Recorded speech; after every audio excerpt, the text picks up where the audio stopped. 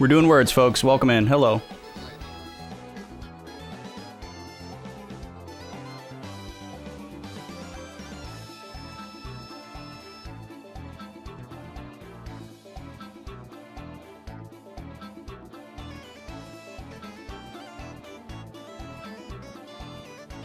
Proud of you, Sarah. Proud of you.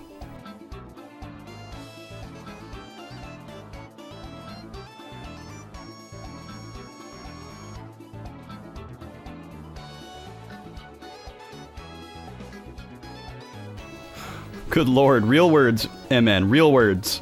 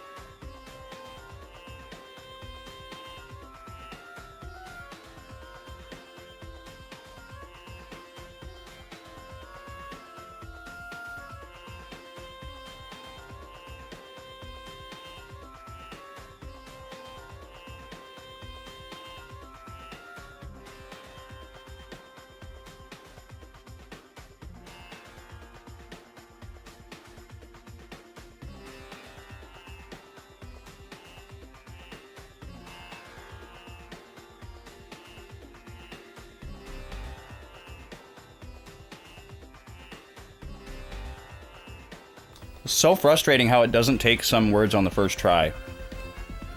I wish there was a way to make it work better.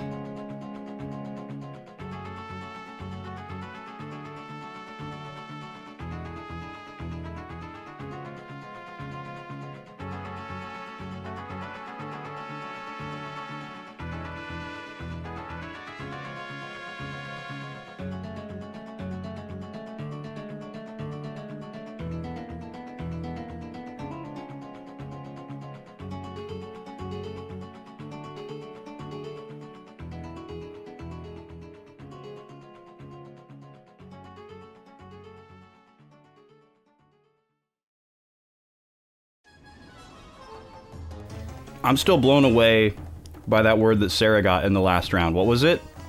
Lath? Busting out lath? Come on now.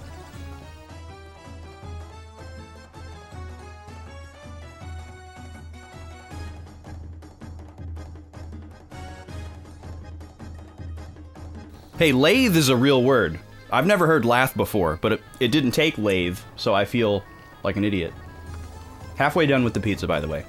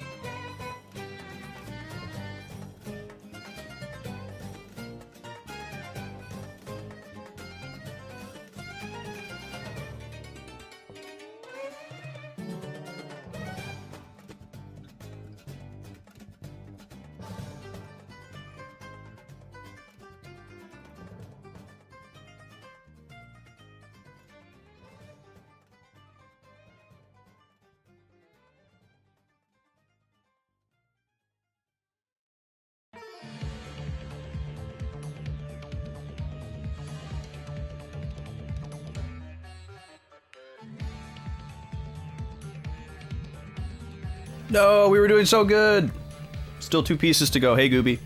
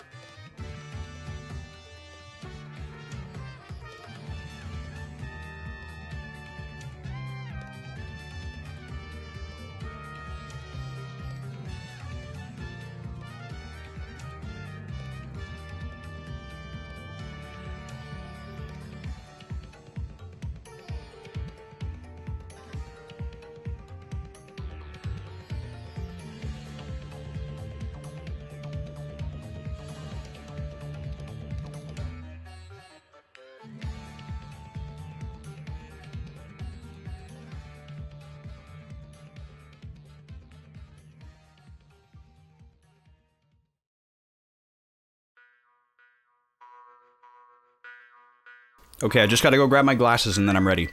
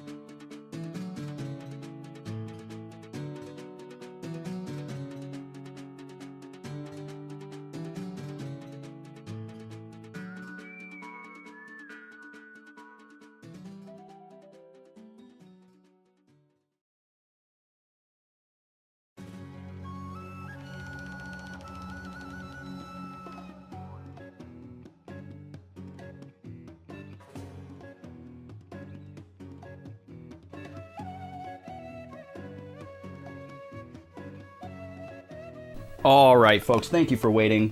Thank you for playing Words. Hello, hello. How are you? Greetings. Salutations.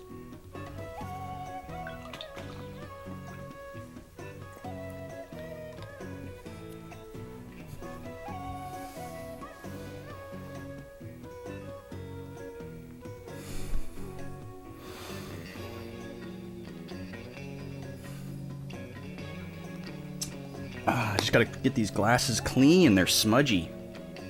A little bit smudgy. I've been wearing my contacts to work, which has been nice. Because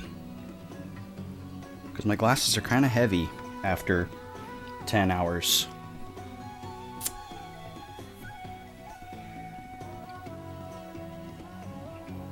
Hey, we're all on the same team here, MN, okay?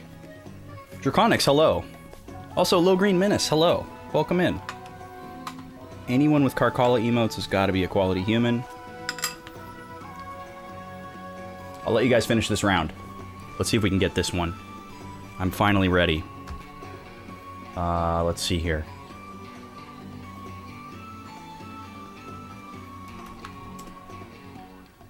Gotta look out for those plurals.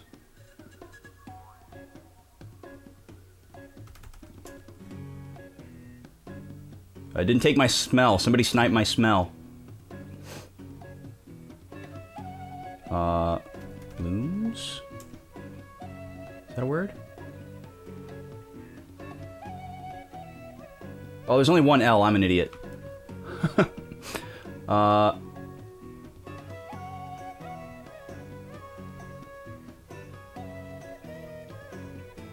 Mules. There you go.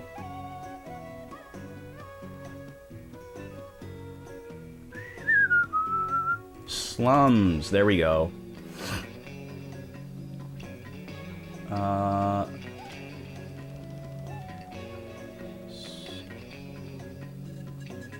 That's pretty good.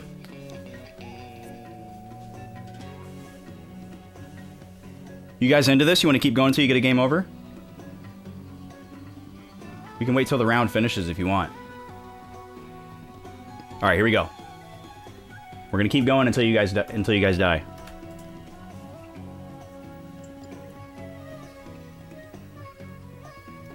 Ooh. All right, there's a fake letter. Watch out for the fake letter. It's not the Q. So it's got to be RB or K.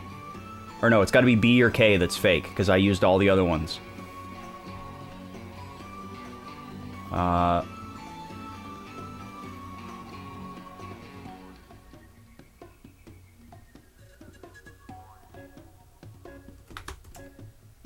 Okay, B is fake. B is the fake letter. Avoid B.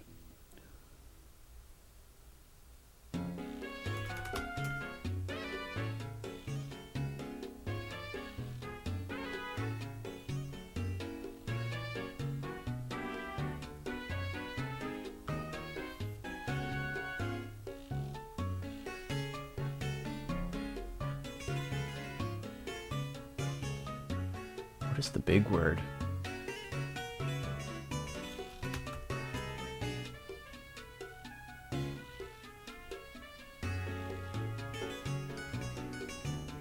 Oh, I keep trying letters with words with B in it, and I'm the one who said that B was fake.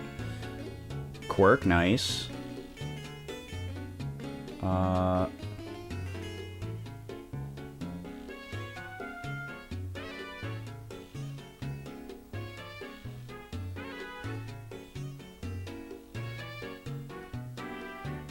don't think choir is a word spelled like that. Ruck, nice.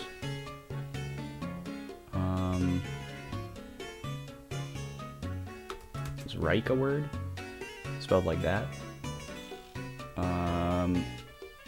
Yeah, the words are in alphabetical order too, by the way, so you can like, or alphabetical by length. Okay, well, we're still alive.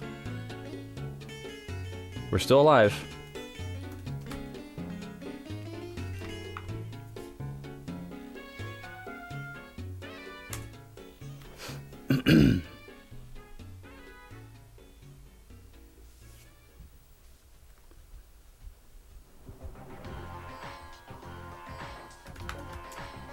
Oh, this song slaps.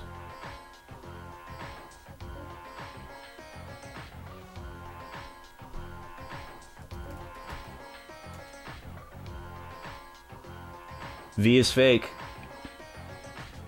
No V.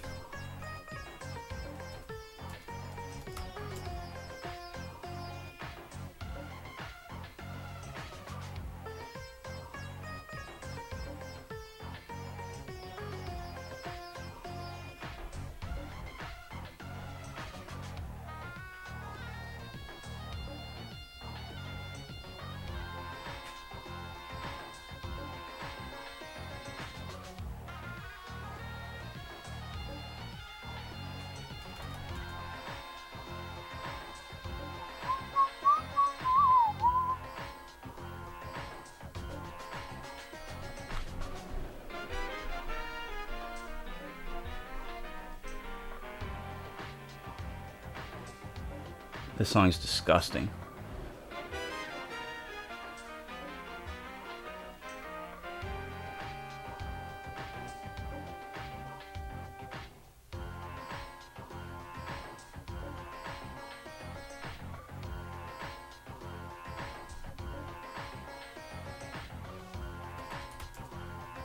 There it is. It's another one though.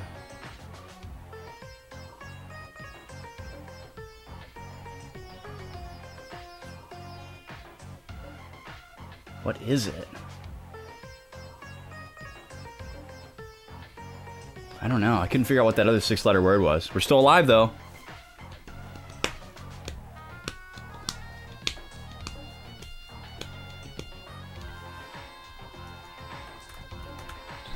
Alright, level 10. This is a new PB for the stream.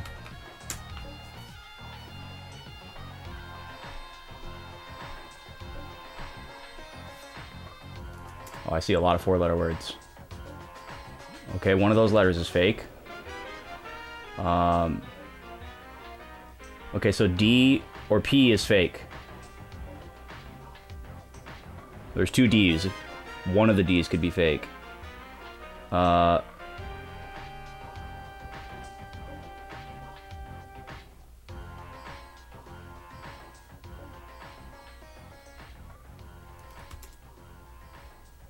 Okay, so the D is real. I think the P is fake. Nice, Draconics. Okay, so both D's are definitely real. So the P is definitely fake.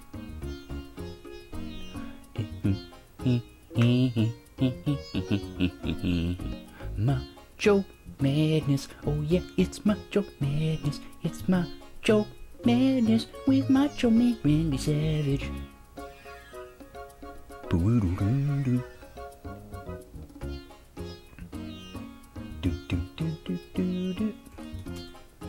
Don't be afraid to swear, guys.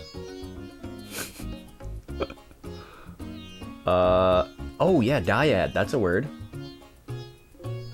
That's a music word. I didn't take it though. Apparently Words on Stream doesn't know music.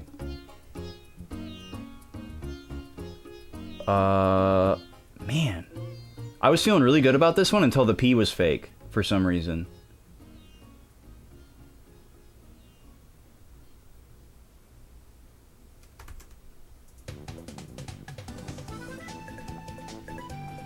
This is it, boys. Did we not make it? Hey, that was really good though. That was a new personal best for the stream. We made it to level 10. Our previous PB was level 6, so great job, guys. All right. Hello. It's me. Greetings. How's everybody doing? Shall we actually play a game? I would like that. Thank you for playing. That was fun. That was cool. I'm glad people are starting to get a feel for it. The first couple times we did it, I was just kind of like, I don't know if people are liking this. So, thank you for answering that question definitively. All right. So, we're going to play some Skies of Arcadia. It's day 4. We're going to do a quick recap of what happened last week so that I can remember, because my brain is totally goldfish mode. Whoa, it's a person! Yes. Hello, Draconics. How are you tonight, my dude? We're also going to crack open a kombucha here, because I finally found some of the additional flavors that I haven't tasted. This one is a strawberry basil. Kind of excited about that. See if I can block out my eyes long enough for this thing to focus. There we go. Same brand that we've been tasting a bunch of. Central Market. But this is a flavor I haven't had yet. Yes, you are all looking very lovely this evening. Let's see here. What did we learn last week? We went to the fiery dungeon place. I remember that because it took way longer than I thought it was gonna, and I was getting really tired and sleepy. Yes. Okay. Starting to come back to me. So we learned that basically all these different kingdoms pray to a different moon. They all have this, like, lunar thing going on. And there's 6 different moons and 6 different colors. We know that Valua, the evil empire, is underneath the yellow moon. And Nasser, where we currently are, the deserty place, is under the red moon. And we're kind of assuming that the place where, like, area kind of where we started out is underneath the green moon, based on some of the things that have happened and that we've seen, but we haven't had any confirmation of that yet. We learned about the Gigas. We learned a bunch of good information from the tutorial guys about what kind of spells we can expect from each of the colors, which is pretty cool. We learned about status effects and how they behave, which is very nice because it's not how you might expect. We still couldn't find that side quest area that we were looking for 2 weeks ago. But we did find a discovery that wasn't on the list. So I guess that's something. We found a bunch of chams, or sham, we're not really sure how to say that. Which are the thing that upgrades Fina's weapon.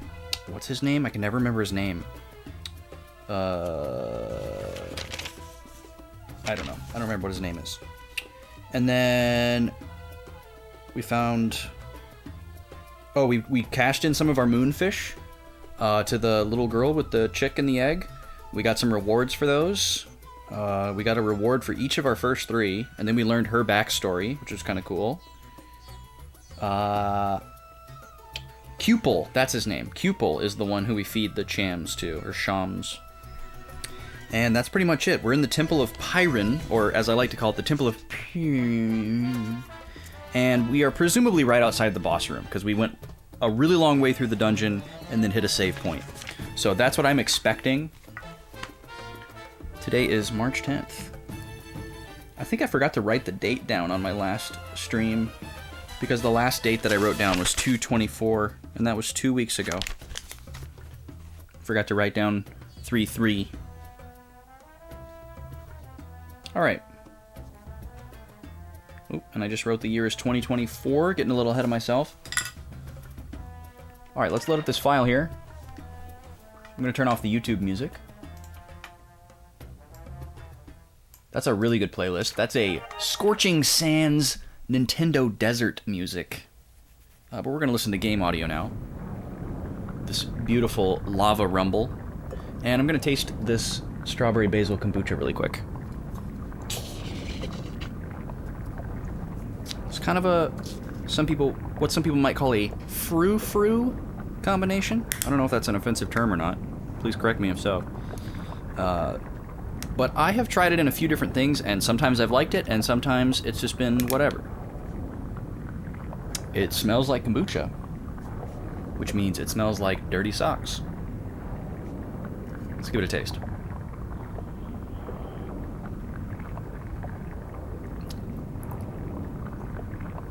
It's pretty good.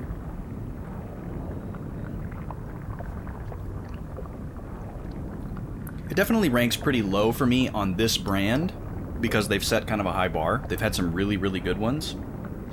And I guess maybe I should have guessed this, but strawberry basil is pretty like light, subtle flavor. And for me, that just doesn't work very well with kombucha because the base of kombucha has such a strong flavor that if you want to cover it up and make it more exciting and pleasing, you need a really strong flavor to do that. And strawberry basil ain't it. So it just kind of tastes like a berry or fruit punchy kombucha would taste like. I don't taste basil at all. It's just like a little bit sweeter than maybe like a little bit sweeter and less sour and softer than like a pineapple kombucha or a mango kombucha might be. It's good. There's nothing bad about it really, but it's not nearly as exciting as some of these other ones have been. Some of them have been like absolutely revelatory.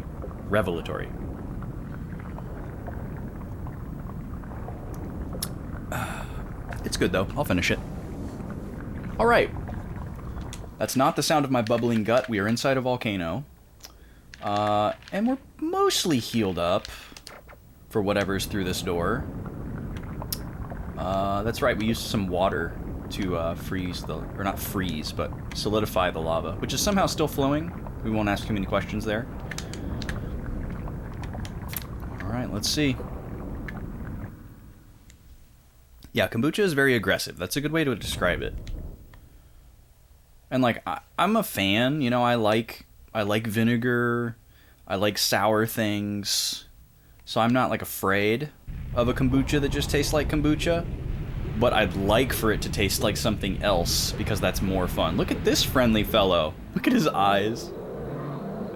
Why'd they have to give him eyes like that? He would have looked so much more intimidating with regular eyes or just no eyes.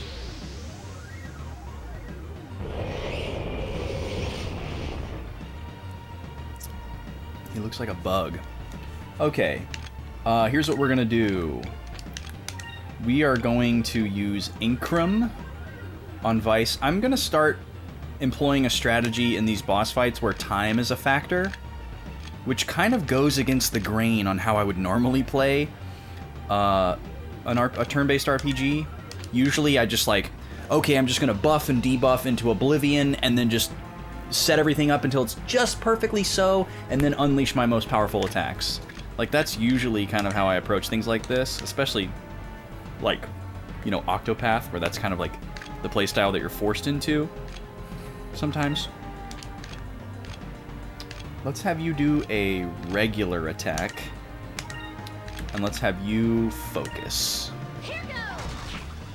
Just to see what kind of damage scaling we're dealing with. Wow, he's got a lot of health. He's got a lot of health. That was pretty good damage from her, and his bar barely moved. Very fortunate that the enemy has a health bar, especially a boss. Alright, is this an AoE? Of course it is. Wow, that's a big attack.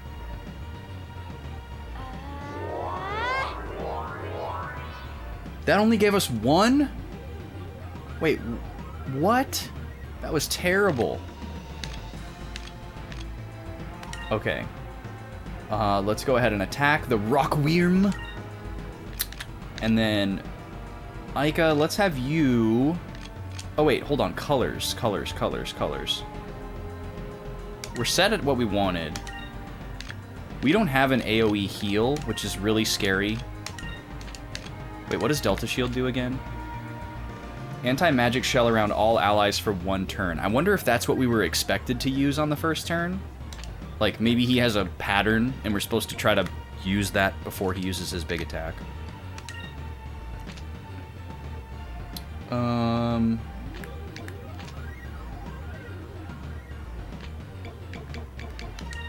Yeah, he's only missing 500, right?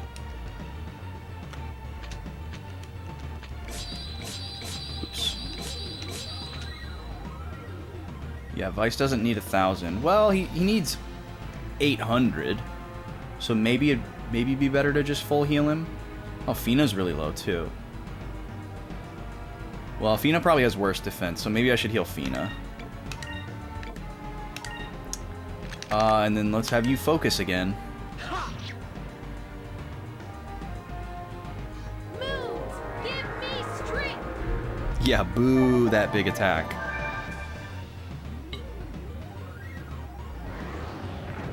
Is he just gonna do this every turn? My god. Okay.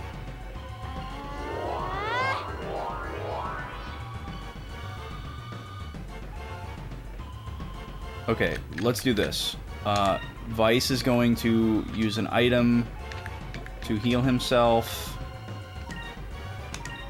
You're gonna use this. We're gonna see how that does, and then you're going to use an item as well.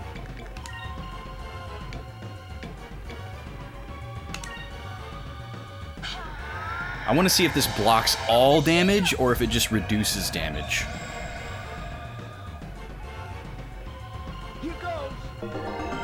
It doesn't seem like it would make us invincible, but we need to find out.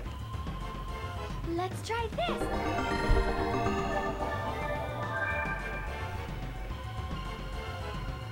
Oh, of course, the one turn he chooses to use a physical attack. I mean, I guess it would be somewhat of a strategy to just use that every turn. I want to see what it does, so we're going to keep using it. Fina needs to be healed. Only have one of the little ones, huh?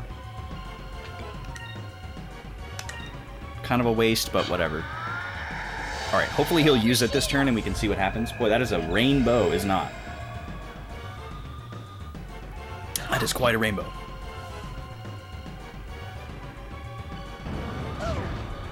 Two turns? Come on, man. Well, at least we got the counter. Why does my name turn yellow? Yes, let's try that, Fina. Let's try it.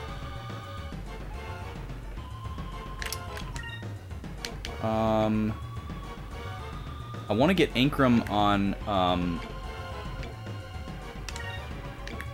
Aika as well. So let's do that.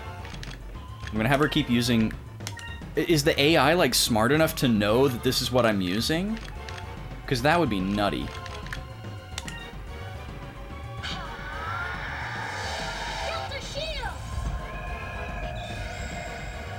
If he has a pattern of attacks, I can't imagine it'd be more than, like, 4 or 5 actions in the cycle. And this is his 5th turn. No, give her strength. Nice. Beautiful miss. We love to see it. Alright, now you can start attacking. Maybe the AI is that smart. Which, honestly, I would rather take single physical attacks than AoE. That's worth my 2 SP per turn. This is healing, right? Oh no, it does do damage. I'm sure he's not able to be stoned. But we could at least see how the damage does. It's free. I would not expect a boss this early in the game to be able to read my AI that well, but we don't know this game that well yet, so. Nice critical. Okay, here comes something. Okay, so probably greatly reduced damage is what it seems like. This is our first time seeing this. Why are the voice samples so chorusy? That was terrible. That's okay. Damage is damage. You can keep doing Delta Shield. And can you heal? Yes, you can heal. Of course you can heal. I don't want to waste too much MP, though. Let's wait on that. Well, actually, let's see if he's weak against, like, water or ice. Let's say air and water. Interesting. A spell that's air and water. Oh, Quicka would be nice, wouldn't it? Forgot about Quicka.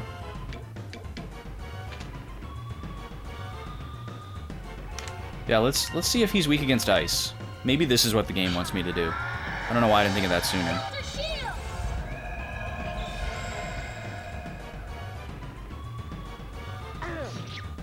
This early in the game, I'm assuming that bosses are designed to be some kind of tutorial, but maybe this game isn't like that. 2 attacks in 1 turn on the same character. What a jerk. Move! Give me strength! Alright. Come on, Ice. Come on. Beautiful. Okay. That's more powerful than Vice's attack, so I'm gonna have Vice heal himself. Ika's gonna continue to shield.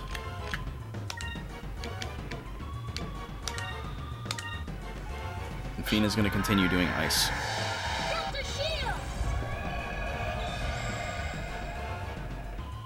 We're gaining 4 SP every turn. Right? So as long as we use less than 4, we're good. Hi, Gobi. There's a puppy here. Give me strength. Hi, puppy. Yeah. Who's a little piggy? Who's a little piggy? Alright, Vice, heal yourself, dude. Wait, that was after healing himself? My god, okay, he needs big healies.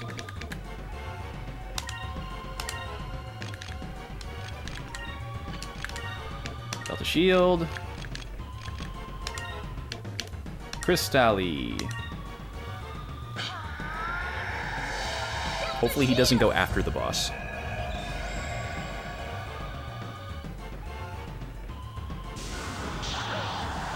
Okay, that works. Yeah, he hasn't used his AoE once since we started using the shield. Are you serious? Here goes. He stoned her. What a jerk. I think we have a spell that gets rid of that. Let's see.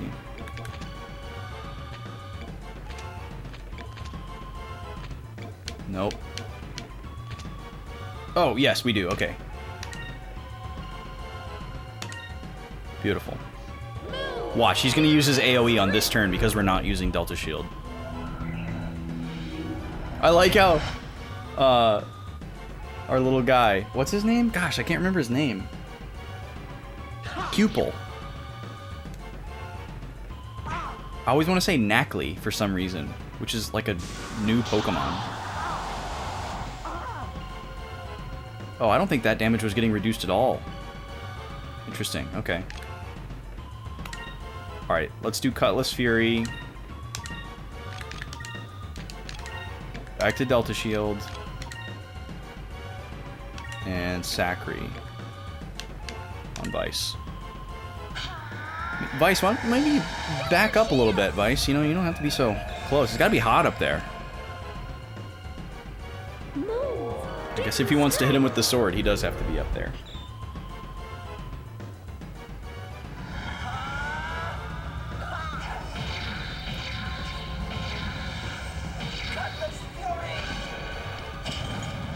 Nice. I guess this isn't the second boss, now that I think about it. Okay, now we finally get to see if this damage is reduced. Nope. So, the shield does nothing? I don't understand. Does it not work on bosses? Okay, what are we gonna do here?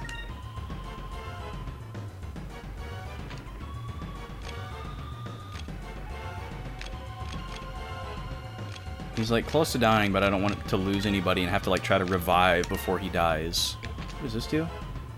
Counters all physical attacks for full turn. No, we don't want that. I guess just heal yourself, man.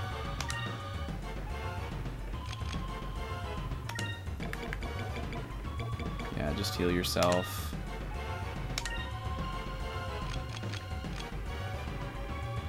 Because he might just do that again. The last time he did it 2 times in a row. So we got to assume he's going to do it again. Let's try this. And I think he outspeeds Vice. Let's try this. That was funny.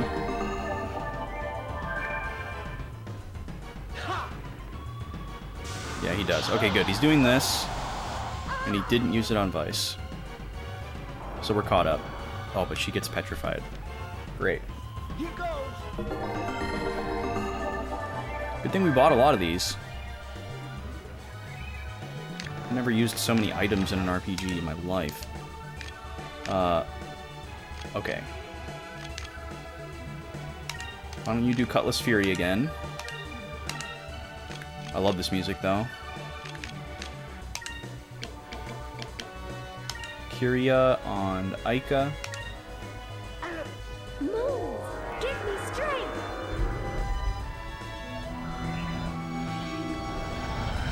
Come on back, girl. There you go. Alright, get this guy out of here. Don't turn to stone. Oh my god. I'm worried that my characters aren't going to get experience if they're turned to stone. That's why I'm bothering to heal it. Because that's how it is in Final Fantasy. So if this kills him and Fina doesn't... Yeah, this is going to kill him, and if Fina doesn't get experience, I'm going to be really pissed. Oh, he's still alive! Wow, okay. Perfect. Aika goes first.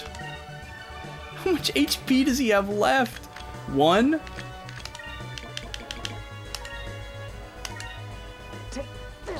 And then for the one time he goes first, you gotta be kidding me. That sucks. The one time he goes first. Is it over already? Okay, Fina's moving. Status does go away at the end of the battle, so that bodes well. Okay, good. She still gets experience. Well, that's not the way I would prefer to learn that, but luckily, we now know that.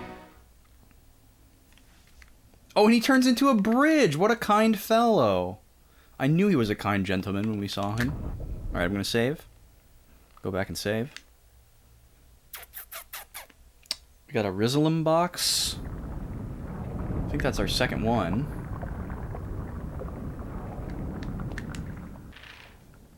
Kind fellow indeed, yes.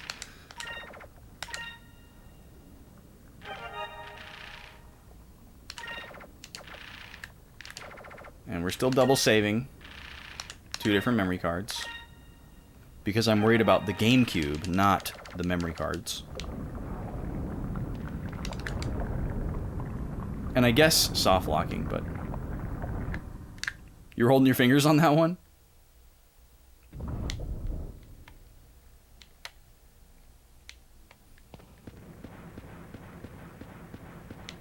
Oh, pardon me, excuse me. Oh, excuse me, pardon me. Oh. What a room. This is our lava pool? Ooh. Fancy room. Oh, is this the large moonstone?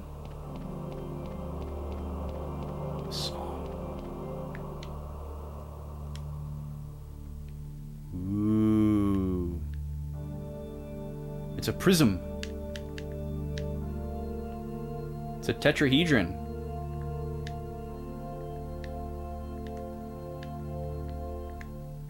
Some pretty nice vibes in here.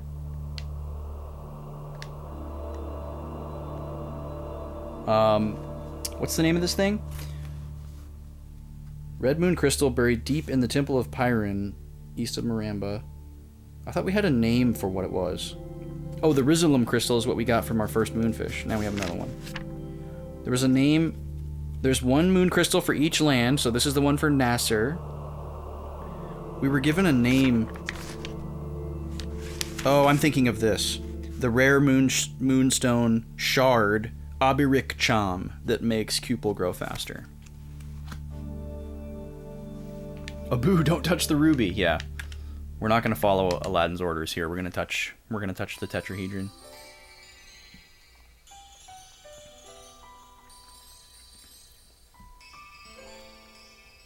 Wow, so this is a moon crystal. It's so beautiful. I'm getting weak in the knees just looking at it. Wow, Ica, that's a little much. A moon crystal is the most concentrated source of energy that you will ever see. It was created by distilling a moonstone into its purest form. Moon crystals are pure energy. This crystal alone has the power of thousands, no, tens of thousands of moonstones. Man, how small are moonstones then? So this crystal is powerful enough to control one of the Gigas?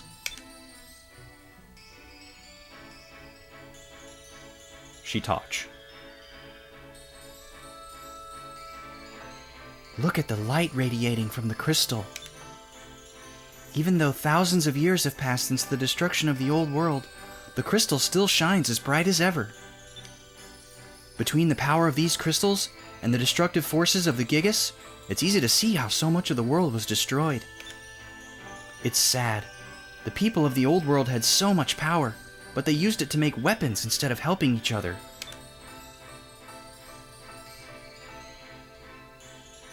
There's no way we can let Valua get their hands on one of these. Fina, leave it up to us. We'll keep it safe. The Valuans are going to have to take it off my dead body before I hand it over to them. There's so much of the world that I still have to see. I'm not going to let them wake some ancient guardian to destroy half of it now. Thank you very much. Thank you, Vice. I know you will do your best to keep it safe. We got the red moon crystal. Sweet. Oh, and there's just conveniently an emergency exit. Oh, y'all done in here? Right this way. Follow the illuminated bars to the exit.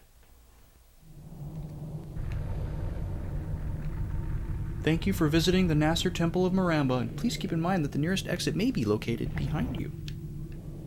This big giant statue just moves out of the way. That's funny. Alright. We're gonna go check on our genie booby lady. What did she want us? Did she ask us to get this? She looks a lot like Ruby from Dark Cloud. Same energy. Bellina, that's her name. Bellina, sorry to have kept you waiting so long. I hope you weren't too worried about us. No, I was just out here developing melanoma in this sunlight in my outfit. I'm so glad you're all right. Did you find the moon crystal? Huh, of course we found it. I knew you could do it. Would it be all right if I took a look at it? She's gonna rob us. Wow. So this is one of the legendary moon crystals? It's more beautiful than I ever imagined. Thank you so much. I'm sure that Lord Galcian will be very pleased. I knew it! What? What are you talking about? Let me show you.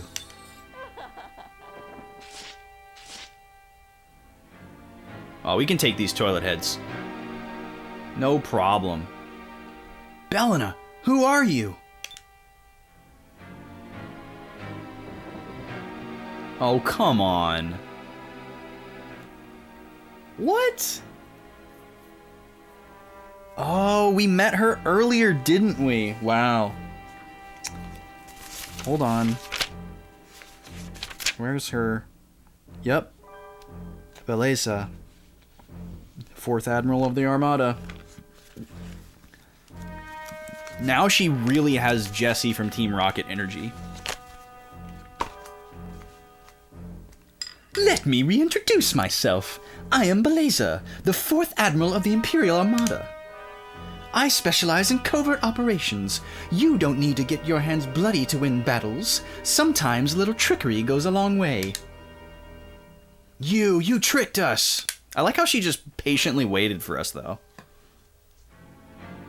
Bellina? Or, Beleza?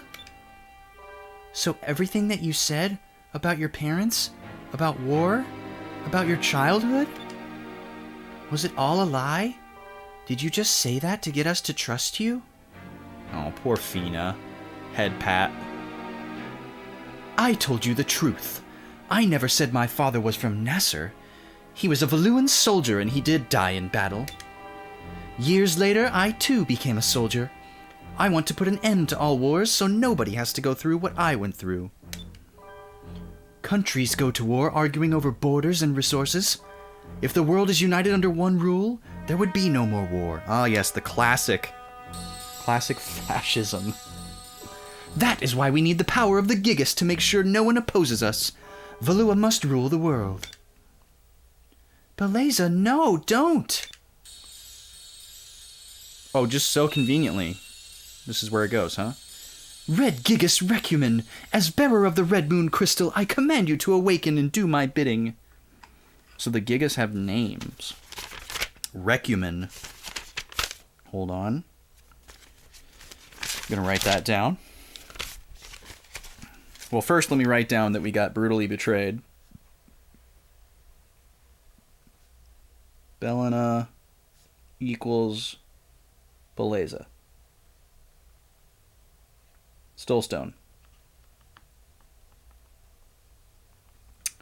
And then I'm gonna write Recumen under my Red Moon Nasser deal. There we go. Well, I was not expecting this to happen. I was expecting these stones to get stolen from us at some point, but I didn't think it was going to happen right away. And I didn't think a Gigas was going to get summoned right away. Yeah, top 10 anime betrayals. Fina? What did she do? This is bad, right? That's very anime. Recumen, no, she can't be. Goodbye, handsome. Recumen, I command you, engulf these three in your flames.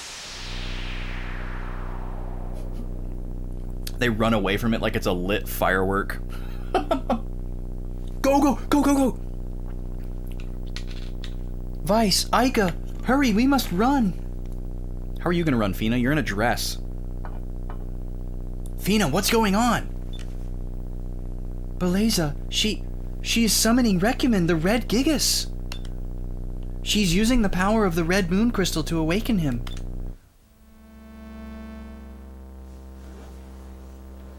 Yeah, this doesn't seem good. She what? I guess we're gonna have to run. Aika, Fina, let's get out of here. Yeah, it had to be Vice's idea to run away. Good job, Vice. Wait, hold on. I know there's a big red laser coming up into the sky right now, but I'm gonna need you to answer a few questions before I go anywhere.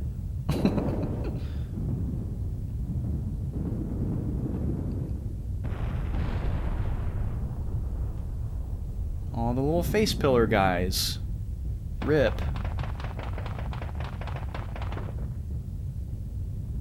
Oh, we lost our ship again, too. Is that...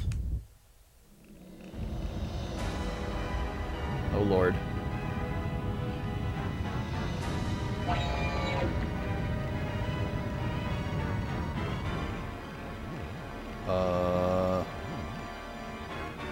Yes, that is the Red Gigas Recumen. So those weren't statues in front of the temple. They were its heads. Wow.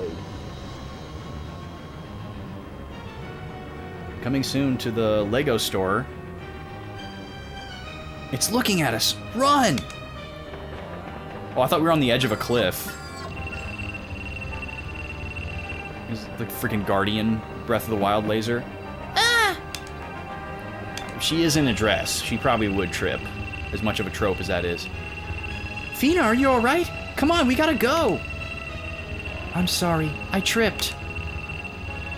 Ika, Fina, take cover! Take cover.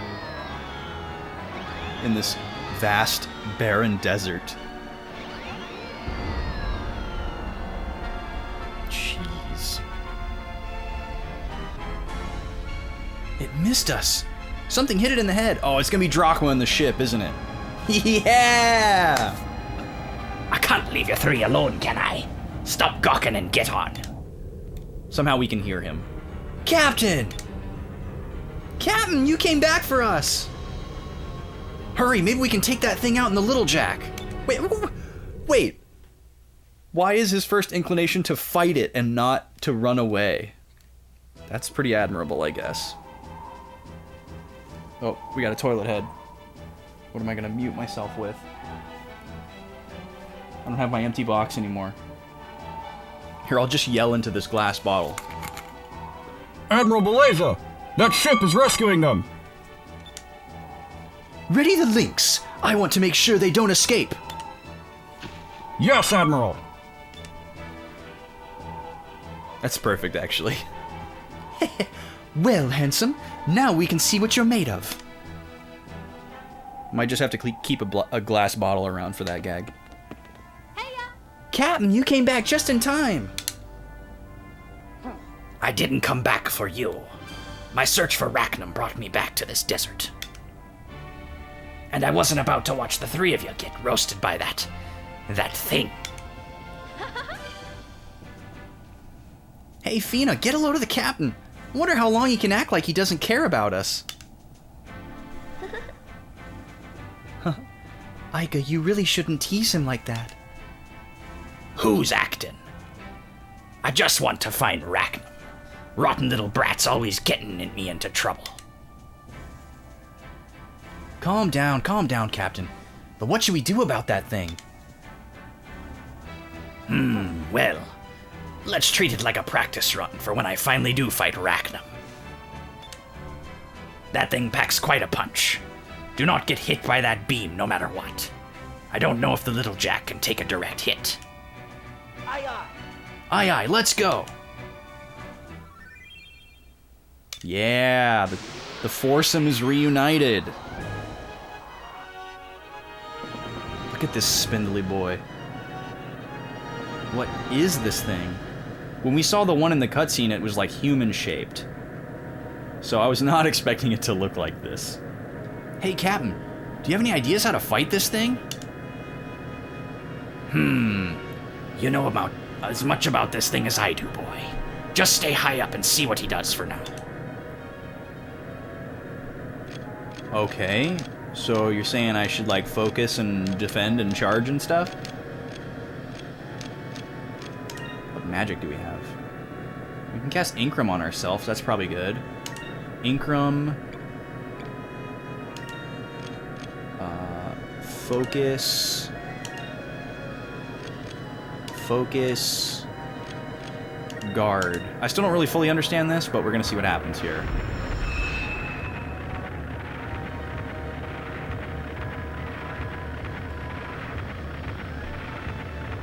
Assessing damage.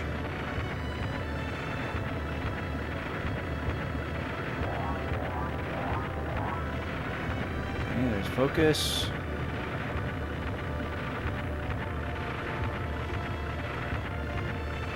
Assessing damage. So does that mean he's not going to attack me unless I attack him? Is that what that means?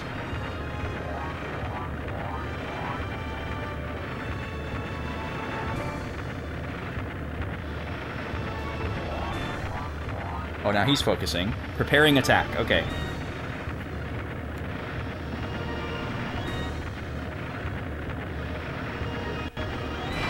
Evasive action.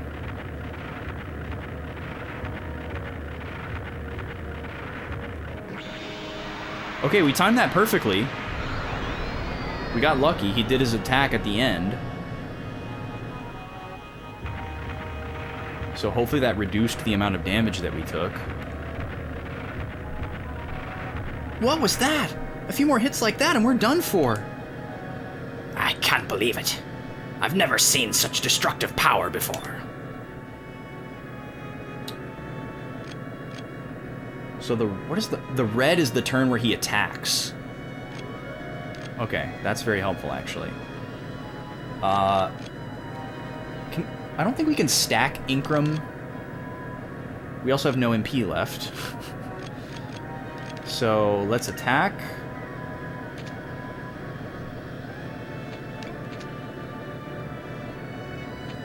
We haven't tried our new guns yet.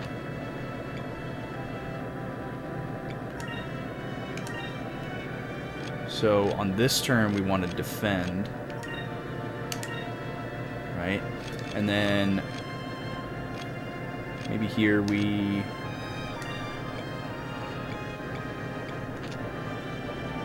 doubles the ship speed for 2 rounds. Interesting. So magic has a slightly different effect in ship battles. Okay, that's good to know. We haven't really messed around with that. Let's try the 3-inch cannon here. And the main cannon. This way we'll use each one and see what the difference is. Standard 290. Okay, that's pretty awful. Yo, Tofu, welcome in.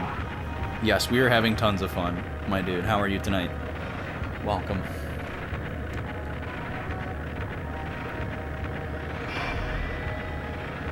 Okay, hopefully this is his attack here.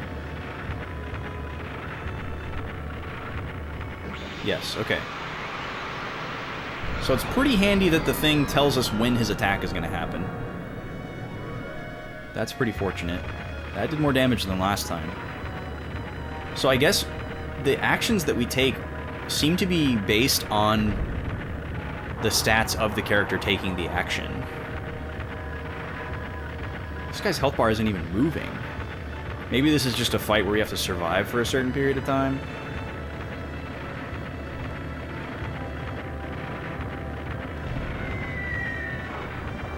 Well, these are all pretty negligible difference. Because, yeah, I think when we defended as Drachma, it reduced the damage more because his defense is higher. That's what I'm guessing here. Ruby Weapon has entered the chat. I just saw that. Yeah, perfect. Gotta wait for him to put his hands in the sand. What are we supposed to do to beat that thing, Captain? There has to be something we can do. I don't know if we can destroy him, but perhaps we can avoid his attacks. If you remember when I when I picked you kids up, I attacked it with my cannons and threw it off balance. So what I'm thinking is, if we're able to concentrate our fire right before it attacks, we may throw its aim off. I suppose it's worth a try. But what have we got to lose? Let's give it a shot. Everything? Vice? Everything? You're swell today. You introduced your 7-month-old to the little baby walker today. Nice. That's so cool. That you get to see him being excited about mobility. That's so cool. That's awesome. That'll be the next thing? Yeah, that's, yeah, as soon as they can walk. They don't need to be able to talk or read or dress themselves. Just video games. I'm with you. Okay, we need to heal this turn. So let's heal on the second turn, I guess.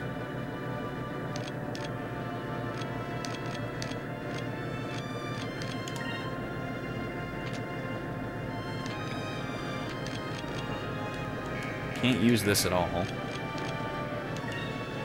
So what, are we gonna like knock this thing over and then it's not gonna be able to stand up because it's shaped like a really weird thing?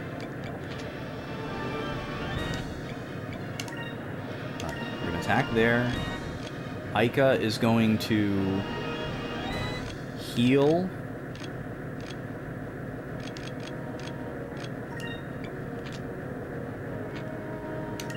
Yeah, perfect.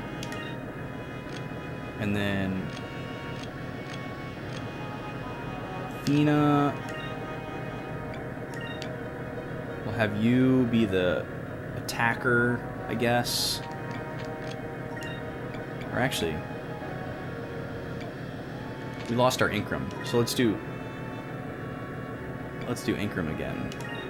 And then Drachma is our guard guy because he has the highest defense. I want to see if it reduces the damage by the same amount again.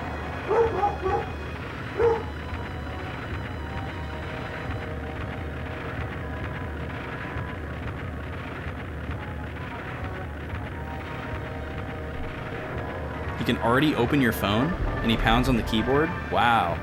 That's impressive. Yeah, there's some borking going on.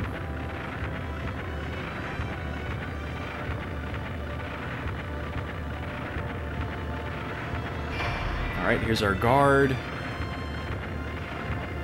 Here's his red ray. That sound is in a lot of PS2 games. It's in the dot hack games, which is what it's making me think of. Well, that did the same amount as the last attack, so maybe my theory doesn't hold up.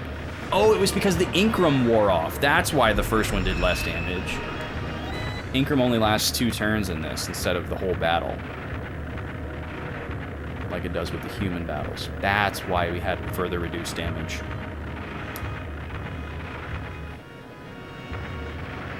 Oh, our harpoon turn is on his attack turn.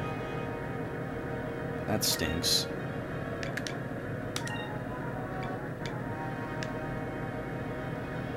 Let's see.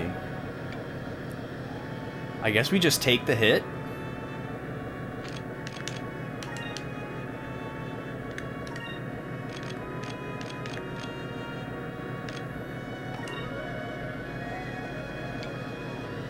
Oh, we don't have enough SP to heal if we do the harpoon. Well, he's not going to do 6,200 damage. I guess we just pummel him and use... Oh, we can't do that either. We can't even attack if we use the harpoon. And look, next turn, he's going to attack twice. So, yeah, we just got to go for it, I guess.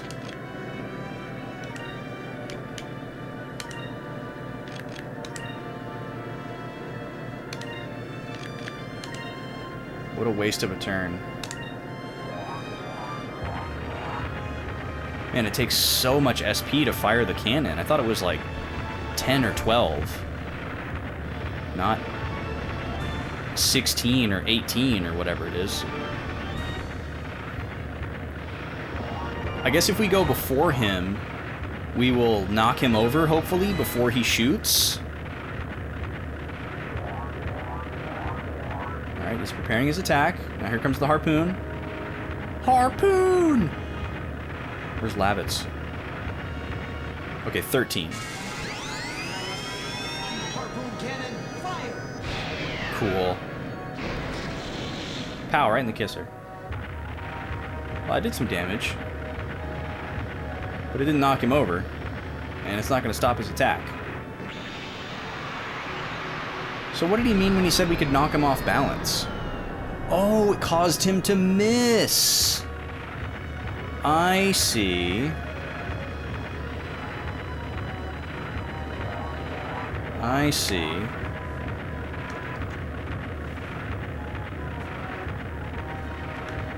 Well, I don't know what we're going to do on this next turn here. He's going to attack us 2 times. And we don't have enough SP to even do 1 harpoon. Yeah, we did it! We knocked it off balance. Yeah, but, well, it doesn't look like we did any damage to it, though. Just flying right through his goalposts. Getting saucy. I don't know how long we can keep this up. It just feels like we're only prolonging our own deaths. He's got to have a weakness.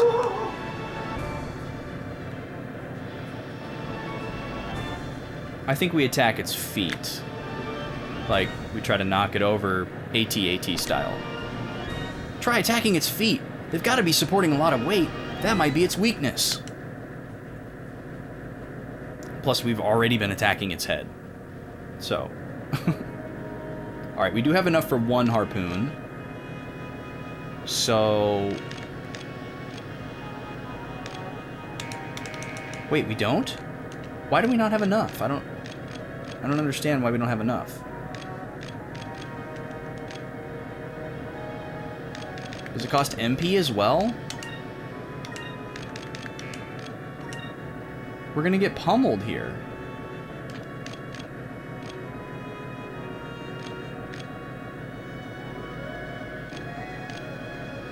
Okay, let's sacrifice ourselves, I guess. Oh wait, no. 10,000 is our max. Let's do that right here. And then let's do this.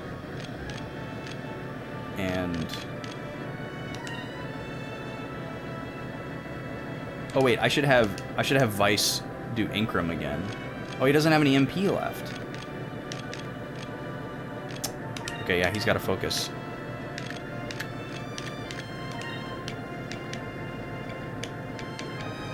Yeah, we're gonna have to heal ourselves. Because we're gonna get attacked. 2 times. I don't get it. The harpoon cannon only costs 13 SP, but it's not letting me use it, even though we have like 20. I don't know what's going on with that. Well, you know what? I forgot to ping Discord that we went live. I should do that.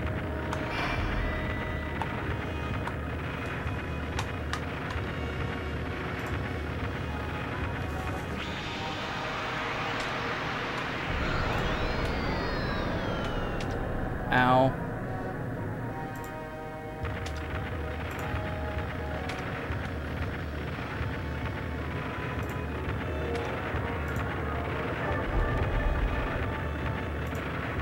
Okay, there's our heal.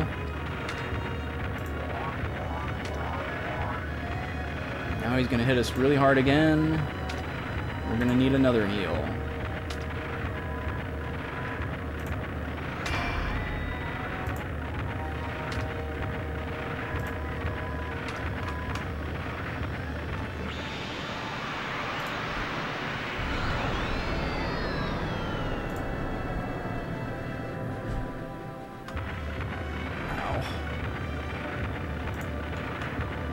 Okay. The Discord peeps have been let know. Damn, I was hoping we might be able to topple that thing over, but it didn't even flinch. Well, we didn't even attack it. It's no use, boy. The only thing we're managing to do is damage our own ship. We can't continue fighting like this for much longer. We must retreat for now. Get us out of range of his attacks, boy. We need to think of a new strategy for now. Wait, hold on. It's giving me a choice? No way. No way. This is too big of a choice for there to actually be 2 branching paths. This would totally upend the narrative of the game. And there's no way this game does that. So either one of these is just an incorrect answer, or like you can just like stubbornly do another turn and then he says this to you again.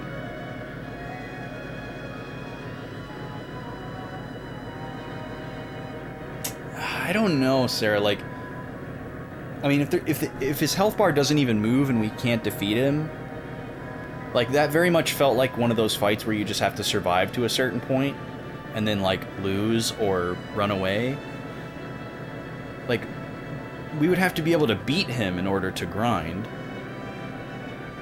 And I don't think there's any way to beat this guy, so I'm gonna say retreat. You're right, Captain. I suppose we've got no other choice. Well then, full speed ahead. Get out of range of that thing's attacks.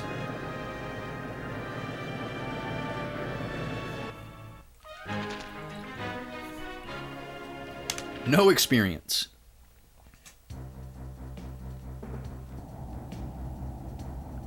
Nothing is working. If we keep fighting it head on, we're going to lose. Hey, Fina, can you think of a way to stop it? Gigas don't make their own decisions. They only obey commands given to them by the ones who awaken them. Until Beleza commands it to stop, there's nothing we can do. So if something were to happen to Beleza... I got it! I know how to stop that thing! You mean attack Beleza's ship, right? If we can stop her, we can force her into calling off the Gigas. You got it. That's a good idea. Either way, we'll last longer against her than we will against that thing. All right, full rudder. Target Beleza's ship.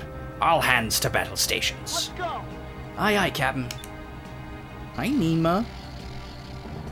Hi, Poochie. Oh. This is happening right now. Okay.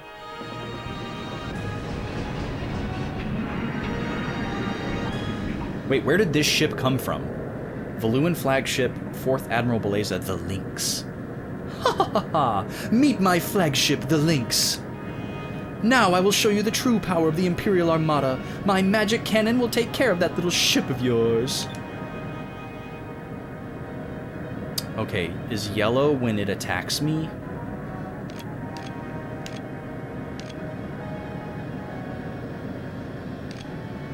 Guessing it is.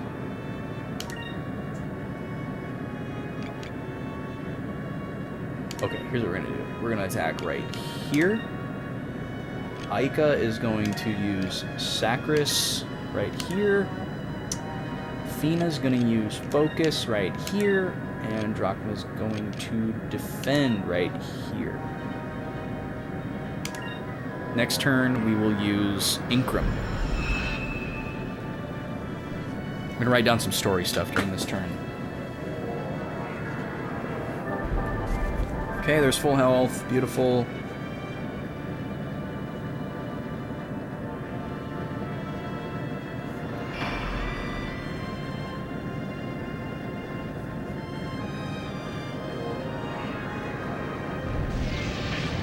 Okay, she's not nearly as strong.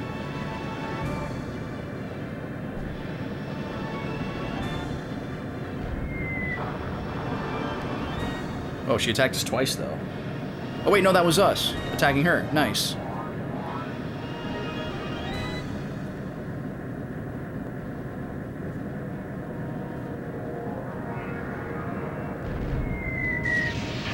She did attack us twice.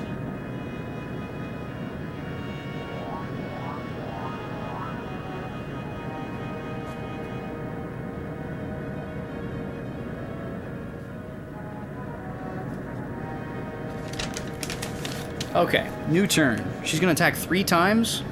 My goodness.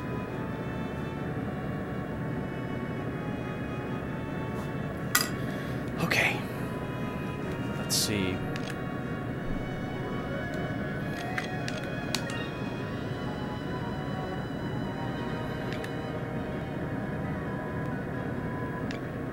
We're just gonna take all this damage.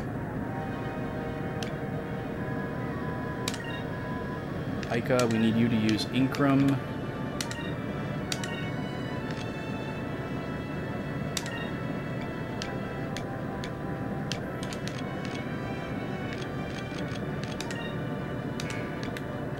Repair kit is 4,000, right?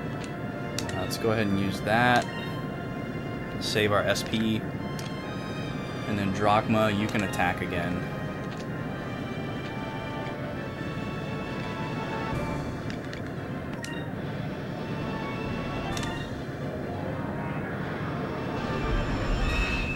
Okay, attack goes up.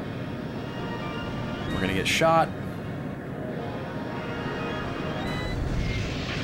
Ow.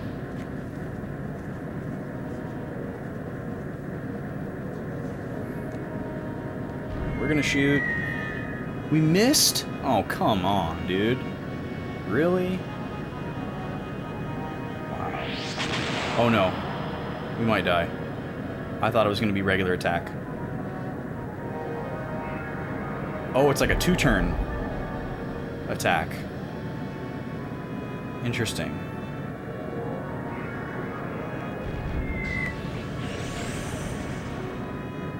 That was weird. So the torpedo missed, and then we got hit by a spell.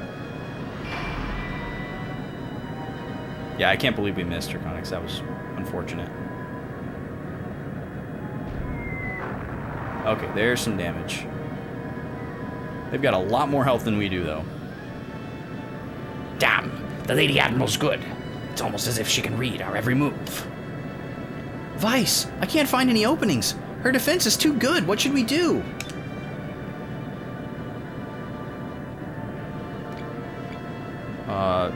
I think get behind the ship seems like a really good idea, because she can't shoot behind herself. So... Huh? Where'd she go? Damn it, boy, you let her get behind us. Now she's got a clear shot at our backside. Okay, I guess that was the wrong choice. Ha ha ha ha! I don't think you'd be so predictable, handsome. It's almost disappointing. Battles aren't always won with brute strength. Sometimes knowing how to read your enemy can be the key to an easy victory. Alright. Yeah, you think you're pretty smart.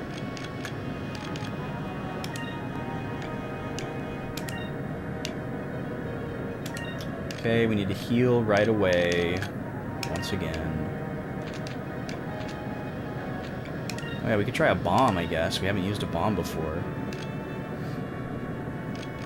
Fina, what are you gonna do? Honestly, we probably should just heal twice. And Drachma... What, attack again?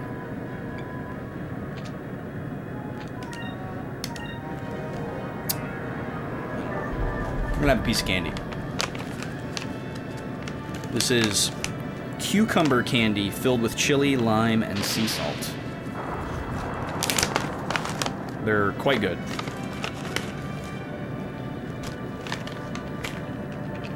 If you like the flavor of cucumber. Standard cannon lost? Excuse me? Lost?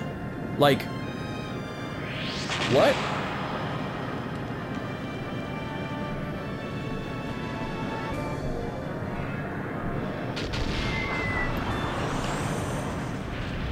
We just got hit with 3 attacks at once and died. Excuse me? Wow. Wow, there's a continue system in this game. I was not expecting that at all. That's very friendly.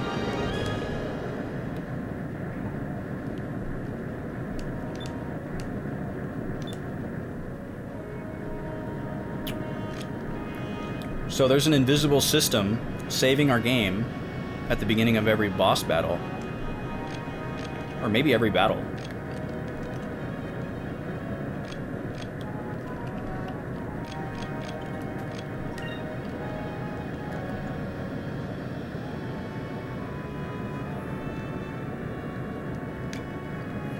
Okay.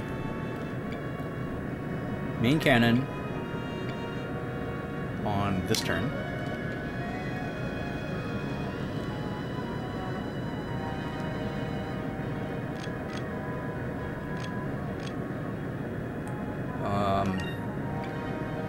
Heal.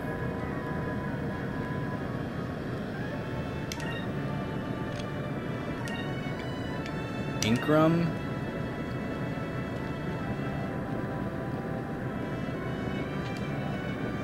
Or actually, we'll guard here. We'll do Incrum here. Oh wait, no, that's a waste, isn't it? Yeah, it's a waste.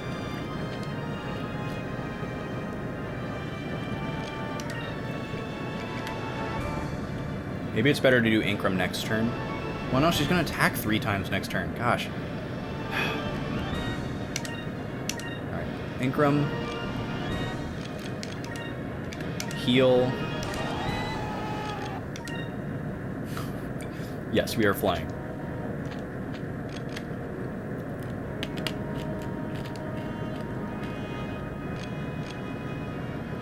Actually, I'm gonna risk it and heal after.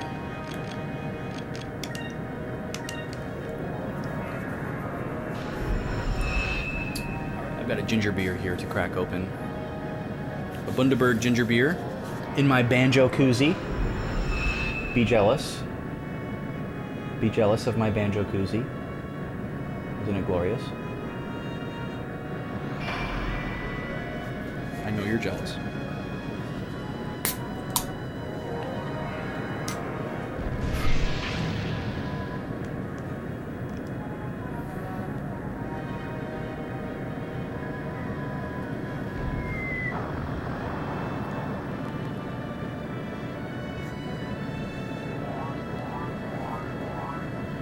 Taking aim.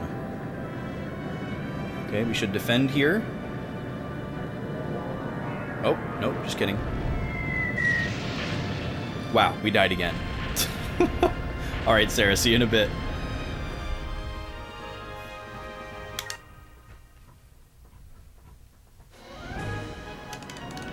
Wow, we are not good at ship battles, are we?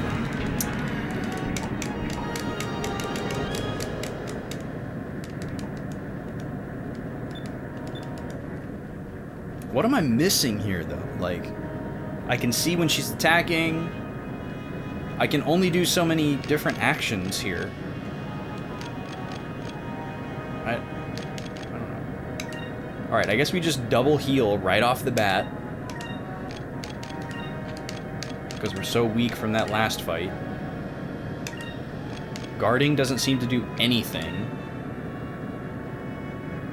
So we're going to use 3 repair kits.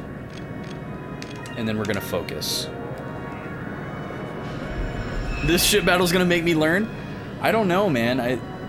I don't know if it's gonna make me learn. I think it might make me wish I learned. Or was learning. But I don't really see how this fight is teaching me anything.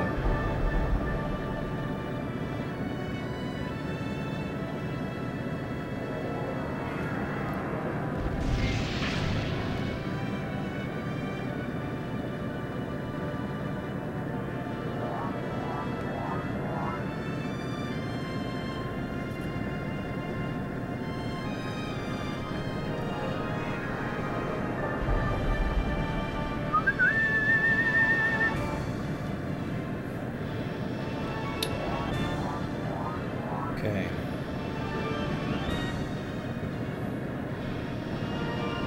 I dislike this almost as much as I dislike the hovercraft fights, sandcraft fights in Wild Arms 3. And now she's gonna attack me 3 times. Like, what am I missing here? How do I prevent her from getting additional attacks? I don't understand. Is it because I'm too slow? Does she get less attacks if I increase my speed? Is that what's happening?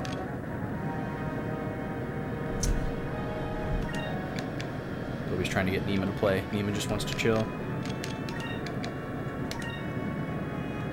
Okay, let's try this. We'll take a shot, and then we will try Quicka. See what happens. We can focus here, and then I guess we'll do a guard right here. Let's see what happens if we do Quicka.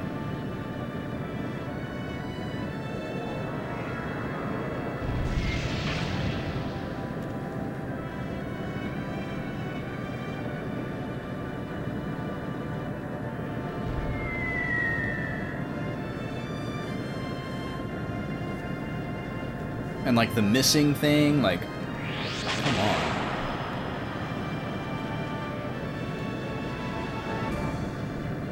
That's like a 2-stage attack.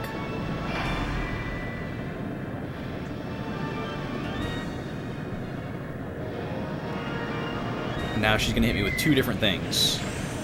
So the torpedo missed because of our guard, I guess. But we still got hit with the water magic.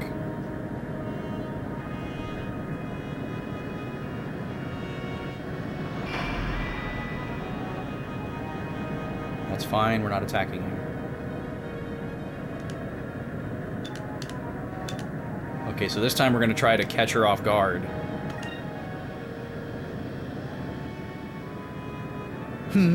That ship's quicker than it looks. They may have surprised me this time, but I always have a backup plan. Preparation is one of the keys to victory, handsome. Okay, so we got the advantage by making that move. And so on the next turn, it's showing me 2 different configurations. Does it mean that, like, I'm going to make another decision at the end of this turn, and that's going to determine which one of those I get? That kind of seems like what we're dealing with here. Okay. So here's what we're going to do. Vice is going to attack. Ica is going to use Inkrum.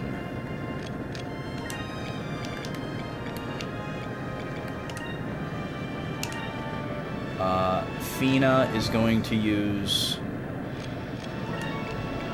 What can you do? See, we can't use any attack magic.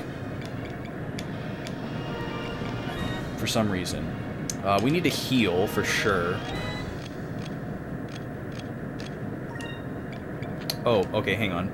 We're gonna have Ica heal, because she can heal more. So Fina will be the one to use Inkrum before the attack. And then Drachma is gonna be our guard guy.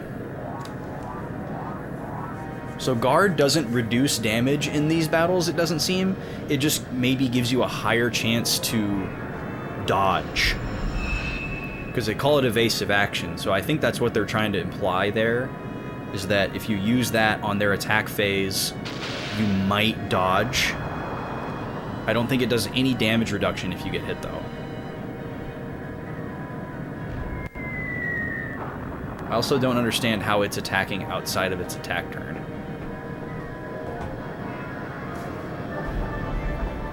Full health, hallelujah.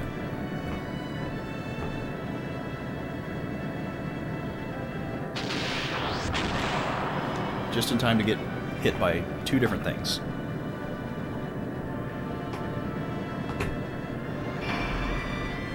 And see, this is the turn that I thought it was going to attack on. Which it is. Good lord, that was a lot of damage. So yeah, if using evasive action right before that doesn't mean we can dodge, I don't know how better to dodge that. Damn, she's too good. I can't find any openings. Boy, we need to get into a good position to fire the harpoon cannon. Okay, so here we go. We're faced with another decision. Last time we tried to go behind her, she was like, JK, I'm behind you.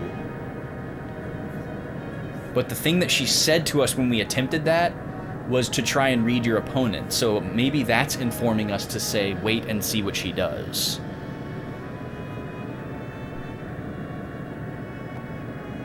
I feel like wait and see what she does is like the big brain try hard answer. And the second option just seems too obvious to be the right answer.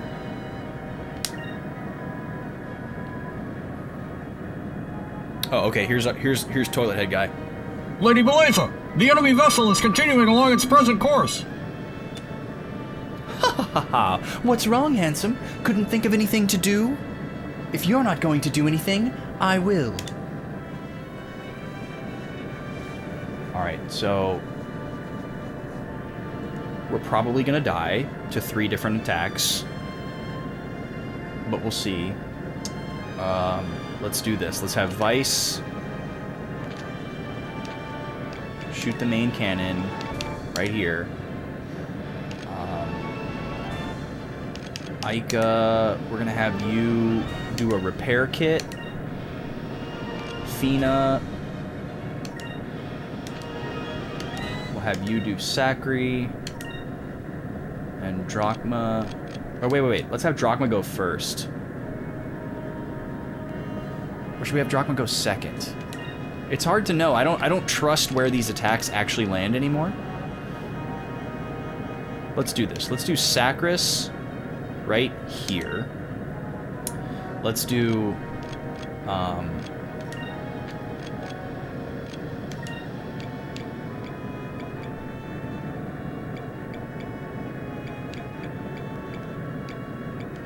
need to save up SP for the harpoon cannon, so I'm not going to use Quicka again. Maybe we'll just guard twice. Maybe that's what we do.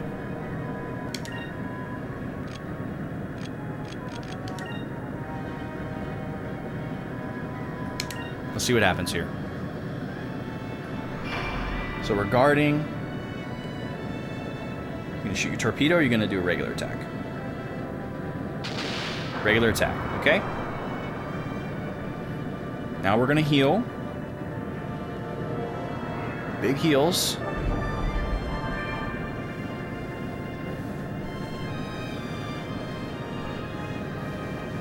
Oh, we got to redeem from MN here.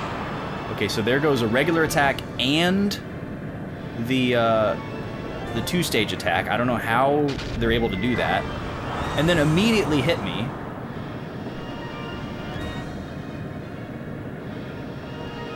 So I guess that's because that character's turn is faster than Drachma. That's all I can surmise.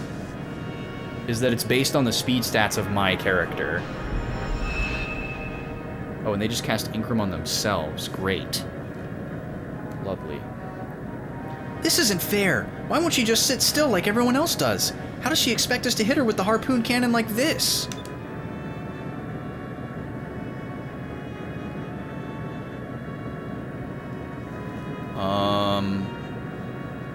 Coming to a complete stop sounds like a really bad idea. But it also sounds like something that she wouldn't expect. So, I don't know. Hold on, I gotta fix my dolly really quick. Hi, Gobi. Hi. Hi, sweet doggy. There we go. Hi, puppy dog. Yeah, you're very excited to lick my wrist, huh? Yeah. Yeah, are you a puppy?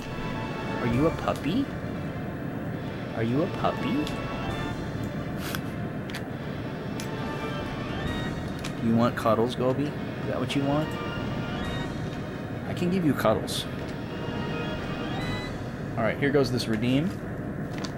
Let me see if this dog wants a hug.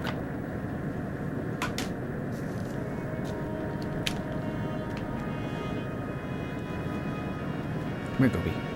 Come here. Come on. Come over here. Come here.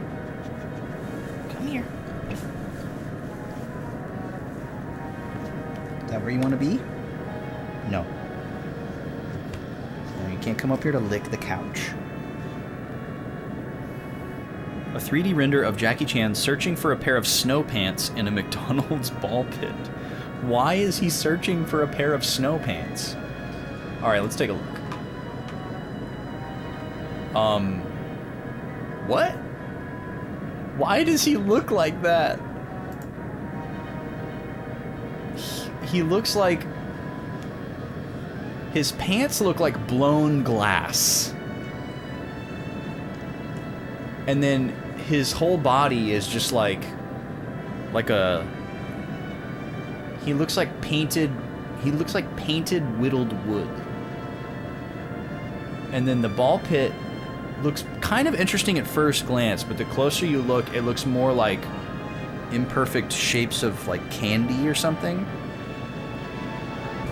And then the rim of the ball pit is like a tooth. He is on the surface of an extremely large molar. And then is he holding a little chunk of something like, hey, look what I found? Or is that his weird hand? His weird blue hand? Looks nothing like Jackie Chan. Why snow pants? Because you took 20 minutes earlier to try and find a pair of snow pants. I see. Gotcha. Okay, this is kind of interesting because there's like a snowy scene in the background. This is a very small detail. It's a very small part of the image. but there's definitely a snowy landscape back there. And he's got his wintry gear on, you know? He's got like his quilted puff jacket and his gloves. And these kind of look snow pant-esque. But maybe this is like his liner that he wears underneath his snow pants that he's currently not finding. Yeah, it does kind of look like there's snow on the balls, doesn't it? Yeah, and he's kind of like emerged from... This looks like a Star Trek blast door back there. Like, like he just came through there, and he's like, alright, I've made it out. He actually looks more like John Cho than Jackie Chan. So there's like a story here. So this is pretty cool. If you look, there is not snow on the balls in the tube. True, that's a pretty significant detail, isn't it? It doesn't really look like snow, but you can definitely tell that it's supposed to be snow. That's pretty impressive. There's like some cool lighting coming from the side here too. Like, that's pretty cool. I don't know what the reference for this giant tube is though.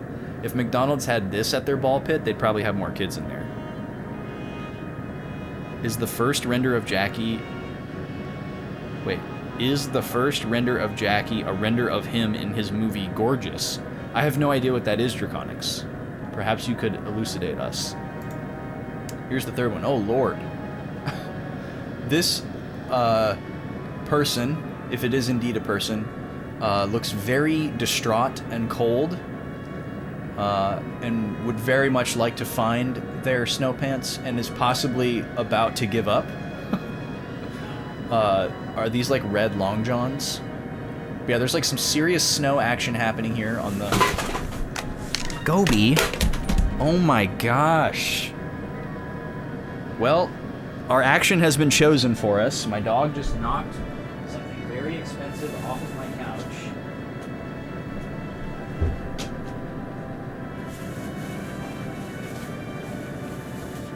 Hopefully it's okay. And managed to press a button on the controller and kick me in the groin. All in one fell swoop. Good job, puppy. Alright, you won't be coming onto the sofa for the rest of the night. I try to cuddle you. This is how you reward me. Maybe we can catch her off guard if we pull into a steep climb. Okay, so she chose the first option, which is what I was gonna pick for what it's worth. Let's look at this last image here. Hi, T. I really don't like this image at all. But there's quite a story in the background here, though. This looks like Whoville or something. There's like all these little like attractions and landmarks behind here. Like, and there's like columns. Like, what are these columns supporting? This is clearly not just a ball pit in the middle of a snowy landscape. There's even like a little sign here that looks like a bearded man. Is this like a sign letting you know that you're getting close to Santa? Alright, one more. Oh. Okay. Well, that's 4 for 4 on looking absolutely nothing like Jackie Chan. And this is the second time we've had a ball pit that has like a warp pipe entrance. I guess it's supposed to be like a slide, but slides aren't usually closed on the top at the very end. So that's very strange. And again, there's snow on some stuff. This guy looks like he's got his snow pants on, though. These look pretty heavy duty. This guy looks like he's warm. He's doing okay. He's kind of smiling a little bit. Maybe he's doing all right. This ball pit looks a little sad, though. It looks like back here in the shadows, it's looking a little dirty, you know? Which, you know, it is a ball pit. But I don't know what he's thinking about. I don't know what he's planning here. Is he coming or going? You're proud of this redeem? Also, why do they all have this, like, soft, plasticky, clay-like filter on the... Like, usually these don't have consistent art styles, but all of these have a consistent art style, which is very interesting.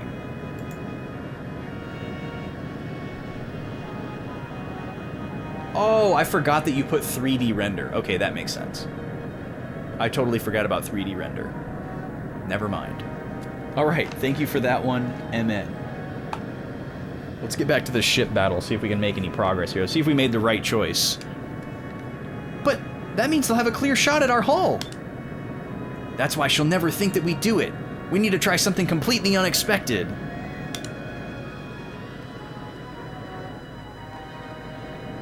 Okay, well, there's only one yellow square, and we have an advantage and a harpoon, so let's do this. We're going to Incrum on the first turn, attack, and harpoon, if we have enough. Let's see. So Vice will be the one to do the harpoon. Ica will be the one to Incrum, I guess. Oh wait, she doesn't have enough. So she's gonna have to be the one to probably focus at the end of the turn. Or actually, we're gonna need to heal, aren't we?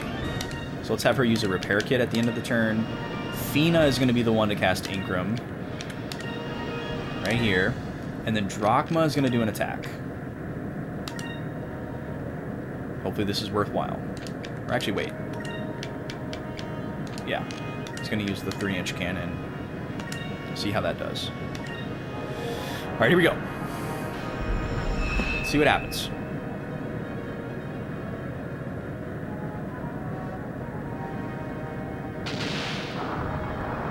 So I guess the yellow squares aren't necessarily when the opponent attacks. I think it's just when we are the most vulnerable.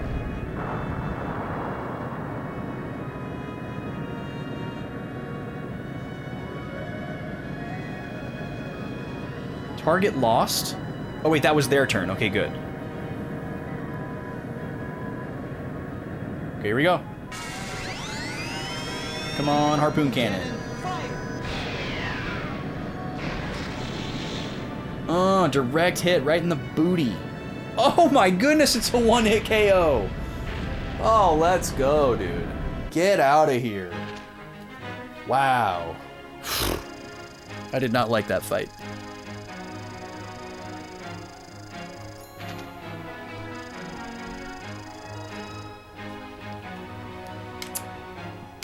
So good to have Drachma back, too. Captain Stripe, Magic Cannon, and a 3-inch blaster. Wow, we got some good stuff there. Holy crap. Ica, signal Belate's ship. Tell them that we will attack if they don't call off the Gigas.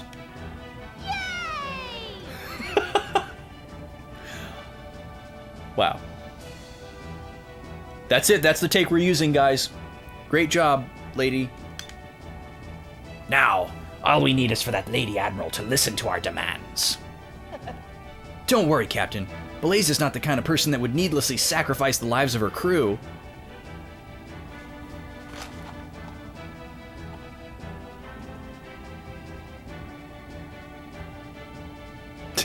You sure about that, Vice?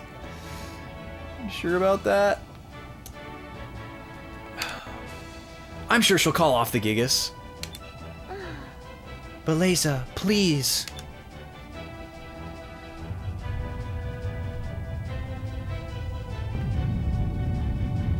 Oh. There goes Ruby Weapon.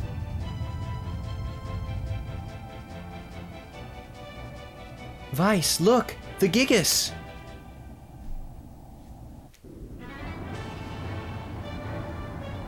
There was a reply from Beleza's ship. We have called off the Gigas. We are making an emergency landing. I repeat, we have called off the Gigas. We are making an emergency landing. We did it! Have I heard the Cheese Tax song? Definitely no.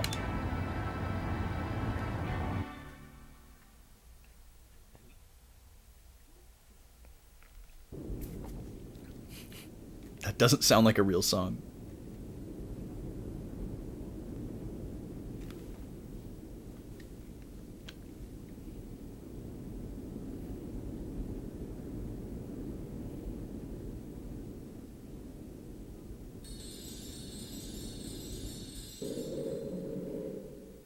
Oh, okay, that's a funny premise. You may have won the battle, but you are far from winning the war. There are 5 crystals left. The Valuan Armada never makes the same mistake twice. You shall not defeat us again. And we won't make the same mistake of underestimating you again either. We'll get those crystals. Fina, where should we go? Wait, why are we having this conversation in front of her, Vice? No, what? Southwest of Nasser, beyond the South Ocean. What? Hey guys, now that we beat this bad lady over here, where should we go next? Who are these dumb children? How did they get so powerful? Southwest of Nasser. Beyond South Ocean.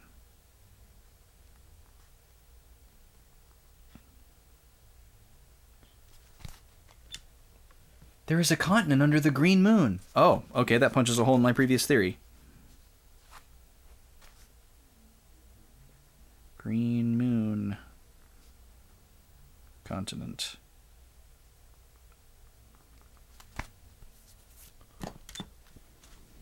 Really? There's a continent on the other side of the South Ocean? Yes, the green crystal should be there. Ha! That's the continent of Ixataka. Our soldiers are already there. Hold on, I'm gonna write that down. Yeah, true, Sarah. Ixataka. Gotta have a throwaway apostrophe in your RPG somewhere.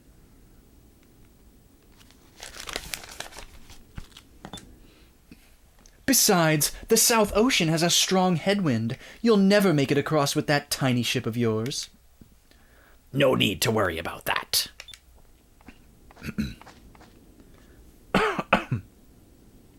We're taking your ship's engine. With that much power, we can get across South Ocean in no time.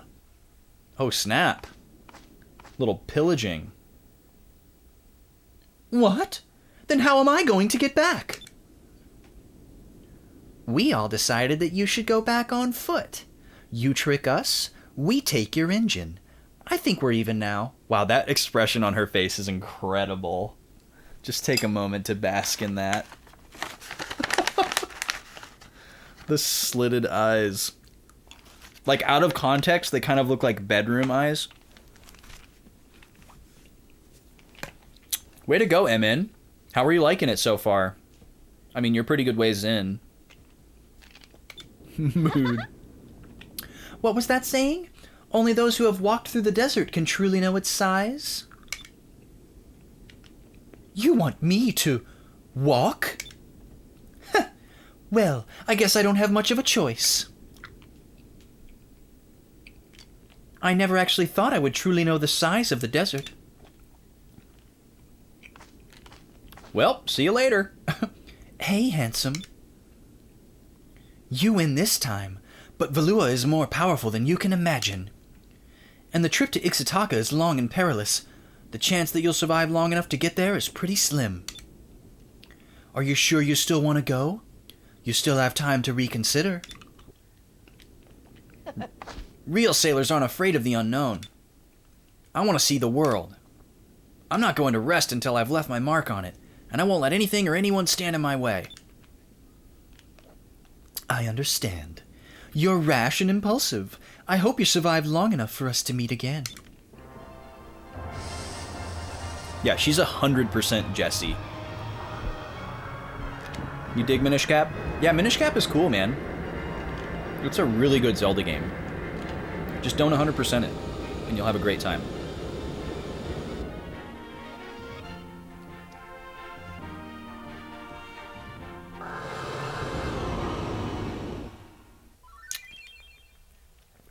We got the Red Moon Crystal! Oh, can you post that in the Discord, MN? Because I will definitely not remember to save that. And that way everybody can check it out. It looks like we picked up a magic cannon from the Lady Admiral. Using this, we'll be able to fire cannonballs charged with magical energy. Just like Beleza was doing, right? That's great, Vice. Did you hear that? We should really put this thing to good use. Be careful though, boy. Using the magic cannon uses up MP just like normal magic, so don't go too crazy with it. Okay, so that's why we couldn't use attack spells. Now we can use our attack spells in battle. Very cool. So we can actually go to our ship and do some management here. So we picked up a 3-inch blaster.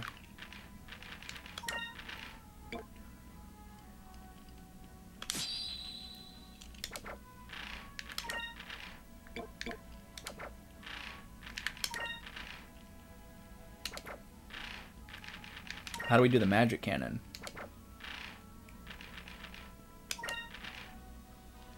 Oh, look at this. The harpoon cannon has a hit rating of 999. So that must be the max. Thank you, MN. Yeah, I'll check it out.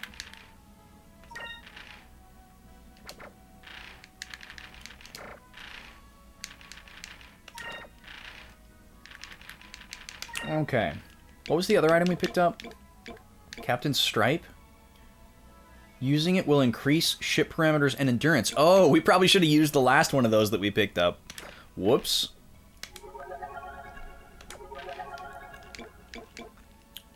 That's kind of weird that you have to do that, like instead of your ship just leveling up. I guess maybe the strategic play would be to hold on to those for as long as possible. But, oh well. Ooh, we're Vice the Respected now. Cool. I think we need everybody to learn Sacris. So I'm going to switch to all green for a little bit. Now that our max health is the range that it is. So we can revisit the Temple of Pyr, which is cool. Hello there. Who are you?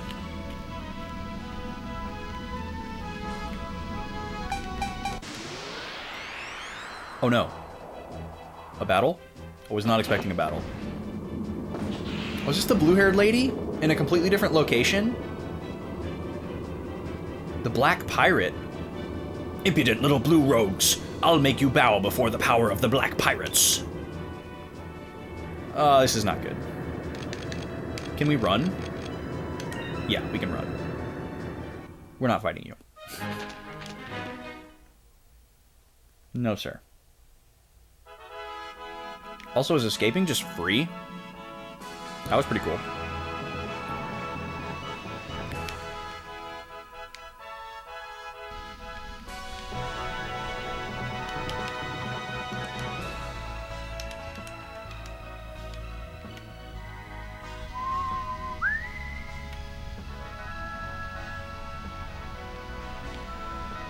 Alright, let's head back to town here. Back to Maramba. Play a little catch-up. We go up to the shops.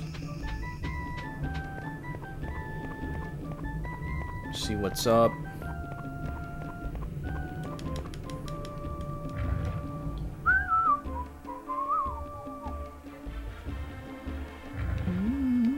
Oh, hello, guy.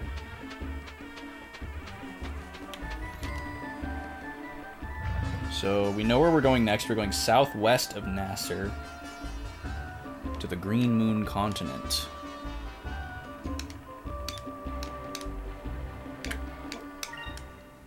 Alright, let's see. Do we need anything here?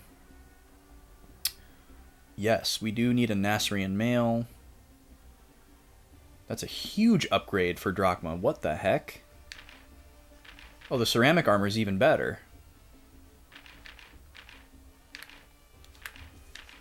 Let's see. 6 more points on regular defense and 4 less points on magic defense. That's probably worth it.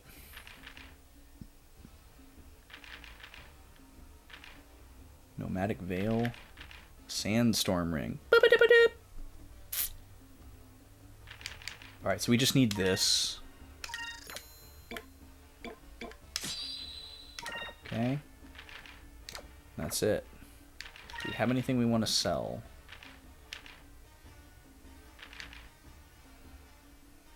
Oh, Rizalum Crystal revives an ally to max HP. That's really good. Are fish worth selling, or do we want to save them for something else, I wonder? It's only worth 2, so I gotta imagine it's not worth selling. We've got a bunch of extra weapons here that we should probably sell, but I'm gonna wait until I need money. Because I need to, like, look at them in the menu and make sure that they're actually worse, and since I don't need money for anything right now, I'm just gonna leave it. Where's the item shop? Is there an item shop here? I'd like to restock my stuff. Oh, this is the inn. I remember this girl. So, hold on a second. This lady who was a dancer was just working. She's an admiral in the Royal Armada, Imperial Armada, and she was just working in a nightclub here as a dancer. She had a deal with the innkeeper to get a discounted rate. Like, how long was she here? Why was she posing as a dancer? Like, there's no way she was posing as a dancer just because, like, she knew that we were coming along. Like, that doesn't make any sense.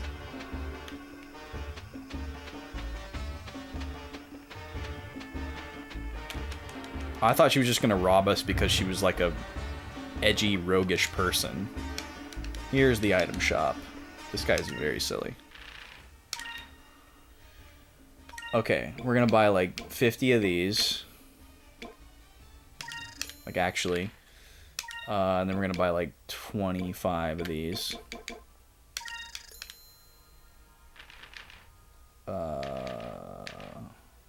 Glyph of Might increases power.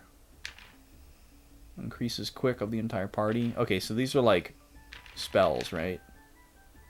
Allows one ally to regenerate health. That could be very good.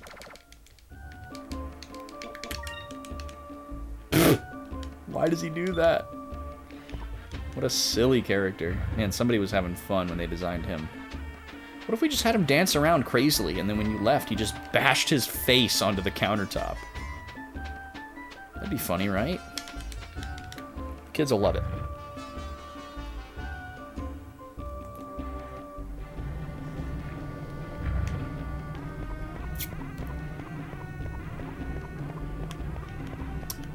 Okay, I still want to try to do some of this side content that we have heard about, because we haven't found any of it yet, and I really want to know kind of how it works. But every time we go searching for it, we don't find it. Maybe we'll try it one more time. Oh yeah, isn't there a guild right behind me? Is this the guild?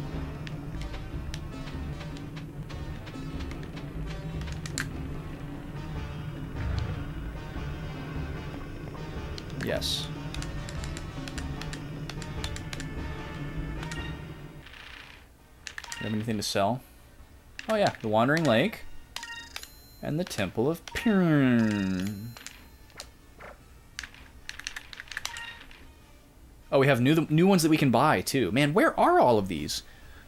A small island north of the Moonstone Waterfall in Blue Rogue territory. Why couldn't we find that? We found two different waterfalls in Blue Rogue territory, but we didn't find a small island north of them. Let me make sure I have that written down verbatim. Yep. Small island. Oh, wait, no. This is something different.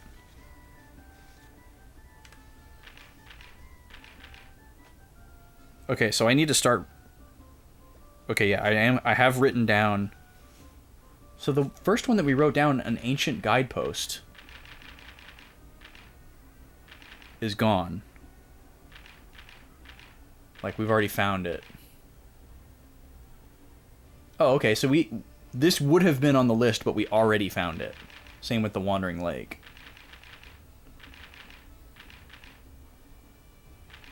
And these two have been found. Oh, we found this. Okay. Oh, that was the Pirate's Grave. Okay. Cool. Awesome. So what was number 2? Number 2 was the Sleeping Sailor. Oh, that was Pirate's Grave. So the name of this changes once you find it. That's very confusing. That's very confusing. And then this one was north from Sailor's Island, Small Island. So when we found this discovery on the list, it wasn't called Guidestones. It was called an ancient guidepost. And now that we found it, it's called Guidestones. And then the one that says Pirate's Grave originally said the Sleeping Sailor. Okay, so they changed names once you find them. And then Perfect Balance near Maramba was Wandering Lake. Okay. Okay, so I need to change my system of how I'm writing these down. So I was numbering them, but they are not numbered. And they don't stay in order here. So we need to do away with that. And I'm going to rewrite the new names. And I'm also going to give them a check mark showing that I finished it. So this one was Pirate's Grave. Okay, so these are just little things that we find out in the world map where you just press A on it, you get some lore, and then you can cash in the reward when you get to a town. It's not like a dungeon or a battle or anything like that. That's actually really nice. I like how cut and dry and quick that is. Okay, so this one... Oh, I wrote the wrong thing. Shoot. This one wasn't Pirate's Grave. This one was Guidestones.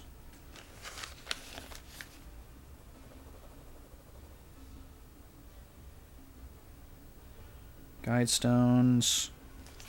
And then this one was Pirate's Grave.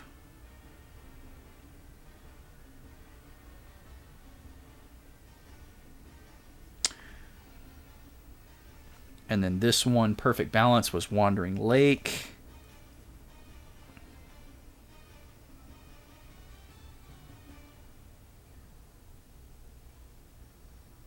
Got it. Okay. So now, here's how the new system is going to work. I'm going to still write disk in the margin here. And then I'm going to add a little checkbox.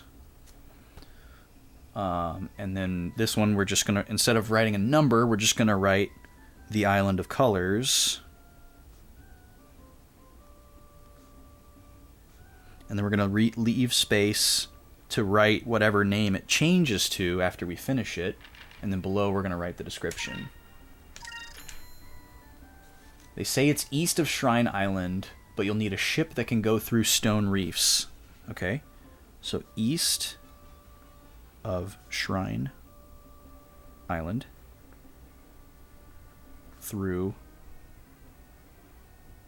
Stone Reef. That's a good clue. All right, and then this one is called Perfect Balance.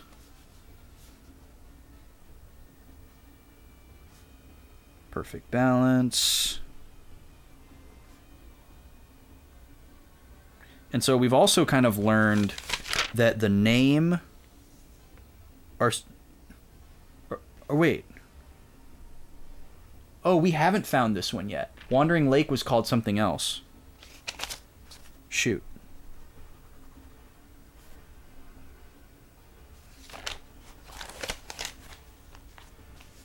Wandering Lake was called something else, but we'll never know what it was because we found it before we found the challenge. Okay.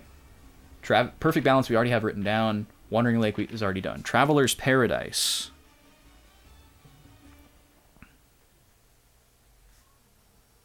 There we go. What does this one say? It's on the island that Maramba is on. You'll see it when you get there. Wait, what? How did I already have that written down if we hadn't bought it yet? That's so weird. Are there two? Like, there wouldn't be two with the same name, right? That's really weird. I'm guessing this is about the desert caravans. Try looking near roads that caravans might use.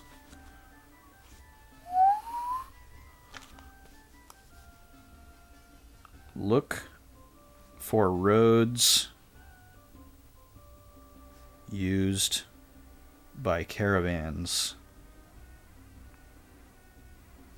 Okay. Temple of Pyron we found.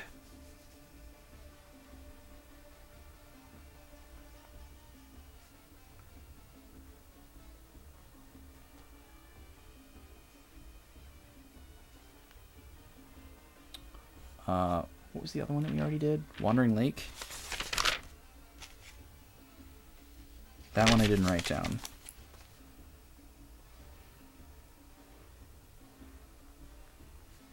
So it seems like some of these we are going to get through the story. Because there's no way we couldn't have gotten the Temple of Pyron one. Okay, and then this one is called The New Lands.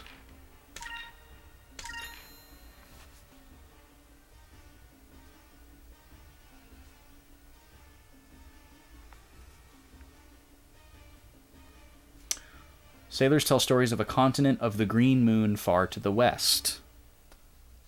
Okay, well, that's where we're going, so probably get that automatically. Continent of green moon to the west. Okay. We've now accepted them all. New stuff on the wanted list? No, still the same two.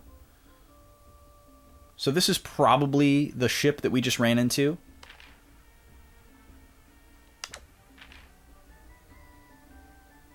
But we're not sure.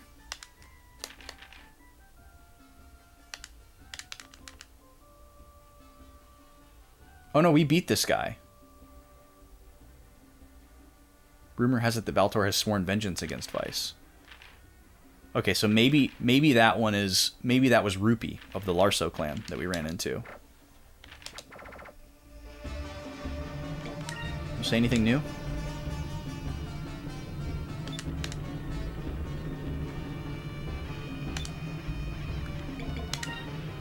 Stay at Dabu's length in front of him. I think we'd already had that text before. Does this guy have anything new? We don't really know how he works. Slayer Ring. Press the button and it plays Raining Blood. Raises hit will quick. Well, it's an empirical upgrade for Drachma. Is he just not wearing an accessory right now? Did he like come back to us naked or something? Let's check this out real quick. Yeah, he has nothing on. That's so weird. Oh, maybe when he left the party, it like dumped all his stuff back into our inventory because the game wanted to be nice.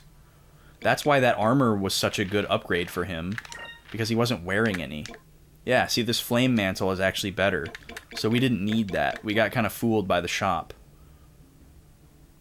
But maybe we want to give that to Vice instead. Let's see.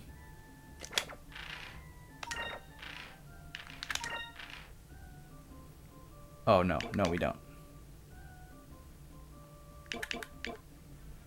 Oh, yeah, because he's got that one that we found in the sewers. Alright, so we're going to give him the flame mantle.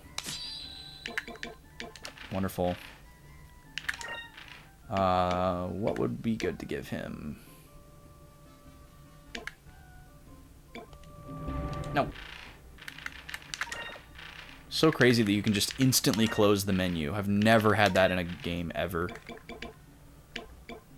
Attack and hit. Defense and magic defense. And protects against stone. Nice. And it does more than the other one. I mean, might as well give it to somebody, right? Somebody should have stone immunity. Yeah, it's a pretty good item. Okay, cool. Yeah, we'll go with that. Okay. Now let's look at this guy's inventory one more time. Ugh, my eyes. Yeah, we don't want this Slayer ring. As cool of a name as that is. I can't circle. I don't have my telestrator cable. What? Here comes the pizza. See it? Here it comes. Oh! Oh! Cheese. Cheese. Highly unnecessary. That was so cool that that came up when we were watching Twilight Princess yesterday. That made me so happy. That I was like recounting my first time seeing that being shown by my old roommates. Oh, you just made one? Nice. Friday's pizza night. That's been the way with me for a long time. It's a nice thing to look forward to, nice ritual. Okay, so southwest of here, beyond the South Ocean, is where we're going to our next story trigger.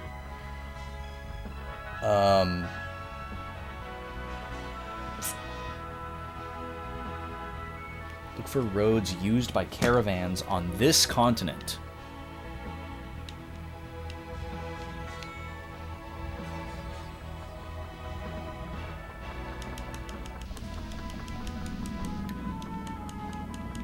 There's nothing else on this continent. Do they mean the one with the temple?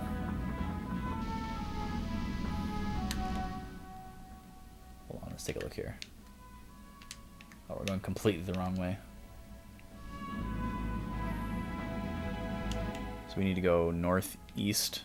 Yeah.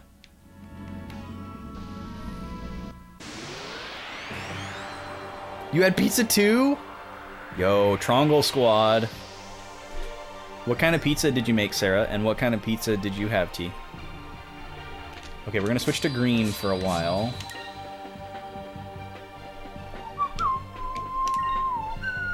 She's already green. That green does not look green. Here goes. Love that emote. Whose is that? Oh, Lady Spaghetti. Excellent. I like that that one's actually a pizza, too. Cheese and garlic flatbread. Ooh. Freezer pizza from Aldi. Mama Kotzi. Thick crust pep with some bacon bits. That sounds fun. Buffalo chicken. Oh my gosh. Tell hubby that I disapprove. I'm not a fan. I'm just not a fan of buffalo. I love chicken on a pizza, though. I just don't understand why anybody likes buffalo. I find it absolutely vile. That was fun.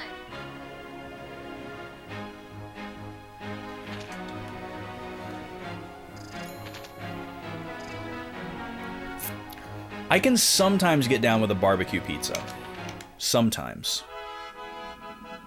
Pizza Luce has a pretty good one.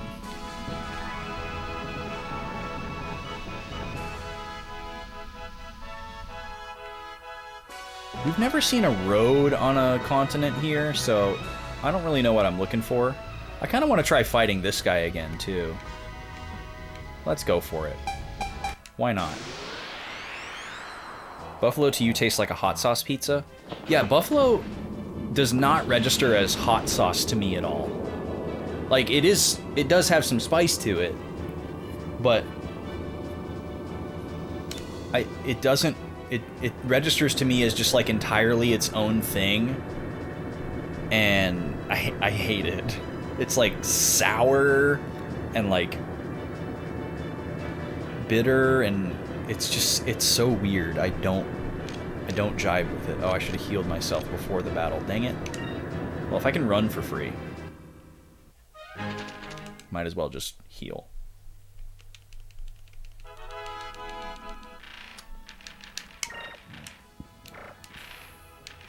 Can I heal my ship outside of battle? Or wait. Hold on. I should go sleep at an inn.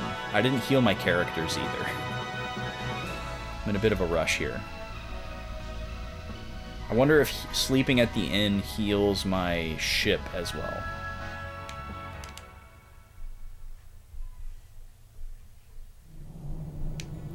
But yeah, buffalo is one of those things for me, like other condiments, where if it's on something, I don't taste anything else. Who is this man?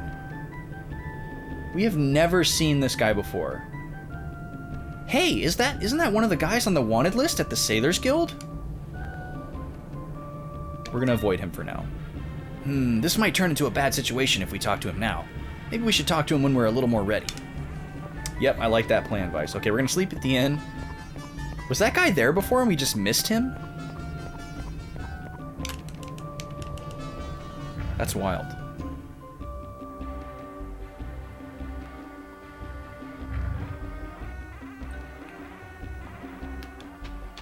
So now we know that not all airship battles are,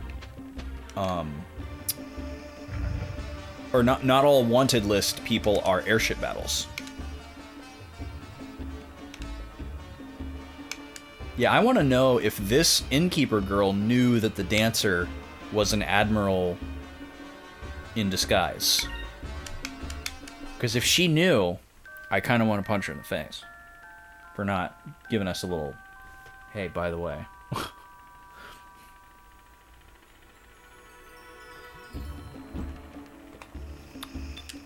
Oh, the red moon is with us. You better believe it's with us. It's in our pocket. And also with you. Betrayal innkeeper girl.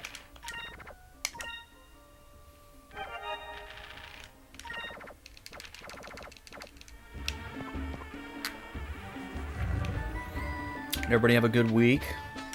Anybody got anything cool to share? Any cool weekend plans? Oh, Draconics wants to smash a Wordle. Okay, we haven't done a Wordle in a while. Would love to smash a Wordle. Alright, I just saved in the inn, so I'm not going to save again on the dock. Let's do this Wordle first. Let me just smash a Wordle for you here real quick. Just smash one real quick.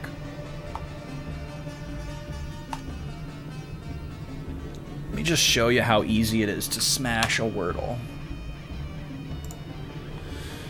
Okay. So, typical opening gambit here. My go-to first word is trace. See what we get. Not a whole lot. So if I don't get any greens on my first word, I'll usually go straight to sound. So that covers the rest of the rest, or 2 more vowels and 3 more really common consonants. So we see what we get from there. We got nothing. So then my go-to third word in this situation would be milky. So now we've got every vowel, right? And we've got a bunch of really common consonants.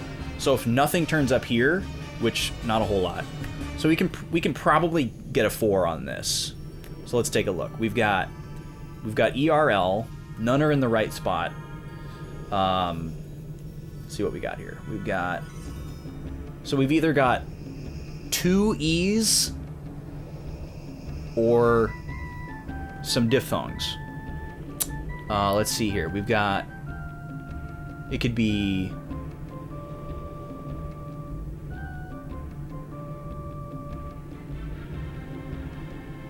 lever. Let's try lever. Now watch. I can't circle. I don't have. Oh, it's revel. Okay, very close. So a 5. Oh, jeez. Highly unnecessary. Yeah, Wordle's pretty easy, y'all. Should we do a Quirtle? That was a pretty quick one. Should we do a Quirtle, too? You guys ever done a Quirtle before? So this is 4 Wordles at the same time. So you gotta guess 4 words in 9 guesses, instead of 1 word in 7. So same opening gambit here. Trace. Sound. And then here, you can go glyph or milky. Let's see. We've got 2 N's, which makes me want to find out about the G. Although there's no I. So probably not a G. So I'm going to go Milky here. Oh, but we haven't guessed I yet. Yeah, let's go Milky here so we can get the I. Okay. Now then. So up in the top left, doesn't end in NY. So top left could be Envoy. Top right is pretty wide open. We've got all 5 letters in the bottom left. So that's probably Antsy. And then, or Nasty. Probably Nasty. And then bottom right, we have all 5 letters, which is, no, not Delta. Delt. It's Delt. Okay, so in the bottom right, we have Delt. In the bottom left, we have Nasty. And then top right, still no new information. Top left, we know that it doesn't start with N. So let's see. I think top left is going to be Envoy. Oh, no, it's not Envoy. But the rest is right, so it's Enjoy. Enjoy, okay. And then top right, we found an O. So what is this going to be? Spoon? Spoof? Could be spoof. I don't think it's... Or it could be swoop. It's either spoof or swoop. It's pretty much just 50-50 here. I feel like swoop is probably more likely. Nope, it's spoof. There we go. So a 9, not an exciting score, but not too bad. All right, here we go. A Wordle and a Quirtle for you.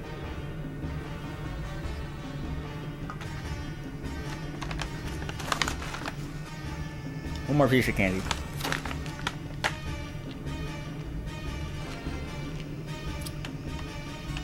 I love me some Wordle. Okay, now let's see if we can fight this guy. Thank you, Draconics, for that. I love to use my brain. Alright, see what this guy does. Large man. You have the look of a sailor about you. Today is your lucky day. We're feeling generous, so leave all your money and we'll let you live. Do not attempt to resist. We are the legendary air pirates of the Larso clan. So, you're Rupee Larso, eh? Good timing, we were just looking for you. You've made quite a name for yourself, robbing innocent sailors and all. As Blue Rogues, we cannot sit idly and let you continue like this. You're quite brave for a small boy. Very well then. Shall we battle here and get it over with? No, wait. There's no need to cause needless destruction in the city. Meet me at my ship. We can fight on the deck. Out in the open, eh? Very well. Lead the way. Fight us on the deck of our ship because we didn't pay to model this extra background that we're standing in here. Who's this little guy behind him? I'm Vice of the Blue Rogues. Rupee Larso, prepare to defend yourself. You truly are a brave little boy. However, you are mistaken about one thing. I am not Rupee Larso. Master Rupee, it is time to do battle. Please come out here. The shivering, quivering little person is Rupee. Varda, you know how I hate fighting. Master Rupee, you are the head of the Larso clan. You should not say things like that. There are enemies present. Now that your father has passed away, you are our leader. You must be strong. This little runt is their leader? I'd heard that the leader of the Larso clan was a giant. Guess I shouldn't believe everything I hear. What did you say? How dare you speak of Master Rupee like that? You shall pay for your insolence. I shall crush your skulls with like so many loquat berries. Like loquat berries? Barda, do you always have to be so graphic? It makes me sick to my stomach. Master Ruby, I was trying to put fear into them. Be strong. We are about to do battle. Prepare yourself! Now put your back into it. We must show them the true power of the Larso clan. I wasn't expecting that to be comical, so that was kind of fun.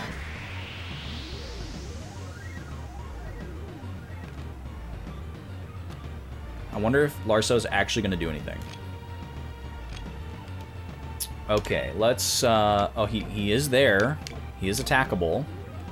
Obviously, we're going to want to focus on Barda, right? Well, maybe not. Maybe not. I don't foresee these guys having magic, but we'll see. Incrum on Vice. Focus. Attack. Okay, he does have magic. That's quite a bit of damage. Wait, what is that? What is that status effect? Moves, give me strength. Little water droplet.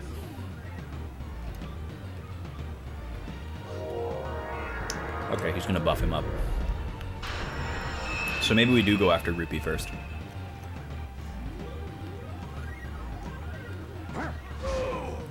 Maybe he's really frail and doesn't have a lot of HP. And we can get him out of the picture. Or maybe it causes Barda's... Oh, he cast Incrum on himself. Okay, that's actually probably a good thing. Now we're going to cast Incrum on Drachma. Fina, why don't you...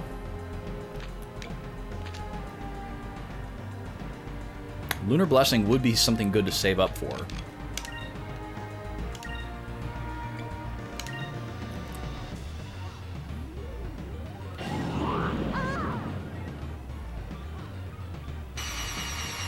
Yeah, what does that mean? Does that mean she's like dehydrated from the fire? Give me strength. Does it mean she's sweating?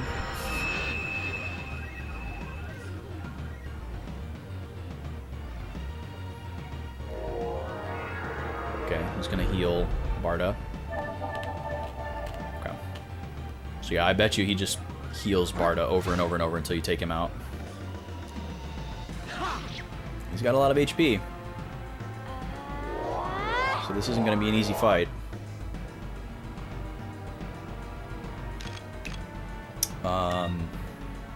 We're trying to work our way up to the regeneration thing, so let's keep doing regular attacks. Let's use a Sacri on yourself. You can keep focusing. So yeah, what does this status mean? I don't know. I bet it's in the manual. I don't have the manual. Okay, his physical attack is very strong, but it's not as strong as his magic. Uh-oh. He's attacking now. Oh, this hits everybody? Oh, this is not good. Aika might be dead. Oh, it's a debuff. Okay. Let's try this. That's a little scary. So, does that take away my Incrum?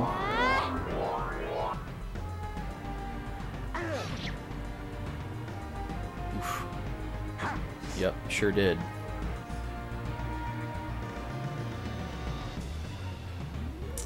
Okay. It means focus locked for that character. Oh, okay. Gotcha.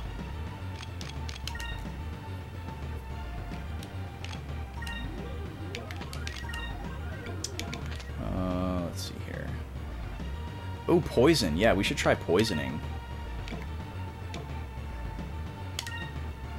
That would be amazing if we could pull off a poison. Well, I'm not going to bother trying to do Inkram if he's going to just take it away from us.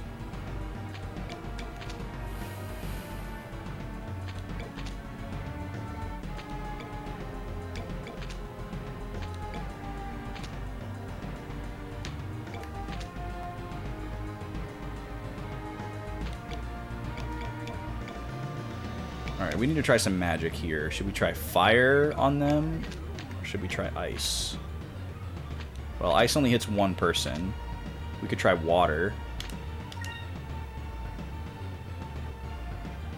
See what happens. It's the fatigue status. Okay, so it is supposed to be like a sweat droplet, I guess.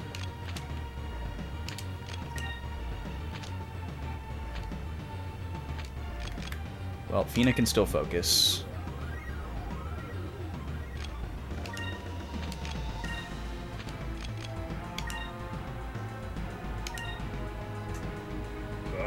Uh-oh.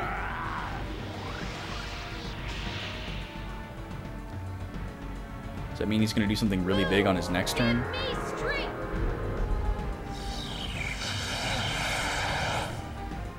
That didn't do much more than a regular attack, so that's not worth it. Give me strength. Please work. I don't think we poisoned him. I think we just did crappy damage.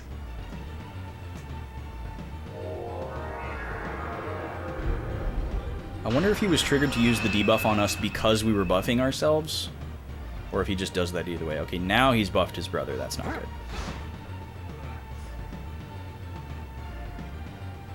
Does this never go away? Am I going to have to get rid of this? Probably.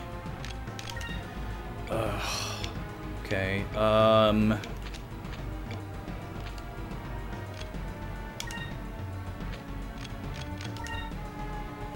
this is not going how I wanted it to.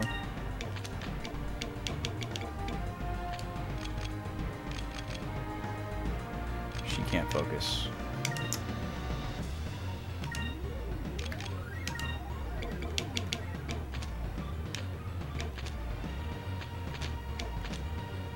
Dang it, I thought we had something that removed adverse effects from all allies.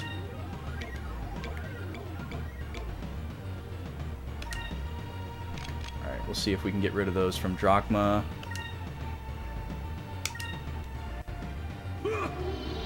How bad is this gonna hurt? Jesus. Okay. That would have killed us even at full health. Here goes. Move. Give me strength.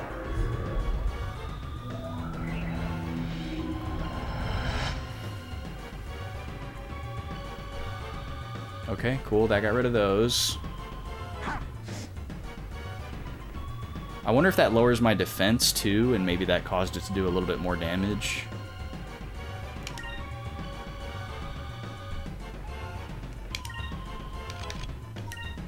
Alright, let's try this out.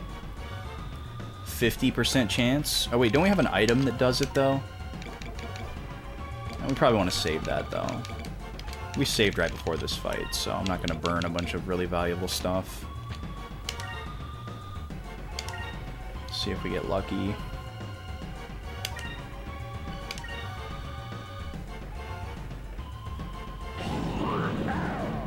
Jeez.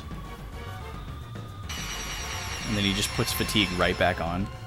So these optional fights are like way harder than the story stuff. It's just like Wild Arms 3.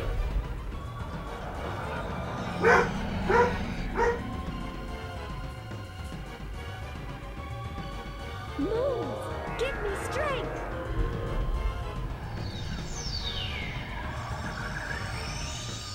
It worked.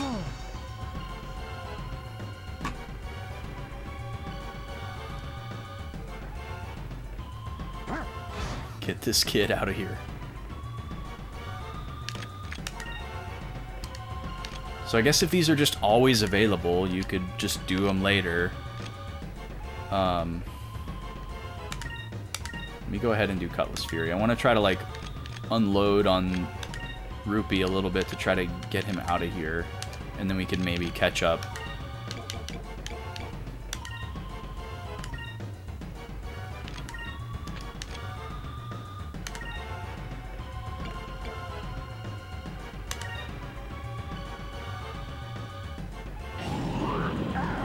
Oh, come on. Nice job holding on, though, Drachma. Okay, here comes the party debuff again. Pirates of the Caribbean Skyward Princess. Yikes. It sounds like the title of an Asylum video game. If they made video games. Oh, you're confused? Forgot about that. Thanks a lot, Aika. Alright, please do a ton of damage. It's probably going to be like 250.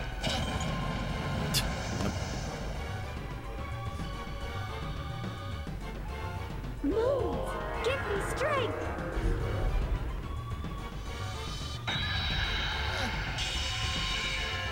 Okay. Not even to half yet.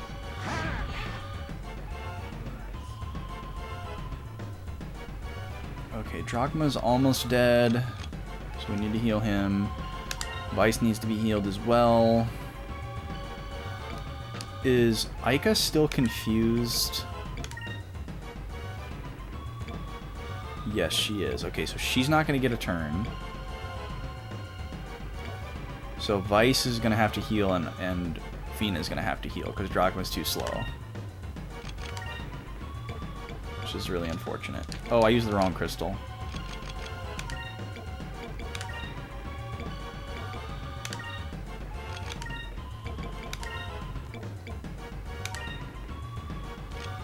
Alright, and then hopefully he lives to attack. Oh, dang it.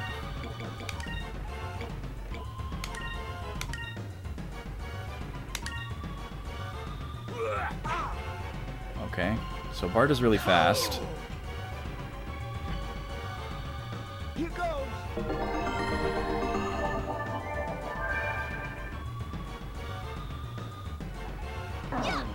Thanks, Aika. Great job. Let's try this!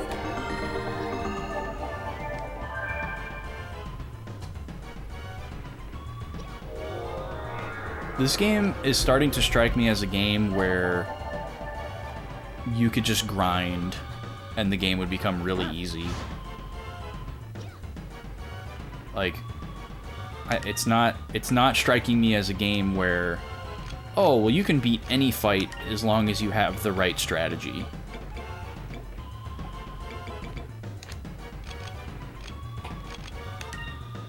I mean, I guess it's possible that maybe these guys have like an elemental weakness that I haven't landed on yet. Maybe they're weak against fire or electric or something. But I think we're just like outclassed, I think is what we're supposed to be kind of understanding here. I think that's kind of supposed to be the takeaway. I'm gonna try saving up for regeneration again.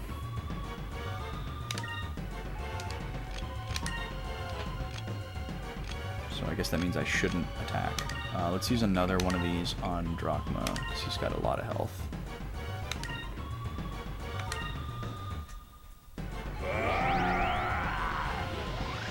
Okay, he's charging his laser. Compare this game to Wild Arms 3. I mean, they're really not similar in much of any way. That was just one isolated similarity that I was noticing when I called that out. Okay, so he's defending. He's actually taking less damage.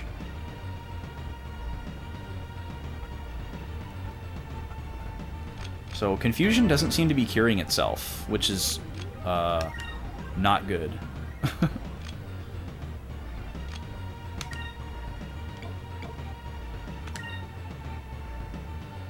Oh, it did cure itself, finally. Okay, perfect, because I wanted to use her this turn.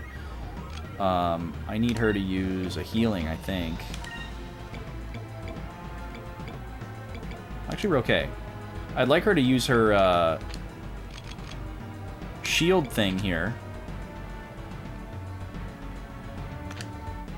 But I think he's going to outspeed her anyways. I don't know. We'll try it.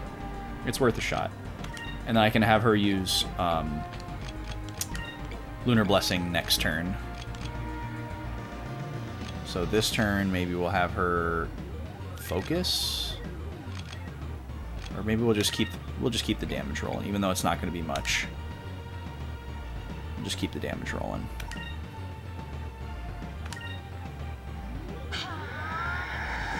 Maybe if we can like kind of stumble our way through a couple of these tougher fights early on, it'll be the equivalent of some grinding, and we can get ahead a little bit. Okay, well at least he punched the highest HP character. Very fortunate that he didn't KO. You angered me. Take this. What?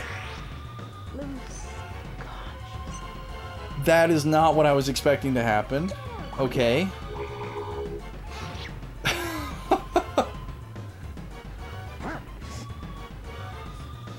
Wow, okay. Let's see.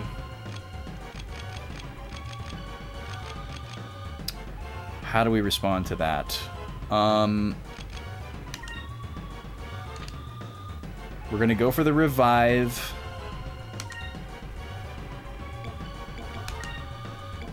Drachma needs health desperately. We're gonna go for the revive here. Oh, you were waiting for him to use that, Draconics? Let's see if we get lucky again here. And then Drachma, you might as well just try to get yourself up to full here. Hopefully he doesn't get killed. Okay, he's gonna charge. So hopefully Rupee doesn't attack Drachma somehow. Alright, he should be okay now.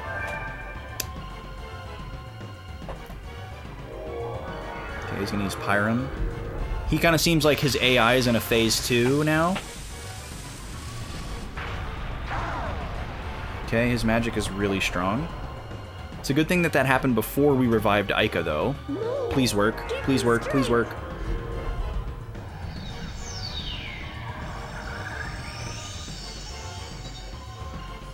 Dang. That's terrible. This should work.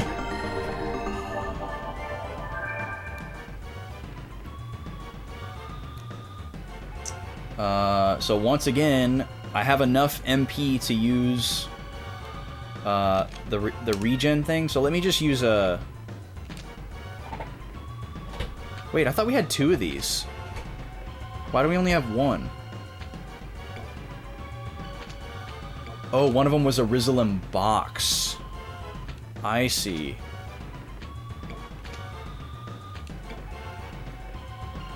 This is a really rare item. Do I really want to use this right now? Yeah, screw it. We want to win. So we're going to use S move, Lunar Blessing. Drachma's going to attack. Oh, she's going to go before... Oh, man. So S moves always go first. Give us your blessing. I didn't realize that. So Aika's not going to have regen.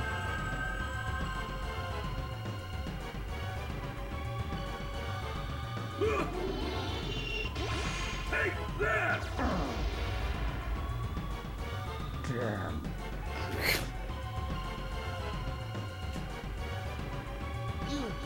And then he's going to do this back to back? Okay, we're not ready for this fight.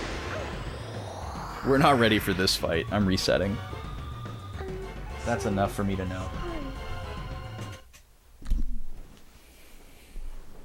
They are very strong.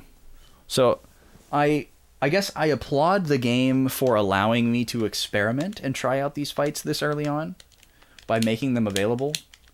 Just to, like, kind of, I guess, show the player what they can expect and work their way up to. Or, I guess, something to incentivize themselves to grind really, really early. But I am not incentivized to grind. But I'm just going to assume that these guys are always available, and they're not going to be, like, you know, locked out after certain story points and disappear or something like that, so.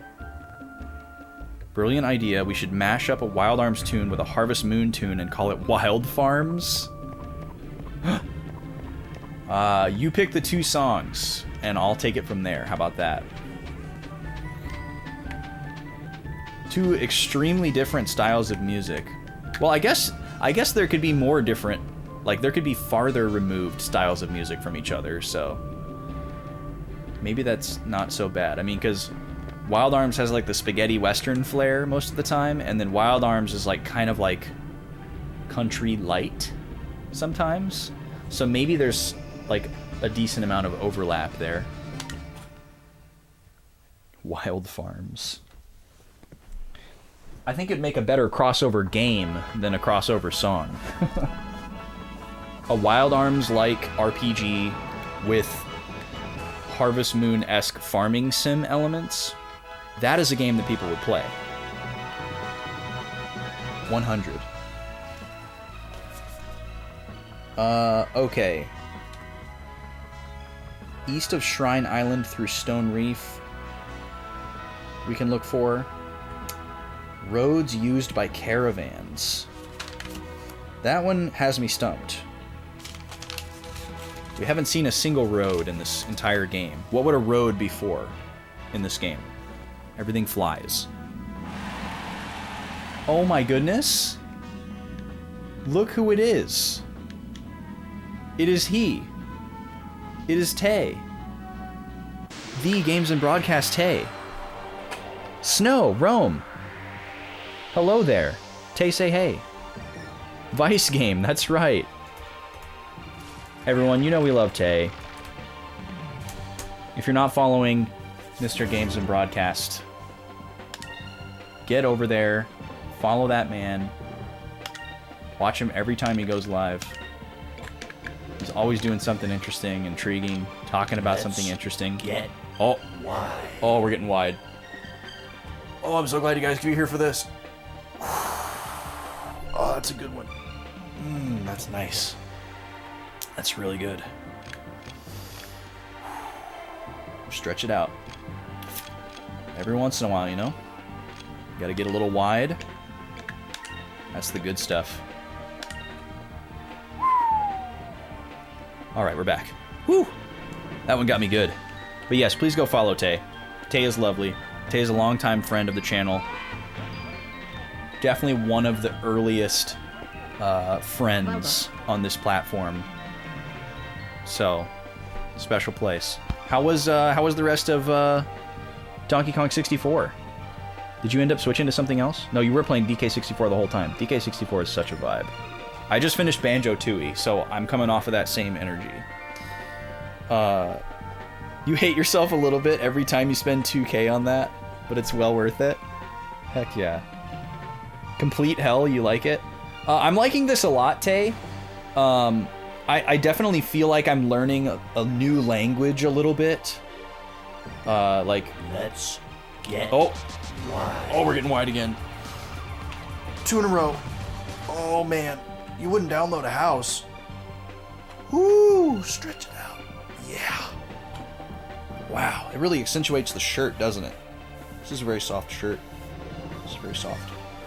Should I get closer? Maybe I should get closer while I'm wide. A little bit of this. One of these. Well, we're back. You wouldn't download a wide. Snow, how are you doing, man? It's good to see you too. How are you, Rome? Good to see you as well. So many lovely people. Yeah, I'm liking this game a lot, Tay. It's just, it's challenging me a little bit, I guess. Which I like. I like that it's not the same as every RPG I've ever played. But I also feel like I want to understand some of the things that are going on in this game sooner than the game wants me to understand them. If that makes sense. Like, I can tell that there's, like, some deeper strategy and battle mechanics to be tapped into, and it's not clicking with me yet. And I think from the game's perspective, that's okay. I'm supposed to be learning as I go, but I want to, like, understand it all right now. and I'm being kind of impatient with myself. DC version challenging your patience with the RNG battles. Oh, is there a lot of different RNG with the Dreamcast version? I didn't know that. Wide for 10 minutes straight. Yeah, I don't know what the cooldown is on it or if there's any limits on it. It's never been pushed to the limit like that before. So, okay, you can't do AoE stuff, so you can just attack this thing over here. And why don't you just do the same thing? So S moves don't always go first. We just got unlucky. Like, Fina has never gone before Vice, but for some reason in that last battle, she went before Vice. Better quality of life stuff here? Okay. Yeah, quality of life in this game has been pretty decent so far, so I guess that makes sense, and maybe that's why it's not as indicative of the era, and it's more indicative of a remaster, because it technically is, in some ways. So yeah, there's a couple things that have been very kind, like you can retry battles after you lose, or at least boss battles. We've only died in one battle so far. That was unexpected. We were able to run away for free from bounty encounters, it seems. I've never tried running from a wild. But yeah, I could see those being things that weren't in the Dreamcast version that maybe they added.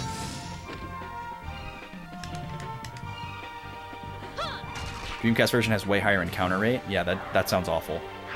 I do not like high encounter rates. I can deal with random encounters. I don't mind random encounters. I accept them. But if the encounter rate is really high, I get really frustrated. That was easy. Especially if there's nothing you can do to, like, affect the encounter rate. You know, like at least in like a Pokemon game, if the encounter rate's really high, you can use a repel or a super repel or whatever. Alright, there's Sacris for you. Who else needs it? I want it on everybody. Vice needs it. Ika's got it. And I bet Drachma doesn't have it either.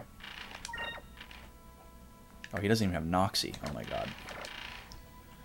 Well, maybe we don't teach the Drachma. I don't know. We'll see. Let me see what his number is after the next battle. Oop, wrong button. Hello there.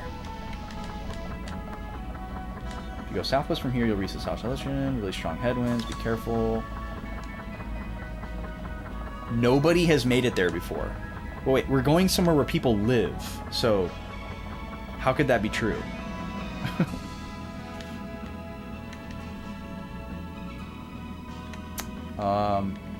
We were supposed to look for roads on this continent, and there's nothing that even remotely resembles a road.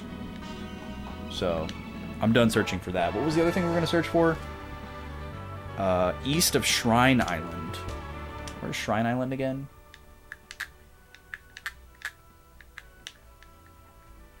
It is due west of here. Wait. But east of Shrine Island, through the Stone Reef, that's like over here. So, Traveler's Paradise. Oh wait, no. That Island of Colors? That seems like it should be pretty easy to find. Oh, I hate these Lupulons so much. They dodge everything.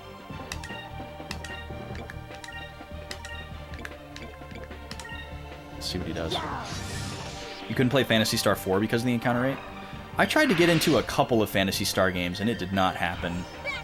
One of them was definitely Phantasy Star 4. I don't specifically remember being turned off by the encounter rate, but it could have been a factor. It was a long time ago. I'm pretty sure that one has like a fan patch though, like a quality of life patch. So that might be something to look up, MN, if you were interested in the game otherwise. That's a common thing with the first two Breath of Fire games as well. They have really high encounter rates in the original version, and there's some re-releases as well as some fan-made quality of life patches that fix things like the encounter rate. Pretty cool.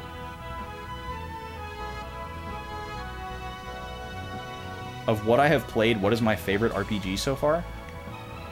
That's a tough question, for sure.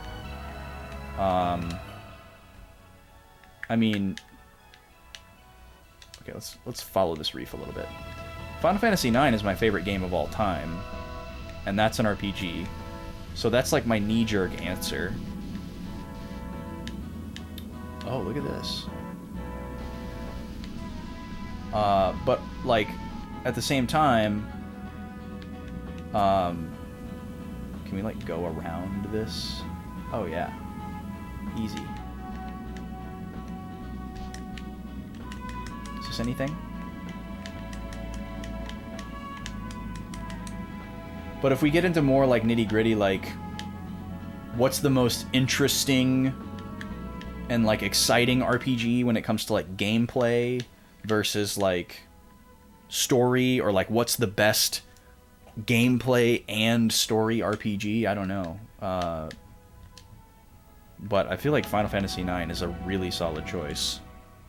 Because it really, I mean, like, in my opinion, it really does deliver in every category.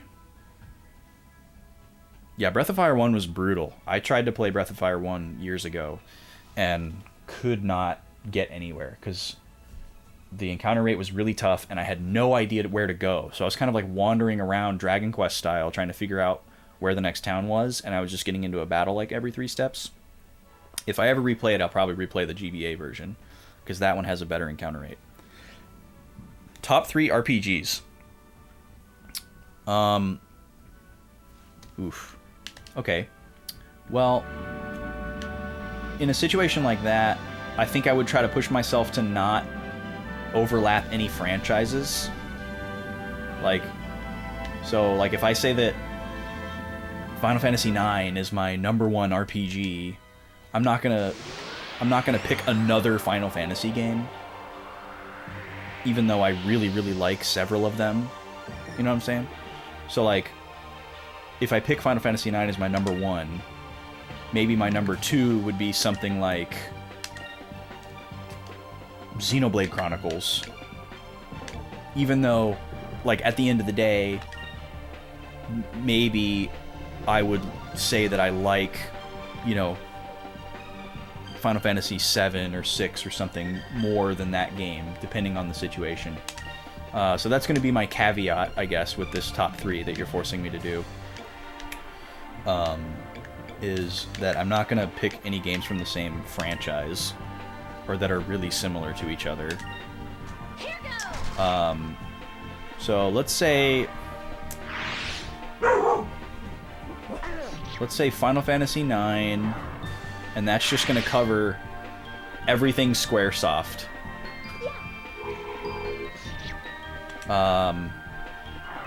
See, I want to pick series instead of specific games when you say top 3. Because there's just so many. It's hard. It's really hard. Alright, I think I want to switch away from green. This is not a good place to be. So, Island of Colors is supposed to be east of Shrine Island through the Stone Reef. We are literally in the Stone Reef right now. So it's got to be like over in here somewhere.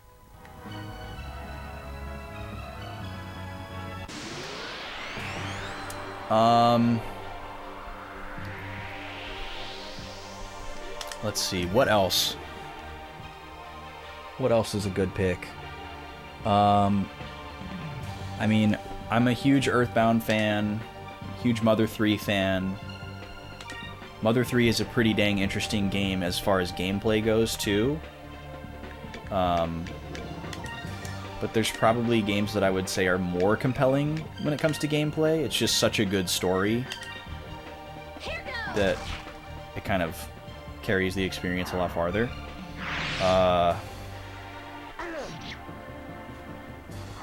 Let's see, what else? It's really hard to think about this stuff while I'm playing a game for some reason.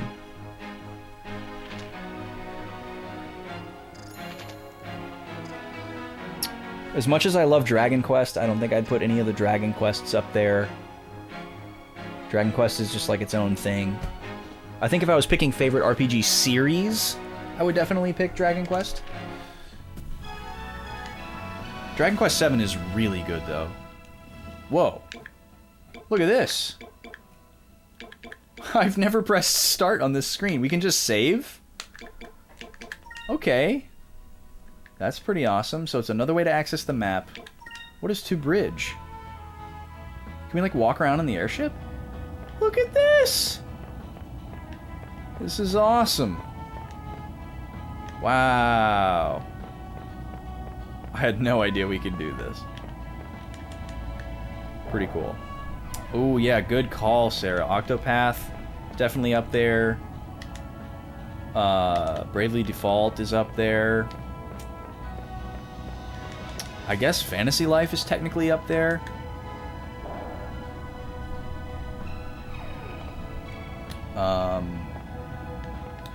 Yeah, I don't know how I could, like, brass tacks rank a top 3. Oh, there's something in here. There's a cham in here.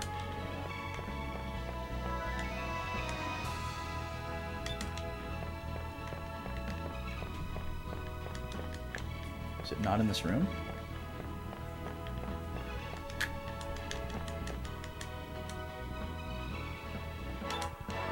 Okay, can't go in the captain's room.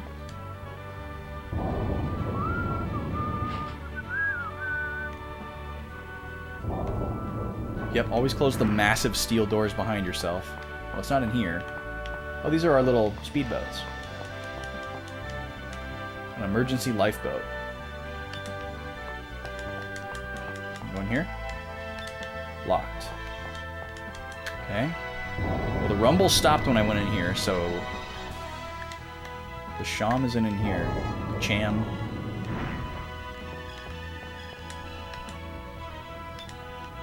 Okay, can't go in there. So it's got to be in this room somewhere.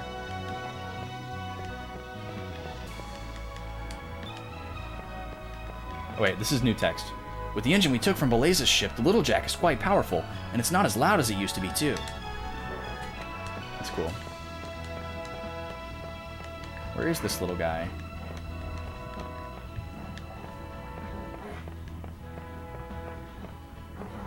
It doesn't really get any stronger or weaker anywhere in the room. Maybe it's in the captain's room. And we have to, like, wait until we can get in there? I don't know. Breath of Fire 4, Seiken Densetsu 3, FF7. Note that this top 3 will change. Yeah, choosing a top 3 is really hard.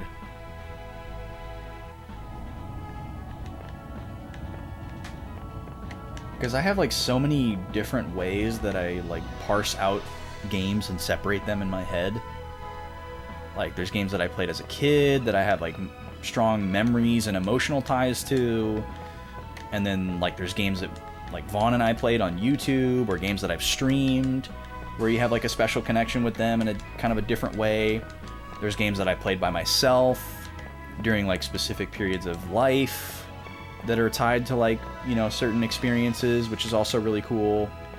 You know, like, I can kind of, like, measure time in games. And it's like a slice of that particular time in life. So it's really hard to, like, compare an RPG that's, like, been in my mind for decades as, like, an important core memory with a game that I played, you know, when I was, like, an adult.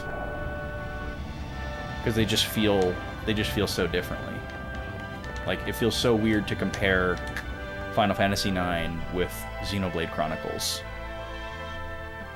Like, not only are they pretty different from each other, they're just, like, such different times of life, and, like, I don't know. I think you guys get what I'm saying. Welcome in, Gooby. How are you, dude? Okay, I'm convinced that I cannot get this Cham on this floor.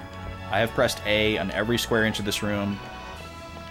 It must be somewhere else. I'm not going to worry about it now. I'm going to write it down in my notes in case I forget about it, which I probably will. Lower Deck.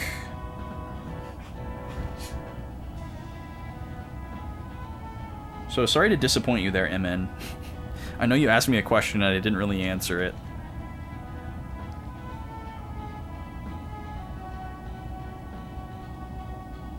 I could tell you my 3 favorite Final Fantasies, or my 3 favorite Dragon Quests, or my 3 favorite Pokemon games, or my 3 favorite Zeldas.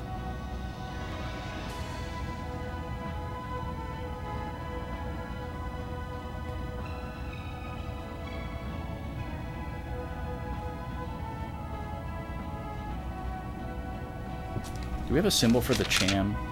It's going pretty good, Gooby. We're sort of learning. We're kind of like learning in a way that's making me a little impatient and frustrated, but we are making progress. Yo, and Flozax is here. What's up, Flozax? My 3 favorite games, but in the style of Watch Mojo? I know that name, but I don't know what that is. Or like, I don't know what that idiom is. What is that? You're gonna have to inform me here, Gooby. Generic top 10 articles? Is Watch Mojo like a personality? Does somebody like narrate the top 10 article? Or is it literally just an article? Is it just like... So it's just like a generic clickbait website? There's not like a personality attached to it?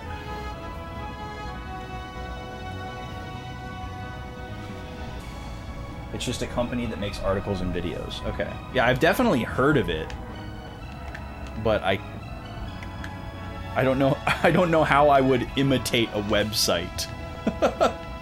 How do I imitate a website? Yeah, we got it, dude. You're going after Rackham if we see him. Sure.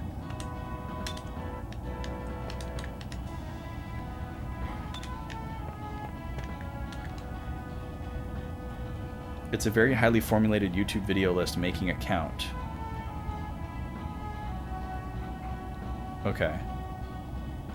Is it like AI generated? IGN. Boy, it's been a long time since I've seen an IGN review. But I could imitate an IGN review from like 2013.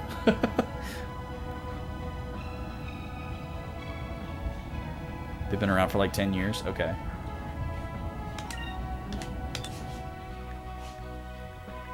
Okay, same concept. So the top 3... But it's supposed to be my top 3 favorite games in the style of Watch Mojo. Okay, so we're gonna pretend that Watch Mojo is completely wrong and doesn't know anything about me, so it doesn't actually know what my 3 favorite games are. But it thinks that it does. How about that? Hold on, let me figure out where I'm going first.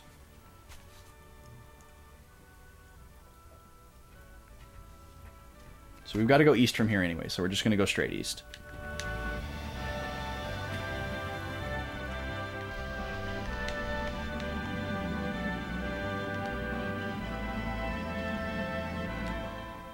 But we don't want to be on this side of the... Okay, we don't want to be on this side of the air current. So we got to go do a little dippy,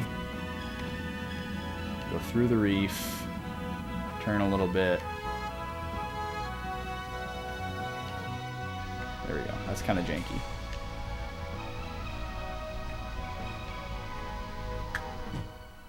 Are we like... Yeah, we're kind of close. Fish!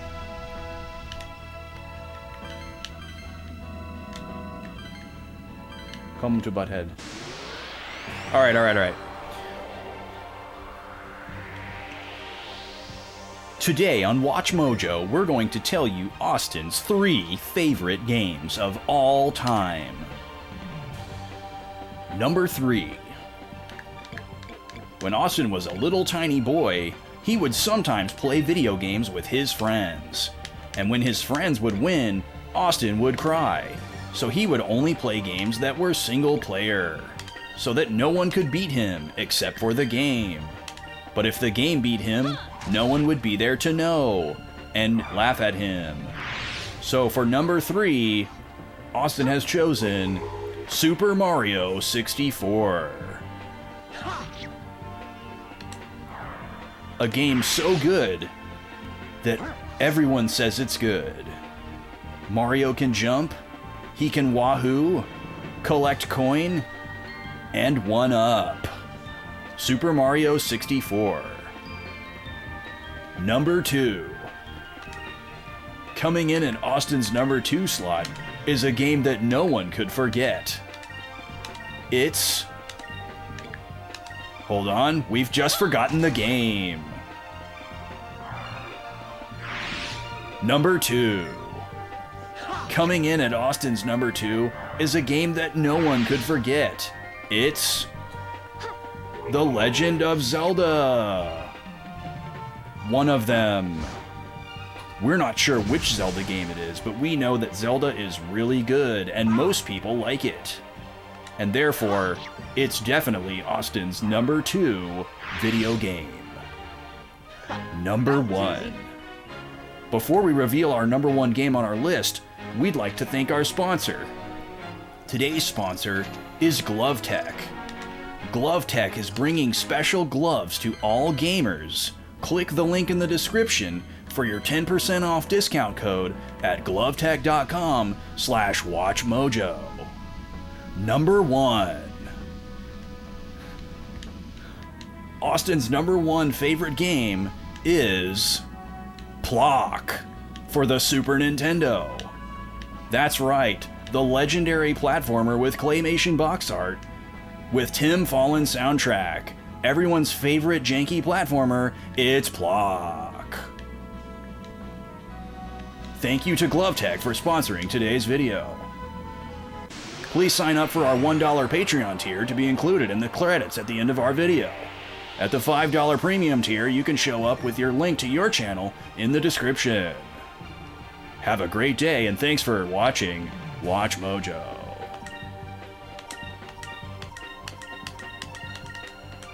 Here goes. Plock is wild. Plock is really wild. The game's really not that good. The soundtrack is incredible. I'm glad you enjoyed it, Gooby. Where are we on the map here? Okay, we're right on Maramba. We're gonna go southwest from here. That's where we're supposed to go next. Also, hello, Flozax. How's it going? Happy Friday. I try to only say Happy Friday to people to where I know it's actually their Friday and they actually have a weekend. I want to say it to everyone, but I know how rude it can be to people who have to work weekends because I worked weekends my whole adult life up until like 2 years ago, and I feel that struggle.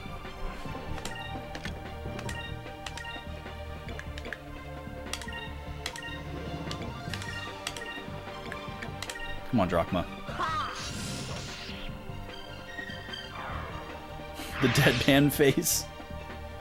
Yeah, I wasn't thinking about doing anything with my face at all. I was concentrating so much on what to say next and playing the game at the same time. I couldn't like project any personality into my facial expression, so that was purely accidental. But I'm glad it heightened the experience for you. God, I hate these guys. They're so annoying.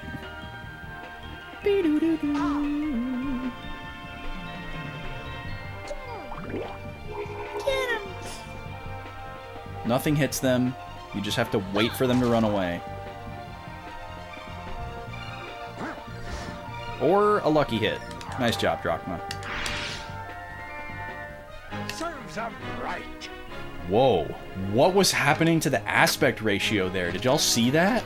He was like punching the aspect ratio.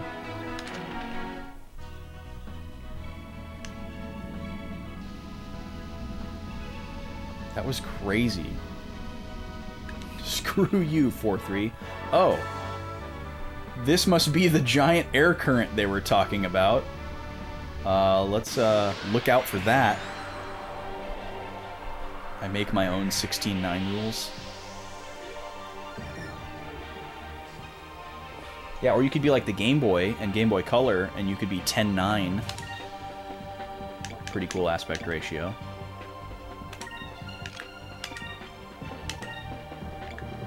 Game Boy Advance is 3:2.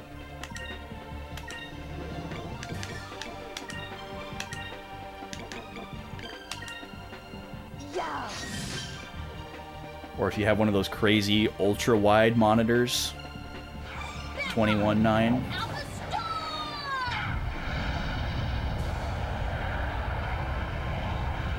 Goodbye.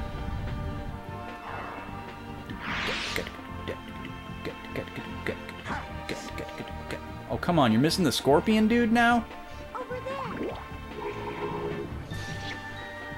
Even freaking Cupel can hit the scorpion guy. Come on, man.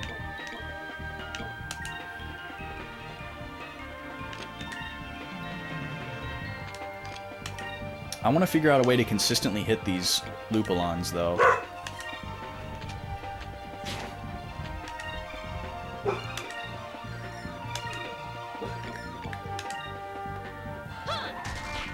And the puppies are hyper. They have got to go to the park tomorrow and run for like 2 hours.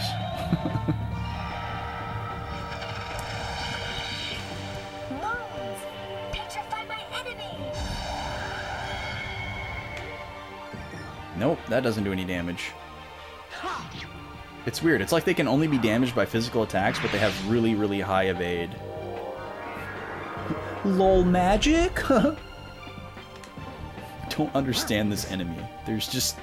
They solely exist to be pesky.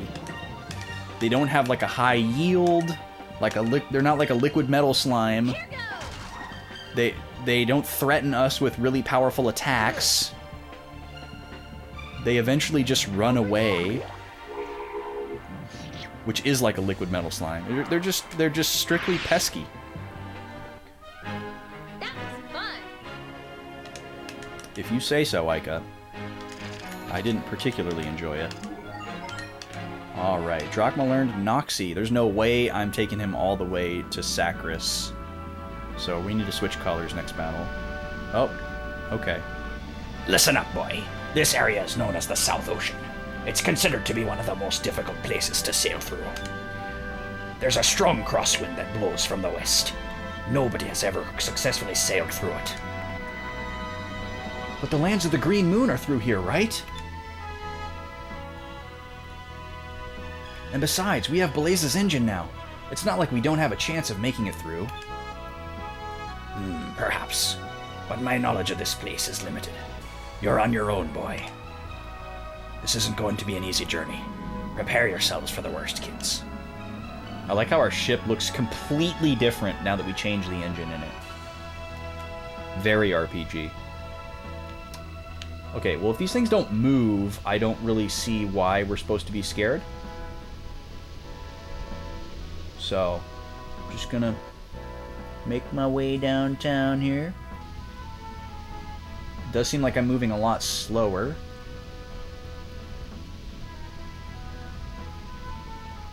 Oh, I see some spotlights over there. That was weird. The battle triggered when I stopped moving.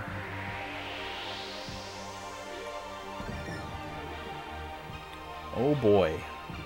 3 Lupulons. And a Graver. Nope. Definitely Alpha Storm on this guy. And y'all can try to hit this Lupulon, I guess.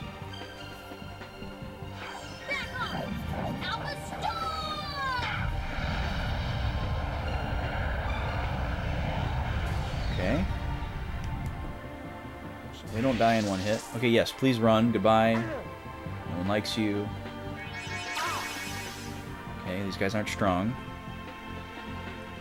Oh, I need to switch colors. What does this do?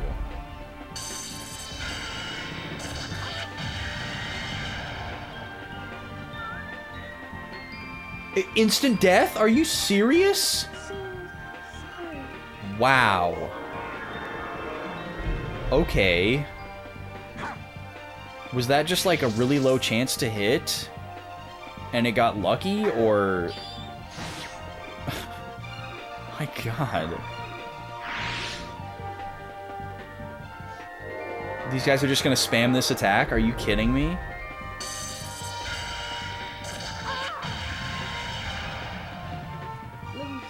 Wow, dude. You've gotta be kidding me. You've gotta be kidding me.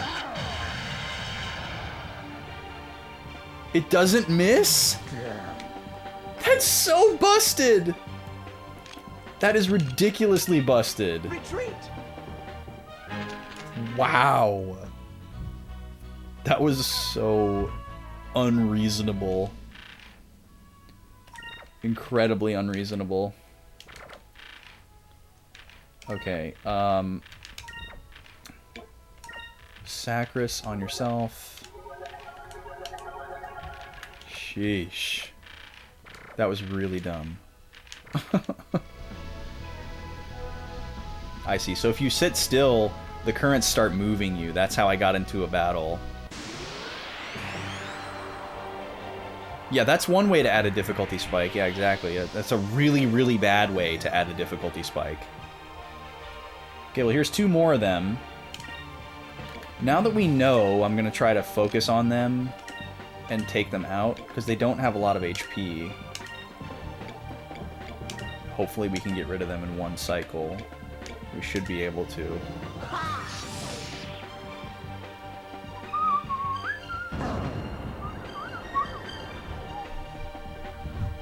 Okay, here's a regular attack. Great. We love a regular attack.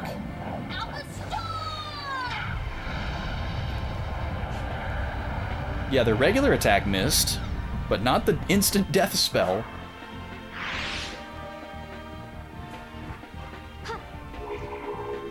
No, why are you attacking the Lupulon? You're supposed to attack the other guy.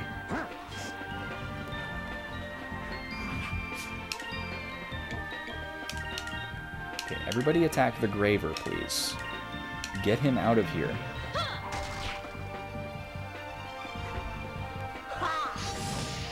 Maybe there's like a really rare chance for it to use that spell, and we just got the craziest RNG ever, and 3 of them used it in a row. We did it! Are they high yield? Nope. Not at all. Alright, Vice learned Sacris, that's good. Now we need to switch colors.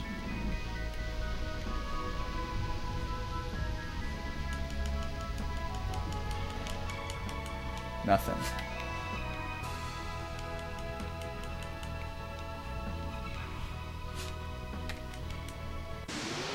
Boy, this wind is not fun. Especially with no way to accelerate. Okay, we're running. Retreat!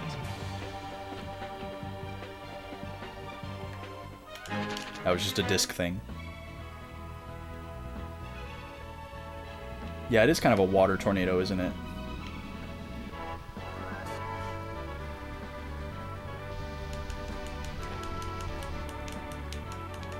There's supposed to be one of these here. What's the description of it? Oh, it says it's the continent of the Green Moon. Okay, so it's not going to be some random island. It's going to be like the main one that has a town on it. So I'm not going to bother trying to go up to all these.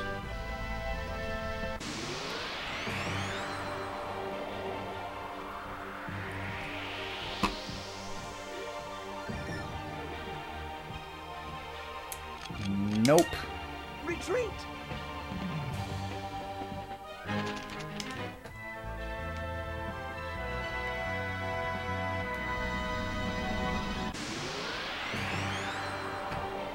Encounter rate's a little high. A little bit high. Okay, there's only 2 of them. What colors do we want to focus on? I probably should have figured that out, huh? Let's just go everybody a different color.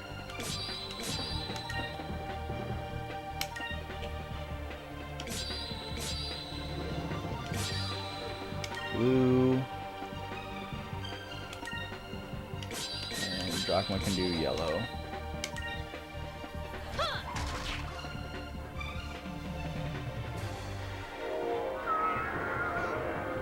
Dabba dabba da da doo. Dabba dabba doo. Dabba dabba doo. Okay, goodbye.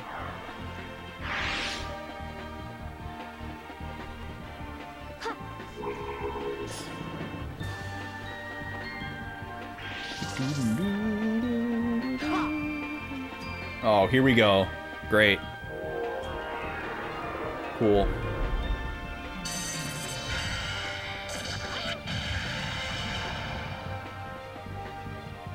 That's unbelievable, man. They just have a free instant death spell that never misses. That is unreal. And of course they want to use it on the one character that can revive other characters.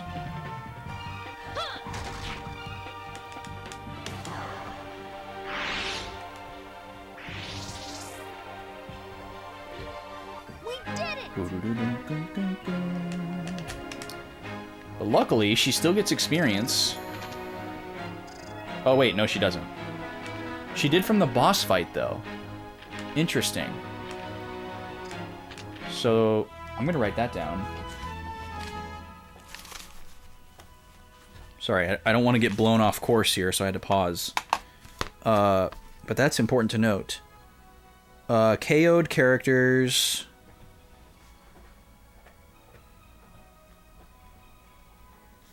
do not receive EXP unless it's a boss battle.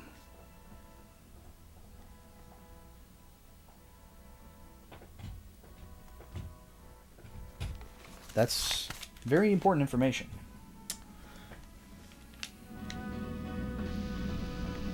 Okay, I think I saw something over here. This looks pretty big.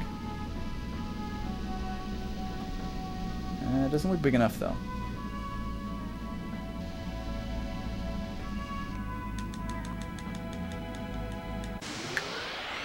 Ugh.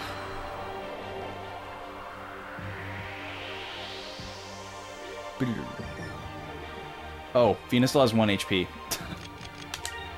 Whoops. Retreat!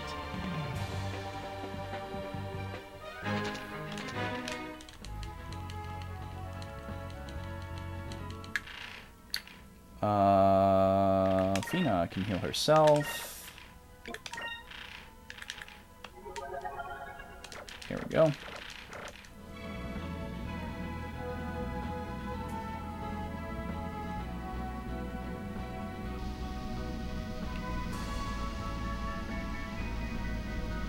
Okay, I think we're away from the wind now. It's still affecting me.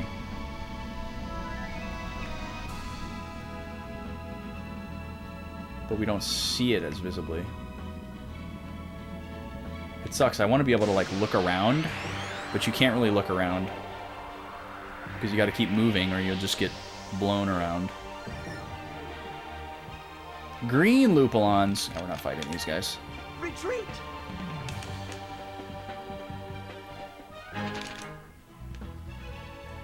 It's pretty crazy that running is just free. Only other game where I've seen that is Chrono Cross.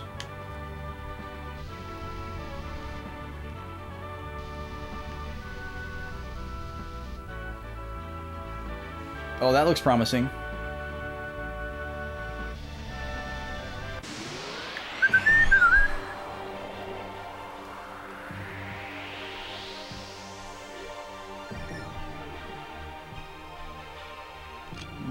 Nah. Retreat! I mean, this is basically like having the encounters turned off. You're just having a lot more time wasted.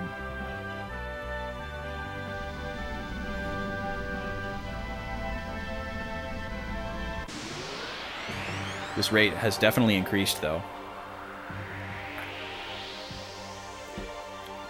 Definitely increased.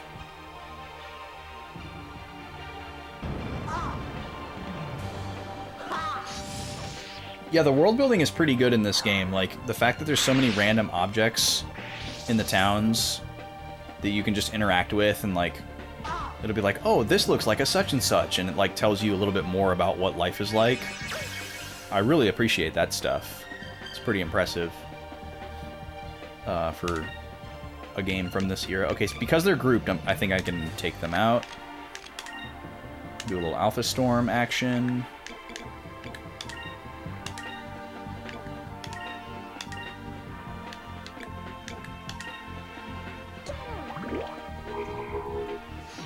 Oh, really? Is that a common thing for Dreamcast games? Was that like a Sega thing? Just to have like a bunch of little interactable objects? Oh yeah, speaking of the sub-goal, Moobot, I'm streaming on Sunday. You all have unlocked a bonus stream this Sunday. And if you are in the Backlog Boys Discord, please vote for what game that we play on Sunday. Because your last chance to do that is the end of tonight's stream. So at the end of this stream, we will know what we are playing tomorrow. There's a bunch of different options. So if you haven't already voted on what we're playing Sunday afternoon, please go and do that. Yeah, I know that's a big thing in Shenmue. There's just like way too many things to do. But I guess I don't know about any other games that are like that.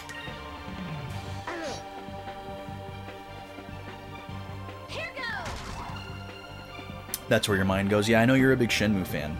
You're going to be running Shenmue at Midwest Speed Fest, aren't you? I think I saw a race.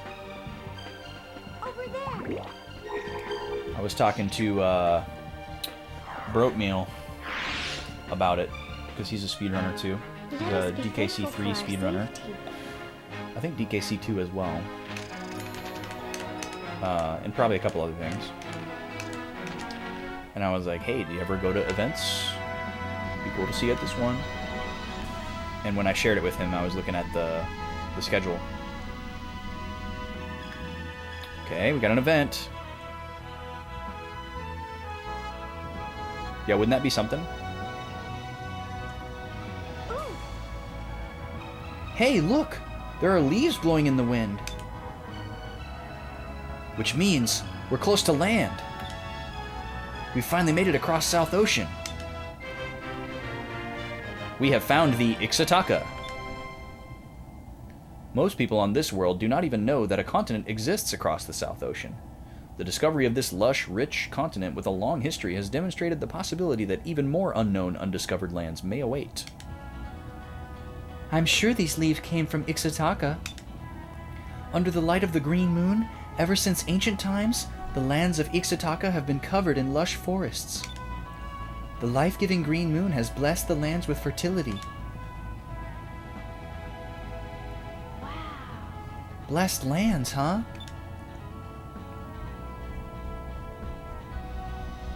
He's really good at DKC games? Yes, he is. Look, here's another one of these weird drawings. What in the world? What is that horrific monster on the right side there? What is that? Why are we not paying attention to it? If that's true, I'm sure there are all kinds of delicious things to eat there. I can see it now. Piles and piles of fruits and vegetables of all different shapes, sizes, colors, and tastes. I bet there's just as many carnivorous monsters roaming the woods too. Preying upon unsuspecting fools who sit there stuffing their faces with fruit. Hey, you don't have to crush my hopes like that.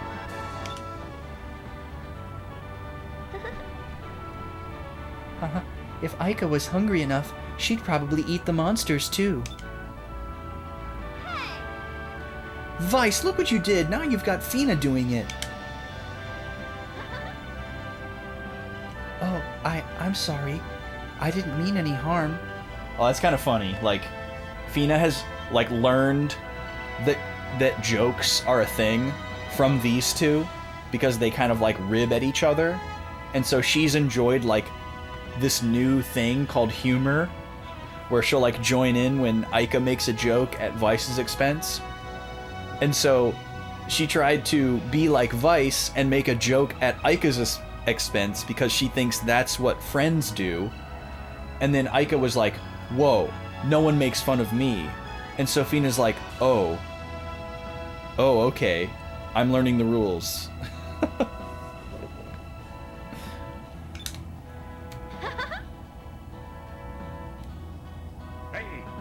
Get to your posts. Get ready to drop anchor. Aye, aye. Aye, aye, Captain. As soon as we see Ixataka, we'll look for a spot to land. He's friendo? I would say he's friendo. I just didn't know that y'all were previously acquainted, I guess. It's a forest! Now this looks like an RPG continent. Oh, that looks like a something. That looks like a something. I like how their islands have root systems sticking out of the bottom. That's really cool. Oh man, is this place gonna be all like... Oh, the monster in the picture is friendo. Yeah, he's definitely not friendo. Is this place gonna be all jungly and tree forty? Oh man, this is cool. Yeah, Brot, I would definitely say Brot is friendo. He's always been very kind to me as someone that is only known to him through Twitch. So. Oh, you recognize the song? This sounds like Dark Cloud music.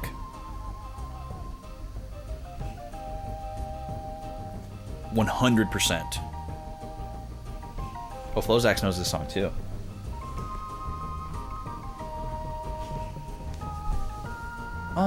There are a bunch of people wearing masks, and they have spears too?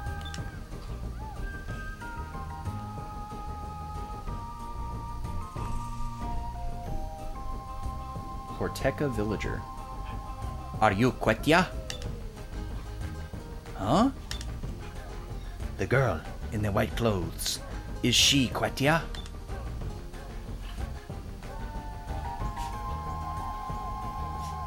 What? Are they talking about me? We're Blue Rogues. We came across the South Ocean. You are not Quetya. You are the same as the other men from the East. It is best if you leave soon.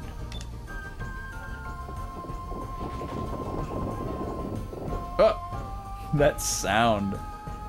What did I say? What do they mean, Quetya? And who are the men from the East? Well, we came from the West, so... I have no idea. I don't know what they're talking about. Okay, Fina definitely knows what they're talking about. We should meet with the leader of the village. He might be able to explain what's going on here.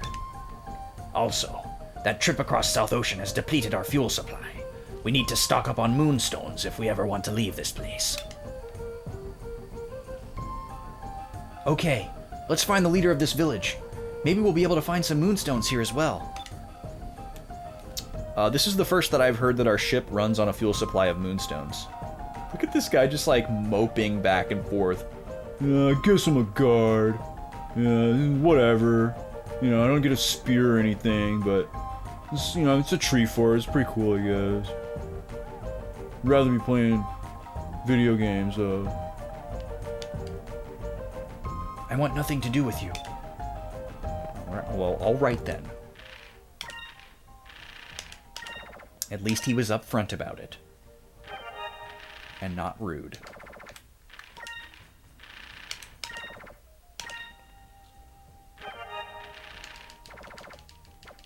How much you want to bet there's just going to be a regular old shop here, though? And that kind of ruins the continuity of this place. This area is also reminiscent of Matataki Village from Dark Cloud. A little bit.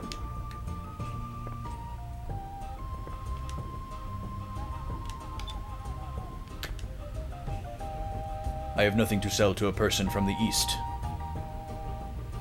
Okay.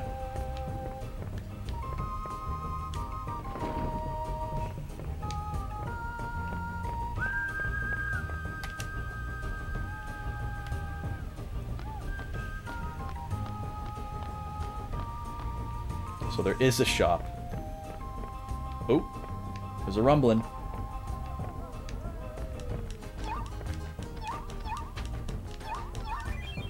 Yeah, we got a cham. Yeah, see, that wasn't happening for me in the ship. The intense rumble never came, and the little chirping sound never came. So it must be in one of those other rooms that's locked, and we can get in there later. Okay, so this was... what's my format for this?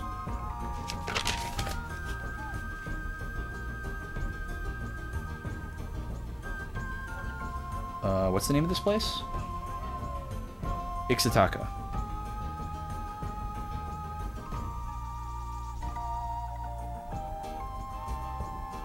Alright. What is this? Oh, this is just like another part of the town. Okay, let me go back and finish looking at the rest of the town.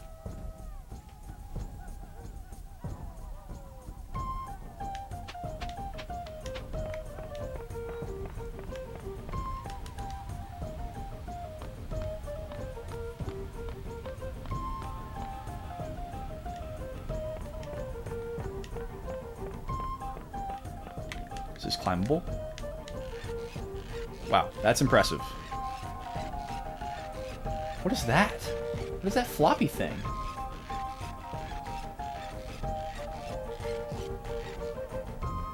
Is that a monkey? It's a monkey. That's just a pink, weird monkey. Doing his thing. Okay.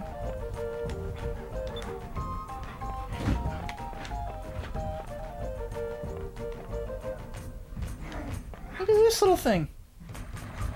They got a gondola. This is very unsafe, by the way. A moonberry. We love moonberries. We should probably use a couple. Maybe what I'll do in this game is every time I get 4 moonberries, I'll just use 1 on every character, so I don't ever have to decide what order to use them in.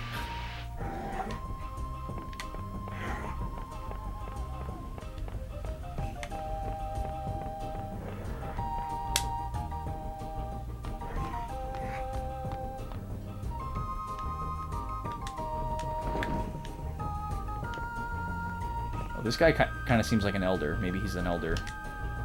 High Priest. Quetia and people of the East, we once confused, but we will confuse the two no more. So it's hard to tell if Quetia are good or bad, which is kind of intriguing. Moonberry is a cool username. Alright, so that's where we came from. Right? Or did we come from down here?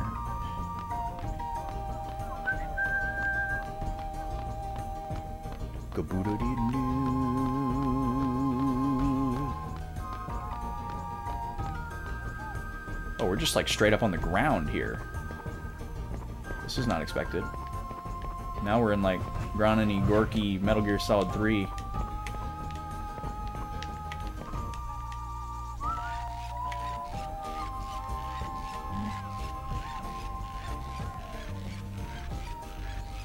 At least the song is a bop. Whoa.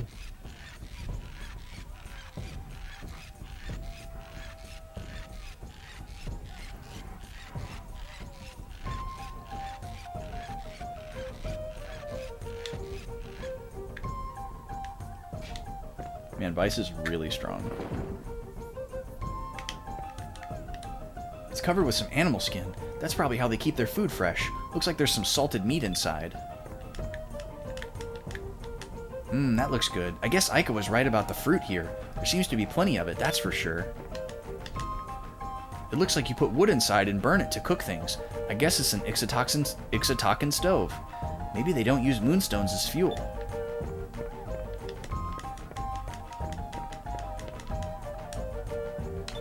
Same text about the fruit.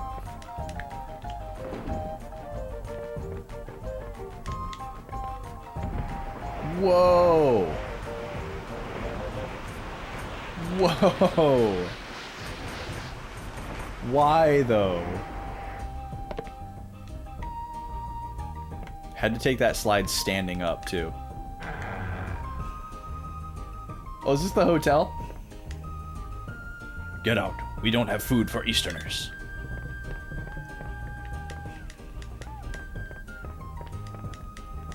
There's water here. It looks fresh and it's still relatively cold. It's probably from the river that runs beneath the town. It's full of berries and dried meat. It looks pretty tasty. Hello, ma'am. Okay.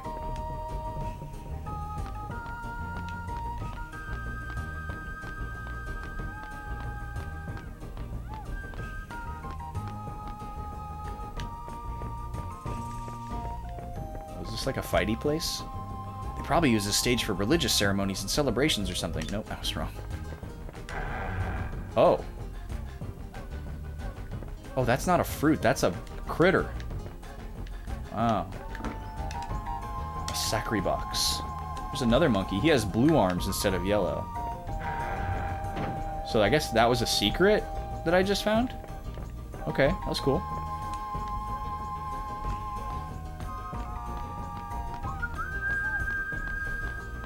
This is like happy Dark Cloud music instead of like melancholy, which is like the default.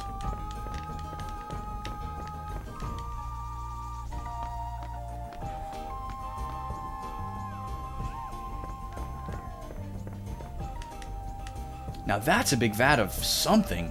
Whatever it is, it looks sticky. I wouldn't want to fall into there, that's for sure. What a way to go. Oh, this is different. It's some liquid, almost like honey. There's a really sweet smell that's filling the whole room.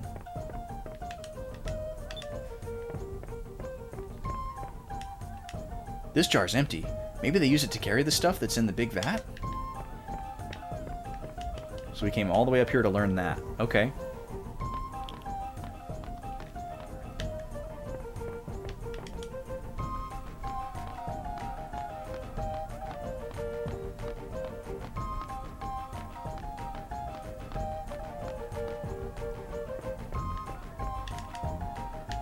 Boom.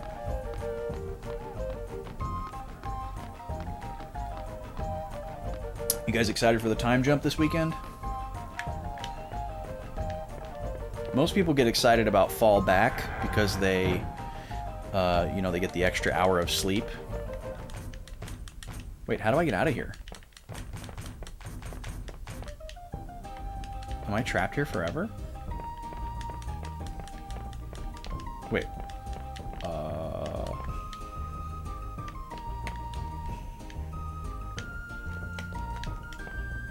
What do I do? How do I get out of here?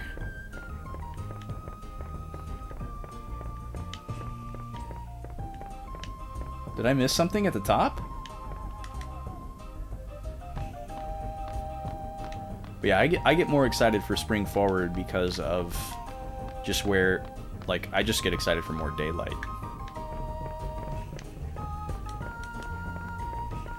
And knowing that summer is coming.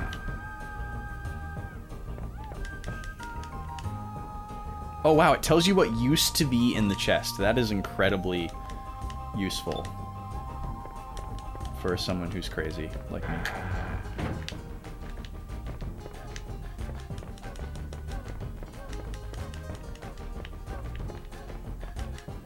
Was there like a door at the top up here? I need to speak with whoever is the city planner for this town. Okay, here we go. Oh. Hello? Spring forward to that fridge and snag yourself a sody. Gad! Coming out of nowhere. Dude, thank you so much for the 1,000 bits. Wow. Appreciate that. Well, hopefully we land on soda. We're gonna spin the wheel 2 times, thanks to that 1K. Thank you so much, man. I suppose I do too, Fernando. Okay, this is a different slide, right? Is this implying that he's doing this standing up? Oh, okay, this takes us back to where we started. Alright. Alright. Let's go wheel! Yeah, I could go for a soda. I could also go for a snack. I've got some very attractive chocolate bars waiting to be tasted. And I think that would perk me up a little bit. So let's see what the wheel has to say. It's probably going to be like gift sub and game gush. Hi, Gobi. Well, you got a lot of little nicks on your face. You and Neem have been playing hard this week. We got snack. Okay, we're halfway there, folks. Spin number 1 is snack.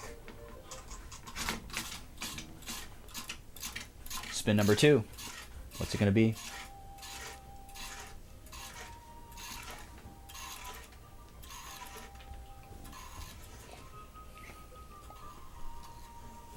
No way, dude.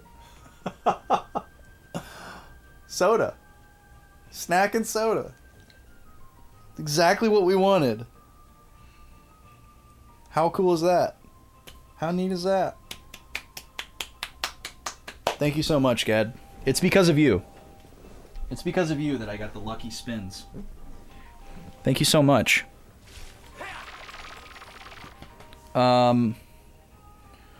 Pretty sure I know what chocolate bar I want to taste. But we're going to have to go downstairs and pick out a soda. It is about time for my midstream break, so why don't we do this? Why don't I go and meet with the Elder? We'll get another little lore dump here. No, Gobi, stop. Don't lick my couch. Nothing for you there. I'm going to go find this village Elder here. We'll get another little lore dump and conversation, and then I'll take a short little midstream break, and when I come back, we will taste a chocolate bar and a soda. Sounds great. And then we will continue with the second half of stream. Thank you again, Gad. I hope you're doing well, man. Who are you? My father's not here.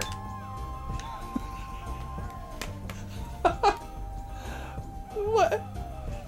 Okay. Is he supposed to be? That's like actually hilariously such a kid thing to say. Hi. I haven't pooped yet today. You know, like just saying whatever. Who are you? Who are you?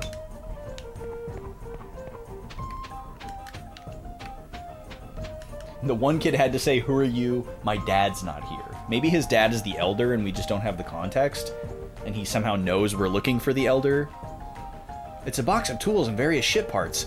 It must be great to be able to keep everything this organized. Wait, why do they have ship parts if they don't have moon crystals? Or moonstones? There's some drinking water and preserved foods. This must be from the ship's supply storage. Wait, they keep water in crates? Maybe there's smaller containers inside the crates. Oh, like this kind of ship. Like an old school ship. Okay. Hello. To judge from your appearance, I gather you come from over Ocean Way. Yes.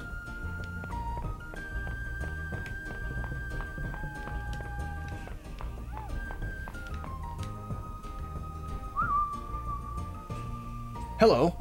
You don't seem to be from this town. Who are you?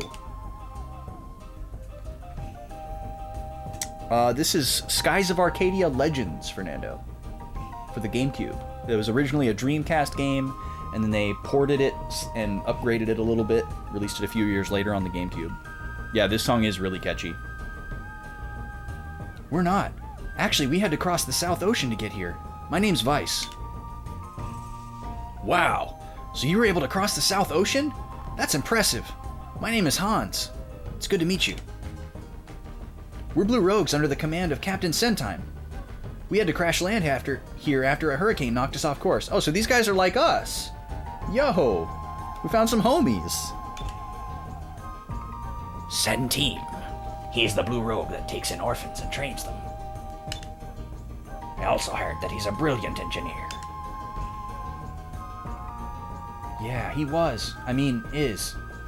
The Valuans kidnapped him and are forcing him to build weapons for them. We're staying here and working on the ship until he returns. Oh, I hope he returns soon. Okay, whenever she makes this face, it makes me think that she knows more than she's letting on.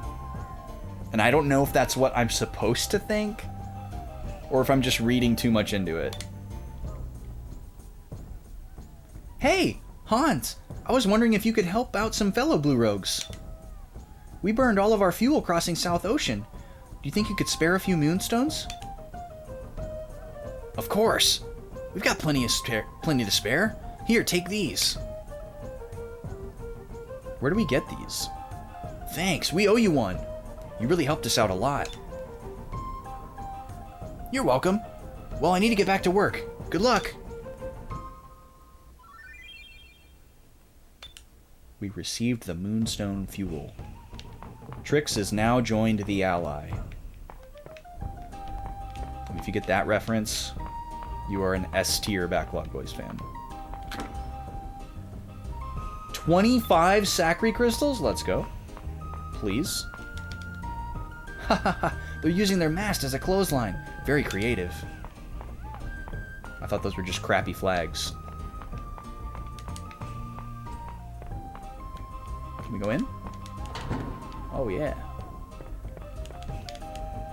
All the repair methods and replacement parts are listed in amazing detail. Talk about organized. Wow, Vice really appreciates organizational systems. Parts from all kinds of different ships have been used in rebuilding this thing. It must take a lot of skill to build something with such a random selection of parts.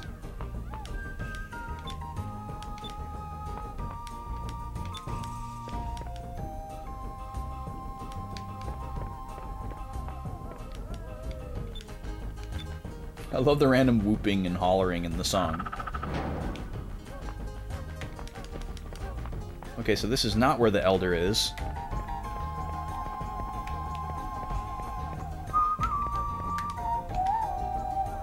My husband was too concerned about the children to put up any resistance to the Valuans, and he was taken away to work in the mines. He smiled and told me not to worry, but I can't help it. I'm worried to death. So where is this Elder?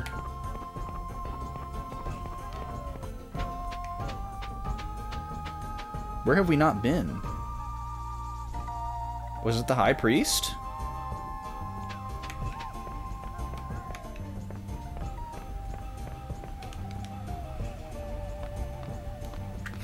She has a wrinkly face!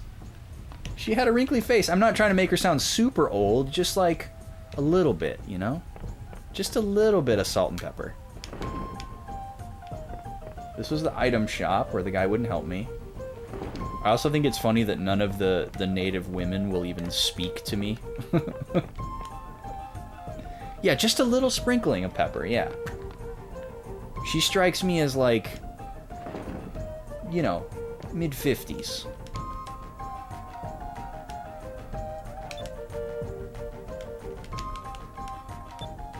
This guy doesn't want to say anything to me.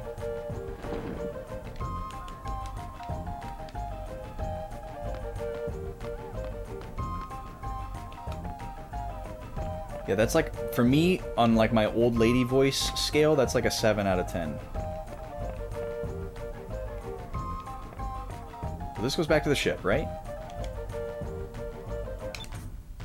Okay, yeah. So we got fuel, but we haven't talked to the Elder about the crystal. Where is the Elder?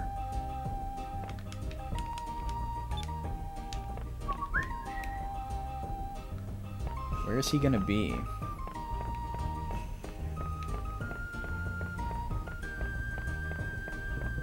Have we been down here yet? Maybe we haven't been down here yet. I think when we came up here the first time, we went up the pole, and we never went this way.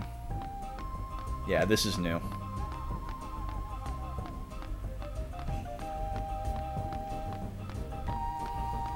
I keep hearing this sound, and I can't tell if it's my dog sighing or if it's in the music. I think it's in the music. Wait, there's a bunch more stuff down here. Holy moly.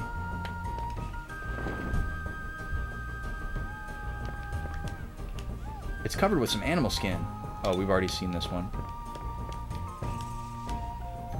It's an article of Ixatakan clothing. I can't tell whether you're supposed to wear it around your waist or over your shoulder.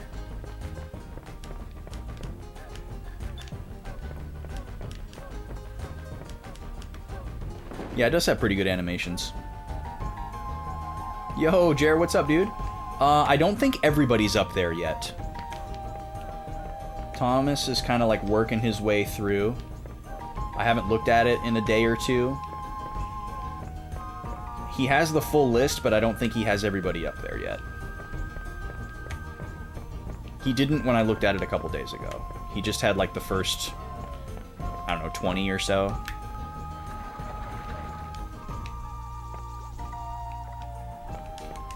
But he still had quite a few to get up there. And I know he didn't have any of the panelists up there yet.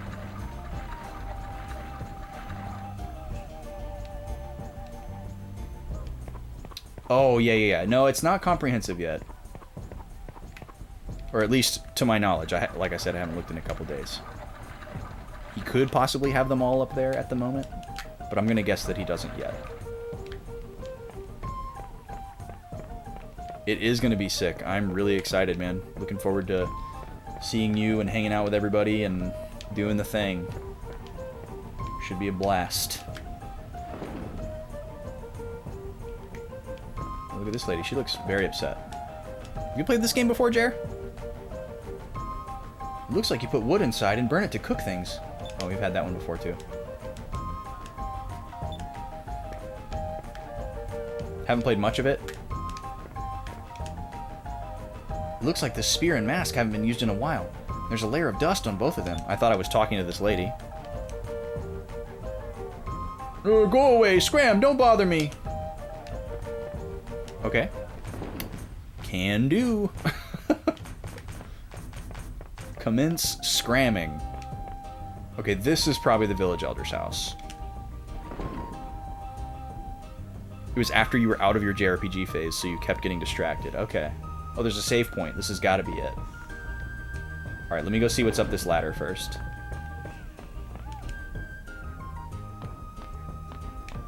Yeah, that was a choice, wasn't it, Fernando? That was certainly a choice. Not sure why they chose to do that, but okay. Boy, they are jamming to this tree. Oh, this is the first girl that's talked to us. Are you from the East? Everyone hates people from the East. You'd best be on your way. What a thing to say. Is this somehow going to loop back around to the rest of the town somewhere? Like I said earlier, I would really like to speak with the city planner here, because they are really wasting a lot of time getting around. This town is huge, by the way. I guess it's not really a town, it's just a forest. Look at this guy. Holy crap. I saw you come from the eastern sky. I can see many things from here. Oops. I must not talk to people from the east. You'd better forget what I said. Okay. Oh, there's a thing up here. Oh, I see it.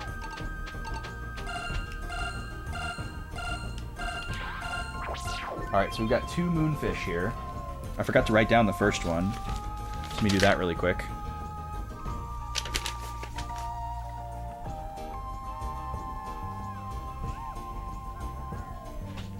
Moonfish.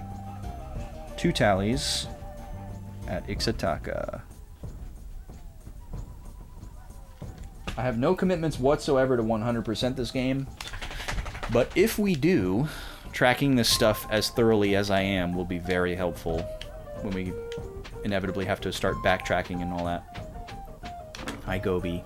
Yeah, you lost your couch privileges tonight. I'm sorry. Parenta seed. Is that one of those stat up items? That's what all the other seeds have been. Hard to know, Fernando. I've never played this before. And I'm not like looking anything up, so like I don't really know how long this game is or anything about it, and I'm kind of just like finding it out as I go along. So I don't really know exactly how far I am into it percentage-wise, but this is my 4th day streaming it, and I've probably put about, I don't know, 20 hours into it, something like that. Maybe not that much. I'll take a look next time I save. I think it was like 16, actually, now that I think about it. We were going to try to look at what that item I just got was.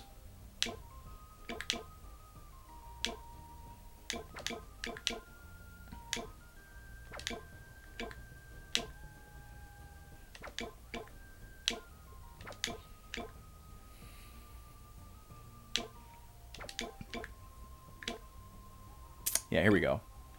Vidal Seed is max HP. Dexus Seed is agile.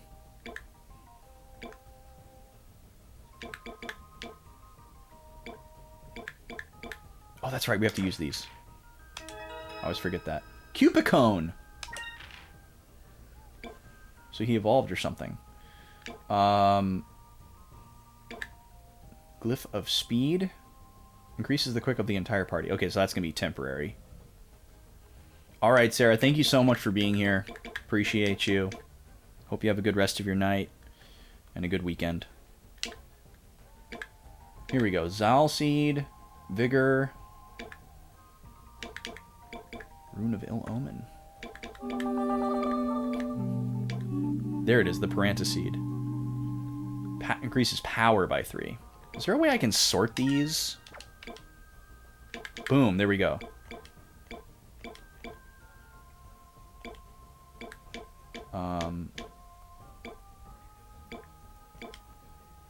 Okay, so this is by A to Z, and this is by type.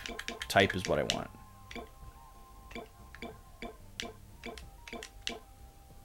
They don't tell you can do that, but you can do that.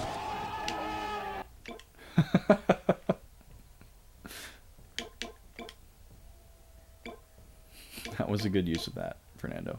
Nicely done. Okay. Oh yeah, it's right there. 1946. So yeah, we're just about 20 hours into this game. Stream time is obviously a little bit longer than what would be solo time. So I always... Or off-stream time. Before I play a game, I do look it up on how long to beat, just to see like roughly how many hours people estimate for a playthrough, and then I usually add like 25%, because when I play games on stream, I'm always playing them slower than I would play like off stream, because I don't read the dialogue out loud to myself when I play off stream, and I don't like think out loud nearly as much, that sort of thing. So it's a lot slower. So I don't think where I am in the game is necessarily indicative of where somebody would be on a first playthrough 20 hours in. You know, you'd probably be a little bit farther than this. But yeah, that's where I'm at. So you're from the east. You look tired. Would you like a room for the night? It'll be 160 gold. Okay, so they have money and they will do trade with me. I'm gonna say no, though. People from the east get tired just like anyone else. Don't worry about it. Come again anytime you need a rest. Okay, so she's actually nice. There are some assorted dried leaves inside the pot. Maybe these leaves are what's making this place smell so nice. Little potpourri action. Nice. I love a Poe. I've never seen Ixatok in craftwork before. It's so raw and unnatural. It's strange, but beautiful in its own way. Alright, here we go. So you are the ones from the east who people have been talking about. Are those plugs coming off of his hair? Yeah, he described it as raw. I felt like he wanted to say something meaner, but he tried to make it nice. It's so... raw. So, you are from the east. Your people bring disaster. Leave this village immediately. Wait a minute. Why does everyone keep talking about these men from the east and this Quetya stuff? I don't even know what a Quetya is. Quetya is our god. Generations ago, when the giant came to destroy us, Quetya appeared and saved our village. Ancient prophecies say that Quetya's messengers will come from the east and save us if our land is ever in danger. I understand. And since we came from the east, that's why everyone thinks Quetya sent us? But if Quetya's messengers are supposed to save you, why did you say that people from the east bring disaster? Even now, the men from the east are destroying our land. They claim they come from a place called Valua. Valua? They're here too? When the people from Valua came, everyone thought that Quetya sent them. Even the king came to greet them. Oh, they have a king too? The people from Valua said they wanted moonstones. We took them to our sacred mountain where we keep glow rocks. So, the Valuans came to steal their moonstones. And the people from Valua attacked us with fire-breathing iron ships. They took control of Sacred Mountain. Everyone, even the king, fought, but many were killed and the forest was burned. The survivors were taken as slaves. That's terrible. They're using your people to gather moonstones so they can make weapons. So that's why everyone is so against men from the east. Vice is just like, okay, I got it now. Alright, cool. Well, now I understand. Please, you need to trust us. We are different from the Valuans, the men from the east. We fight against Valua so they can't hurt people. And that is why we've come all this way. We need a very precious stone called a moon... Oh, wait a second. Sir, I need you to understand that we're completely different from those people who came in and said that they were really nice and they needed your moonstones. And that's why I'm going to need you to give me your moonstones. Vice, I don't think this approach is going to work, man. I don't think he's going to go for that. What? He's on bended knee. You don't see a guy go on bended knee very often. I mean, to another man. Clearly, he's serious. The elder's like, you what? You can't expect him to trust us. You're wasting your time, boy. Please, I'm telling the truth. Please. What are those hair clips? They look like RAM cards for my keyboard. If you fly north from this village, you'll see a small hut in the middle of the forest. That is where our king is hiding. Yeah. He's raging a little bit underneath. The kings of our land have always passed down the sacred green stone from generation to generation. This may be the stone that you seek. Your eyes, they are pure. I believe that you are here to help us. Please, save our people. Also, it's just kind of registering to me now that that's not his hair and those are his eyebrows. Thank you. I will not betray you. Hopefully that's not exactly what the Valuans said. Okay. So, lone hut in the forest to the east.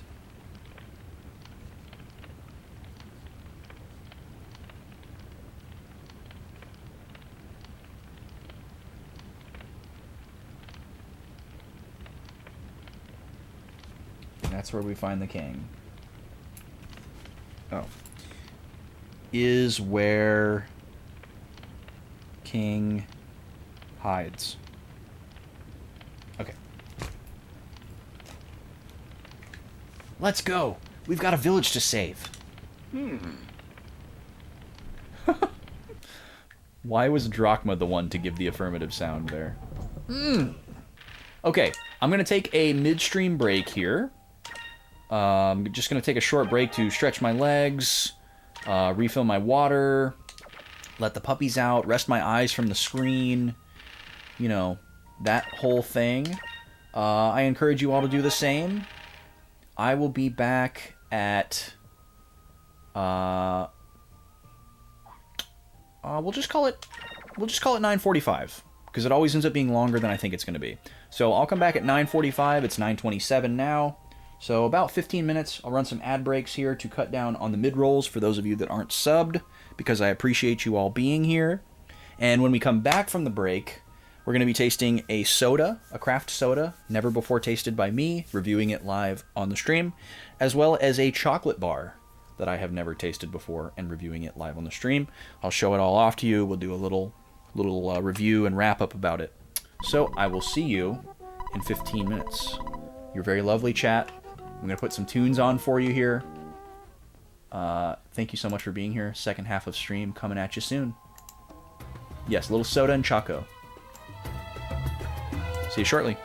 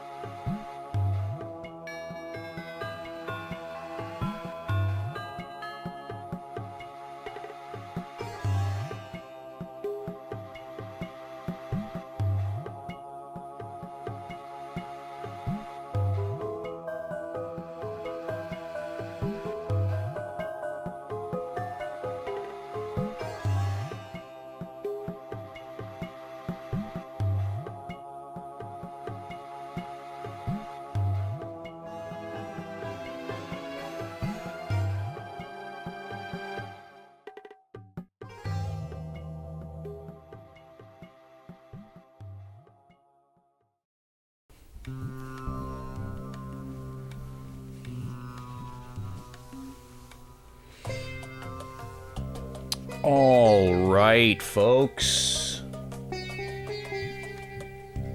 Yes. Time to return for soda and choco. And deserty music. We just left the deserty area, now we're in the jungly area. We should have had this playlist last week. Yes, I'm using return. And I am a normal type, so it is boosted in power. Hello. Welcome back. I hope you had a nice restorative break. I did. I used my legs to walk around. And I didn't use my voice. And I didn't use my eyes. It was great. I picked out a soda and a chocolate bar for us to taste. Same type chili bonus. Oh my goodness. I love it. I'm very excited. What order should we do this in? Should we do soda first or chocolate bar first? I think we should do soda first. You snagged yourself your final Sprecher grape in the downtime. Nice. I wish I had easier access to Sprecher around here, but I'm so far away from Sprecher now, I don't really see it. I'm sure I could find, like, Sprecher root beer pretty easily, but pretty much any of the other flavors I don't think I'll see. And they have so many good ones. So that's a really good brand to be so close to. It's one of those brands where just, like, pretty much everything they have is either amazing or just solid. You know, they're right up there. For me, they're right up there with, like, Boylan and, like, Hippo. Yeah. I mean, actually, maybe I would even put Sprecher above Boylan, because while Boylan is extremely solid across the board, there's maybe only, like, one or maybe two Boylan sodas that are, like, stratospheric. Whereas Sprecher has more flavors than Boylan, as far as I'm aware. And they're also solid across the board, but Sprecher also has more unique flavors that you wouldn't find in other brands, and they also have more stratospheric flavors where it's like, wow, this particular soda is just amazing and unlike anything I've ever tasted. So maybe I would actually put Sprecher above Boylan. I've never really thought about it this deeply, but Sprecher is probably like a top 3 overall brand for me. Number 1 is still Bundaberg. Bundaberg doesn't have as many flavors as Sprecher, but Bundaberg is just so solid and has so many stratospheric flavors. Like, there's nothing like a Bundaberg lemon, lime, and bitters. There's no soda like that anywhere that I've ever seen or tasted. It's such a unique experience. And then the Bundaberg peach soda, you guys have probably heard me talk about it before. It's just so transcendent. I've never tasted any other peach soda in my life that even came close to how that hits. Just mind-blowing. And they've got the guava one. You know, their ginger beer is a staple. The root beer, the pizza root beer, is like an absolutely wild experience as well. I'll admit, not for everybody, but it's pretty crazy. But yeah, I don't know what my number 2 brand would be. If Sprecher was number 3, what would number 2 be? What's another really solid brand that has a bunch of killers? I feel like I'm forgetting somebody right now. Maybe it is Sprecher. Maybe Sprecher's number 2. They deserve it. Okay, anyways, we're gonna taste a soda that I've been waiting to taste for quite some time, actually. This comes to us from Dry. Have you guys heard of Dry before? Dry is like a botanical, lightly sugared soda brand. What these guys are going for is kind of like, we want to be your mixer We want to be your mixer with your like favorite alcohol for your cocktails and stuff like that. So they're very simple. You know, carbonated water, real sugar, and then like a couple of natural flavors, and significantly less sugar than your average soda. For example, a serving size for this large bottle that I have here is 12 ounces. So same size as like a can of soda, and per serving there's only 12 grams of sugar in the 12 ounce serving. So 1 gram of sugar per ounce. Whereas a PepsiCo, as Holy Gad has listed here, a Pepsi, like a can of Pepsi, 12 ounces, you know how many grams of sugar in that? 54.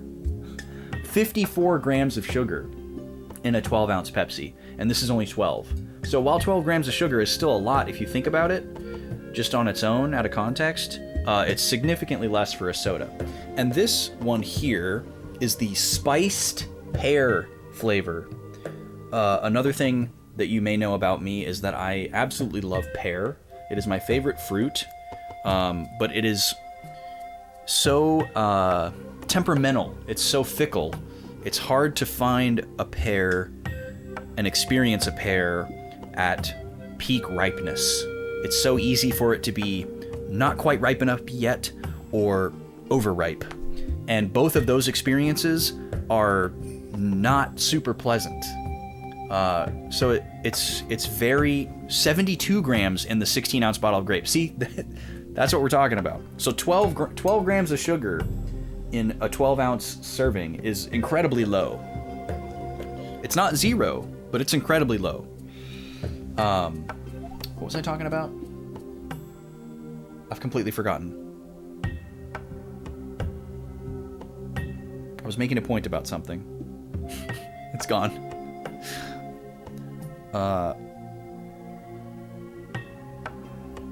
Oh, I was talking about pears. Yes. So, like, take a banana for example. Bananas, much like any other fruit, for me personally at least, there's like a specific level of ripeness that for me is like peak banana ripeness, and that's when the banana is perfect, right? For one, it's pretty easy to achieve that level of ripeness. You know, you just kind of keep an eye on it, and then it's ready. You know, like I can pretty easily detect, like, okay, I think this banana is like in the sweet spot right now, and I'm gonna eat it, and it's gonna seem perfect. And then on top of that, if a banana's like a little bit underripe, a little bit before that, still enjoyable for me. If the banana's a little bit green, I can still enjoy it. And if it's a little bit past, you know, there's a little bit of brown, starting to get a little bit of, you know, alcohol, fumey, sharpie smell, can still be enjoyable for me before it gets a little too far gone, you know? So there's like some wiggle room on that sweet spot of the banana. But for a pear, there's so much less wiggle room. You know, when it starts to go over, it gets really fragrant and alcoholic smelling, kind of fermented, fumey, sharpie smell. And when it's underripe, it's like gritty and hard, you know? And that's not pleasant either. I've had pears on either side of the sweet spot and still enjoyed them, but it's definitely more of a letdown than something like a banana that's slightly out of the sweet spot. So all that to say, pear is my favorite fruit, but I don't buy it very often because it's so temperamental. But whenever I see a pear soda that I've never tried before, I have to try it because it's a rare flavor. You don't see it nearly as often as things like pineapple or strawberry or even apple, which is a less common one. Pear is very rare for a soda flavor, so I always have to reach for it. Not just because it's my favorite, but because it's rare. So I'm excited to find out what spiced pear means. We have natural pear flavor, citric acid, vanilla extract, and cardamom extract in the ingredients list here, which is very exciting. I love me some vanilla, love me some cardamom. One of my first gateway craft sodas that I ever had was from a brand called Joya. If you ever see one of these, definitely don't hesitate. Joia, Joya. They make a amazing soda that is called grapefruit chamomile cardamom. It's a beautiful orange color. One of the best sodas I've ever had in my life. And it was a gateway craft soda that kind of got me into craft soda very early on. I would have tasted that actually before I discovered Blue Sun in like that would have been like 2013 probably. Oh, our playlist ended. We need a new one. Let's try this one. Really, really good soda. They have a bunch of other flavors too, but that's like the one for me, is the grapefruit chamomile cardamom. Anyways, let's crack this thing open. We've talked long enough. It's a big bottle, which I thought was fun. And it's got a re-screwable top, so hopefully I can enjoy it more than once before it goes flat. Let's get in there and smell it. Whoa. Wow, okay. It really smells like a fresh pear. It smells like a can. It smells like somebody just opened like a can of pears. But I can also smell some other stuff too, which I'm assuming is the spices. That's a really, really pleasant smell. It almost smells like a really fancy like hand soap, or some kind of like essential oil or something that you would specifically use for like fragrance.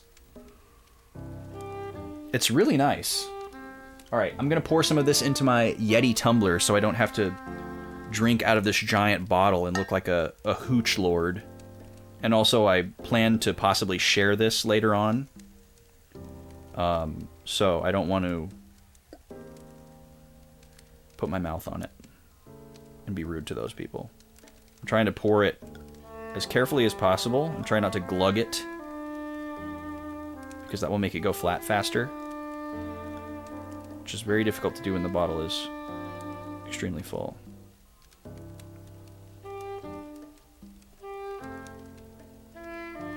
This is also not a good neck for pouring.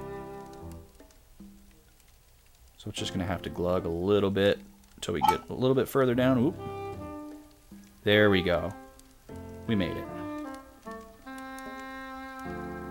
Yes, it's happy hour already, Nap. There we go. We got it. Alright. That's not quite a full cup, but it should be good enough for now. I just want to get the top back on this thing. I don't care if it warms up. I just don't want it to go flat. I want to be able to enjoy this at least one more time. How are you doing tonight, Nap? Good to see you. This is, for anyone just coming in, this is the Dry Botanical Bubbly Reserve. I think this is a special line, because the regular ones are just called Dry. And I think this Botanical Bubbly Reserve is a special line they have. And this is the spiced pear flavor, non-alcoholic, despite the appearance of the bottle and the label. This is just a fun little sody pop. Enjoying a cozy Friday night? Nice. Me too. Alright, let's give this a taste. Man, that smells really cool.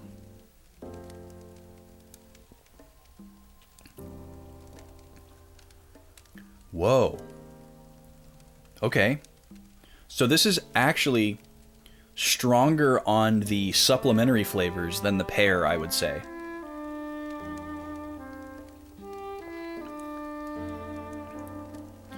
I taste the vanilla and the cardamom just as much, if not more, than the pear.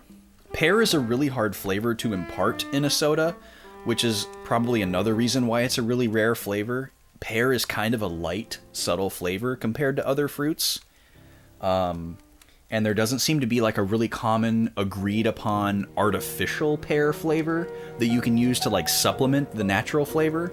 Whereas, you know, something like orange or lemon, strawberry, cherry, those all have like really common, agreed upon artificial flavors that people come to expect. And you can use those artificial flavors as like a little kicker alongside a natural flavor to make it seem more punchy and still have the natural tasting flavor in the lead. Pear, not so much. Oh yeah, I'm a sucker for pear and peach as well.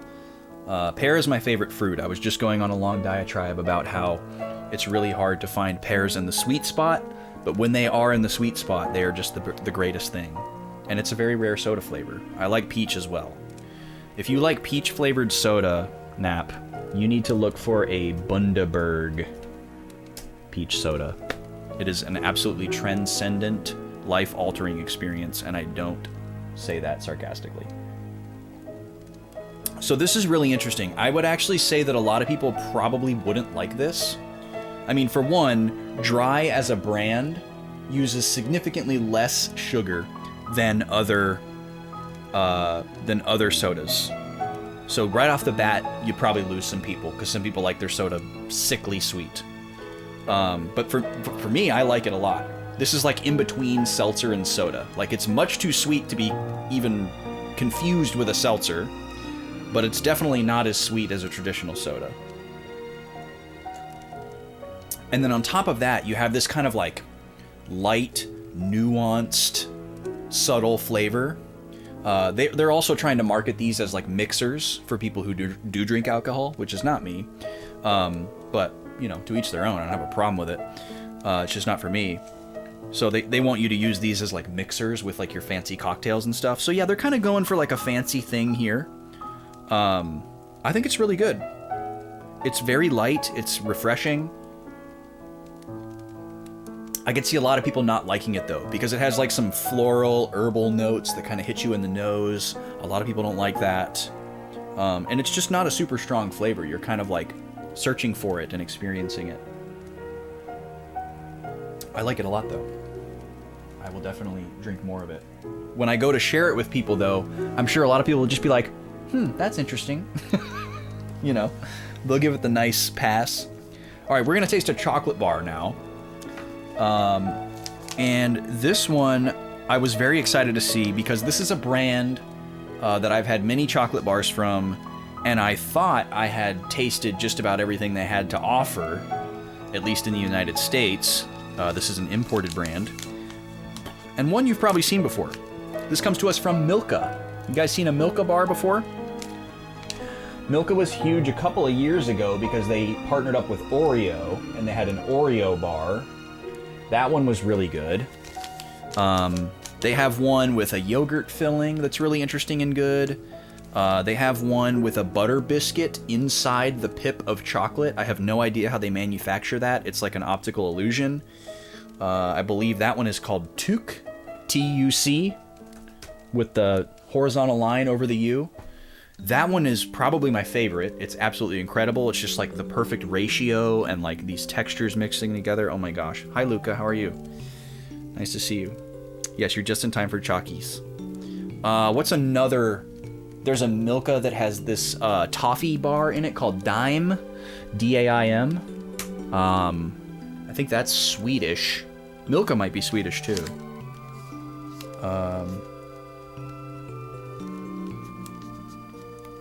Yeah, there's like all kinds of languages on here, so I can't really tell where it's from. Oh no, it's German. Milka is German, but I think Dime is maybe it's not Swedish. It's definitely European. So anyway, there's a bunch of different Milka bars. I thought I had had all the ones that we had here in the United States, but then I saw this one and I'd never seen it before, and it is just called Triple. Let me bring this up here so you can get a look. There's kind of a picture of a cross-section of the pips here, and it almost looks like there are actually 3 different types of pips contained in this one bar. One looks like it has a gooey chocolate center, one looks like it has like a truffly kind of chocolate center where it's kind of like powdery but also creamy, and then the third one looks like maybe like crisp rice or little honeycombed shapes. Let me bring this up here so you can take a look.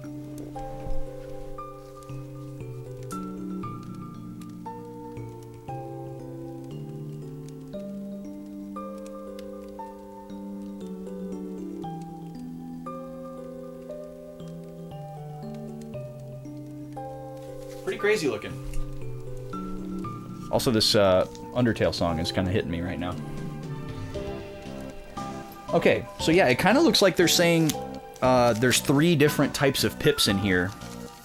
So maybe, I think there's, you know what? There's 3 columns. So I think each one is going to be different. But it looks like it's all going to be chocolatey. And maybe just different textures or different weights and textures. Oh, yes, completely alcohol-free, Nap. Completely. Nothing that Bundaberg makes is alcoholic. Despite it being called root beer or ginger beer, those are also alcohol-free. They also make one that's called lemon, lime, and bitters. And bitters is a common ingredient in alcoholic beverages too, but that one is also non-alcoholic. And they will clearly label their bottles as well. But yeah, the peach one is just a soda. Just straight up a peach soda. And I can't believe how good it is. It fully captures the experience of biting into a perfectly ripe, juicy peach. There's the flavor of the peel, there's the smell of that vibrant juiciness, and like that natural peach flesh flavor. I don't know how they make that soda. It's incredible. I really mean it when I say that it's transcendent. I can't get this open. I'm afraid I'm gonna break the chocolate bar trying to open it. And I don't like broken pips. I'm about to go get a pocket knife.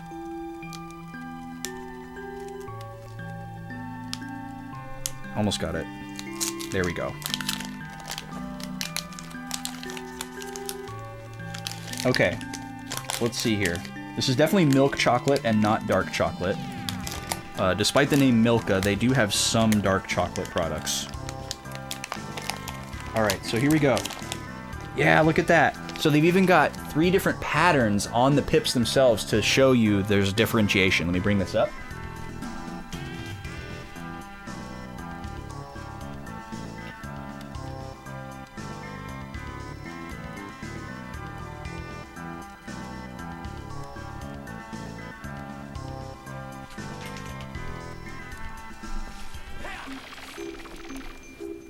Alright, so we're getting a little 3-for-1 deal here, aren't we? You can just tell by looking at this chocolate that it's extremely soft and that it's going to melt very, very fast in your hands. So I'm trying to keep my hands, I'm trying to keep the wrapper between my hands and the chocolate as much as possible. So I've broken off a row of the pips. Now I'm going to separate them. Yeah, it's very soft.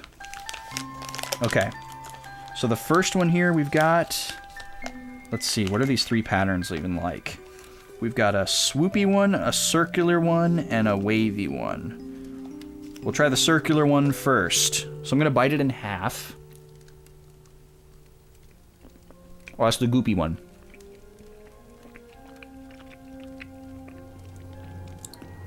Okay, I think the goo on the inside is dark chocolate. Let me show this to you.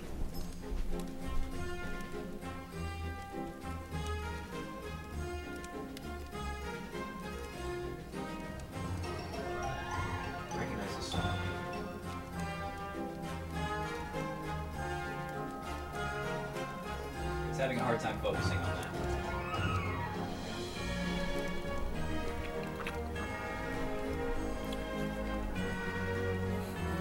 that. All the Lududu sent out into the world, you gotta love it. Okay, that one was pretty good. There wasn't a ton of flavor to the filling, but I think it was dark chocolate. Now we're gonna try the swoopy one.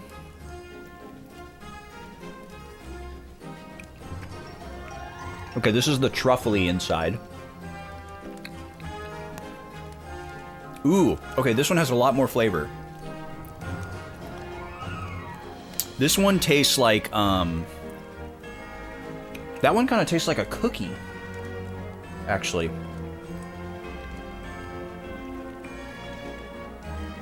What does that remind me of? That reminds me of, oh, you know what that reminds me of? It reminds me of a Twix bar. Not in texture whatsoever, but the flavor of the chocolate, the cookie, the caramel. The texture of it is like a truffle, but it tastes like a Twix bar. That one was good. The first one wasn't super flavorful. Okay, so this one must be the like crispy, crisp rice looking one. Let's see what that's all about.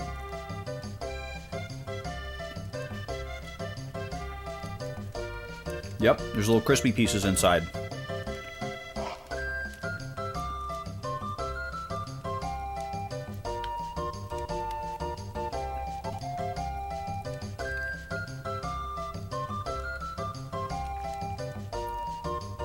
That's kind of yummy.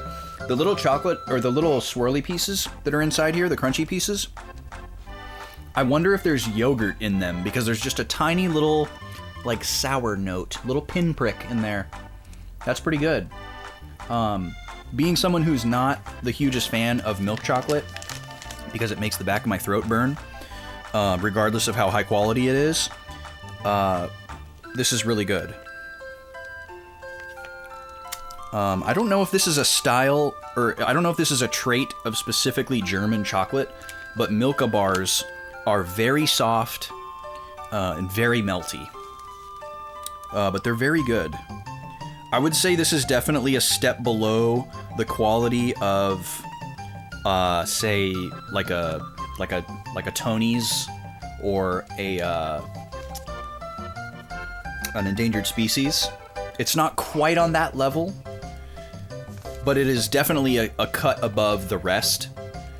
And I think the main draw with Milka is just the interesting flavors that they have. Because it's European, they do a lot of stuff with their chocolate bars that you wouldn't normally see. You know, things like a butter biscuit or yogurt inside, or pistachio chocolate bar. They have one that's like cherries and cream. They have a lot of interesting flavors. I think they have no, they don't have a green tea one. I'm thinking of the pistachio one, because it's like the same pale green color as matcha. And my favorite one, the Took butter biscuit one, there's nothing like that. And the Dime, the one with the toffee. I guess a Heath bar is close, but the one with the Dime is so much better than a Heath bar could ever hope to be. So yeah, look out for Milka. They all have this same purple color scheme on their wrappers, so they're really easy to spot. If you have a cultural aisle in your grocery store where they have all the like fun like Asian and Mexican and European stuff, that's where you'll probably find them. There's usually like a little miniature snack and soda section actually in that aisle. You know, you'll see all the Ramune and maybe some other sodas from a few different regions. Always worth a look, and you'll probably find Milka bars there. Oh, you were in Germany, MN? When were you in Germany? Alright, we're gonna get back to the game here. When were you in Germany and the Czech Republic? The heck? I didn't know that. High school? Did you live there, or did you do like a study abroad? Don't worry, the game capture didn't crash. This game just has a built-in screensaver. Hang on. There's the game audio. And we're back.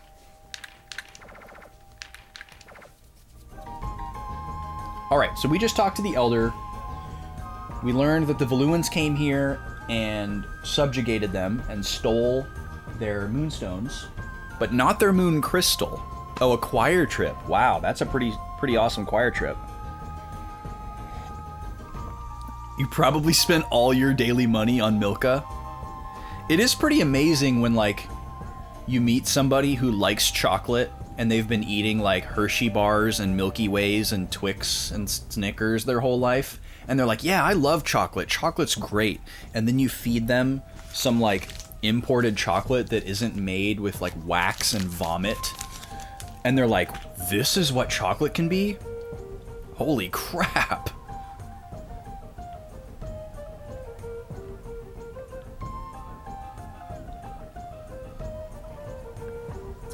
That's such an interesting soda. You could almost fool somebody into thinking it's a seltzer, but if you drank seltzer side by side, you'd be like, yeah, this is way sweeter. Alright, so we gotta get back to our ship here, and this town is completely linear, which is kind of wild. We gotta go all this way to get back to our ship.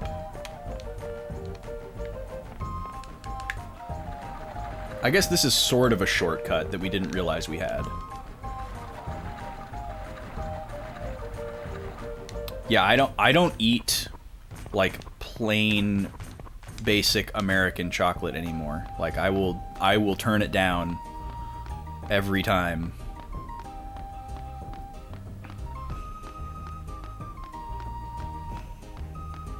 The only exception is I would accept a s'more with a Hershey's bar on it. because it's a s'more, and that's what people buy. But if I was, you know, if I was supplying, I would get my own stuff. She makes fun of you about this? Come on. Come on, Mrs. MN Retro Gamer. Don't be like that.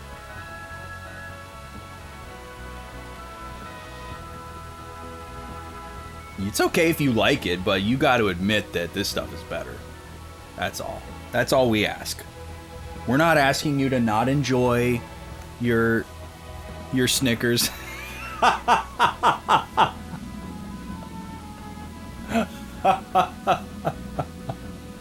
All right, I've successfully ruffled some feathers through the computer. I'm satisfied.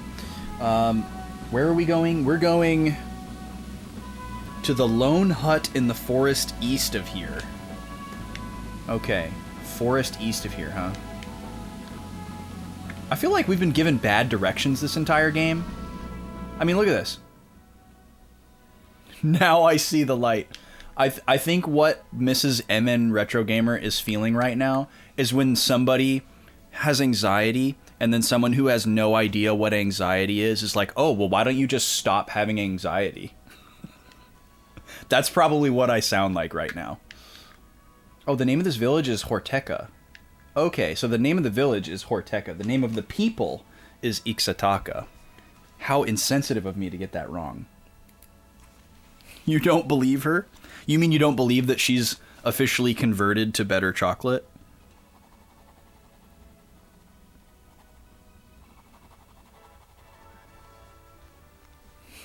It's true. Yeah, I'm not gonna press the issue. I mean, my lady is very similar, actually. Like, she likes chocolate a lot, but she doesn't like she can recognize when a piece of chocolate is better than another piece of chocolate, but that's not going to stop her from eating the lowest forms of chocolate and still enjoying it, because it's still chocolate. So I think her and Mrs. MNRG are in the same boat. I don't think Mrs. MNRG would taste a high quality chocolate bar and be like, ugh, give me a Hershey's. This is Garbo. You know, I have faith that the difference would be recognized. Maybe it's over here?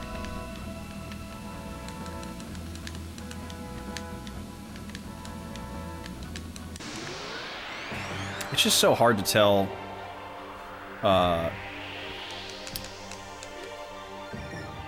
It's so hard to tell what's interactable here. Thank you for the lurk, MN. Check you later. Okay, what can we hit? Oh, we might be able to hit all 4 of those guys, actually. Let's see. These are new enemies, by the way.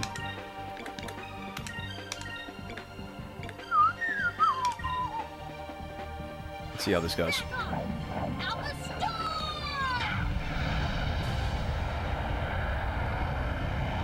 Oh, beautiful. Beautiful. They didn't all die, but nice that we were able to hit 4.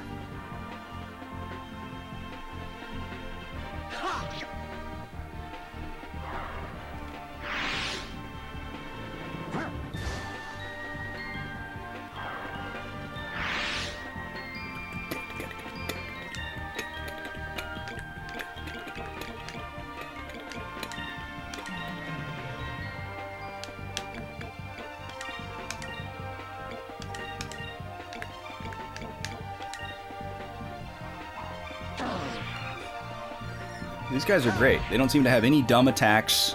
They don't dodge. They're just normal cannon fodder enemies. Sure, you can cast Quicka, that's fine. Not a problem. We have no objections to that.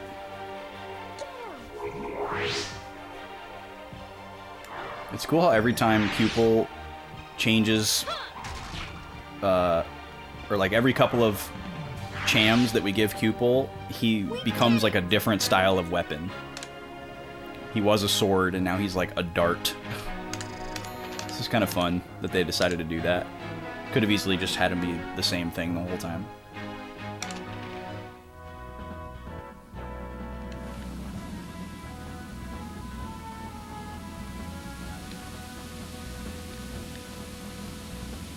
Okay, it's supposed to be east of here, right?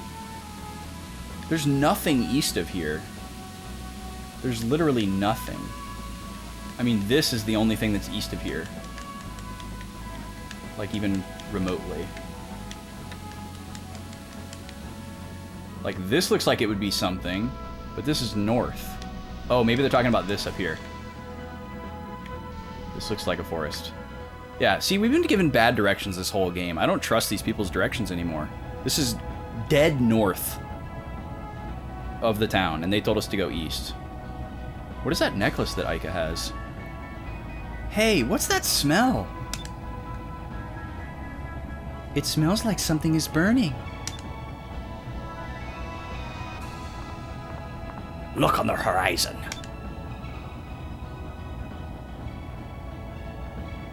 The forest! Oh no.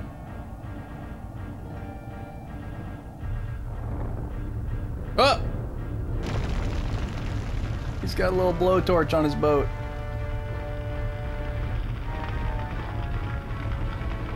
Balloon flagship 5th Admiral DeLoco, the Chameleon.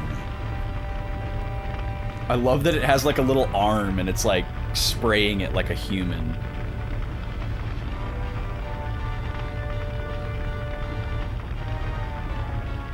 Wow, this is bad, man. Why would they want... I don't... This makes no sense, though. Like, why would this empire, who doesn't even have sunlight...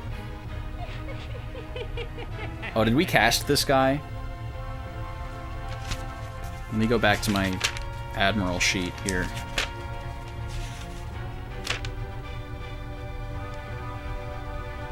Okay, that's what I thought. I wrote Mandark. I'm not gonna... I can't do full Mandark. It's not sustainable, and I can't do it very well, but we're gonna channel similar energy. Burn! Burn! Burn! Witness the awesome power of my flame cannon! The thicker the forest, the more it burns! Ah! After I burn down the forest, I will be able to find the lost city of Rixus, and the moon crystal will be mine! Okay, I'm gonna write down what he's saying really quick, because this sounds important. DeLoco is burning forests, searching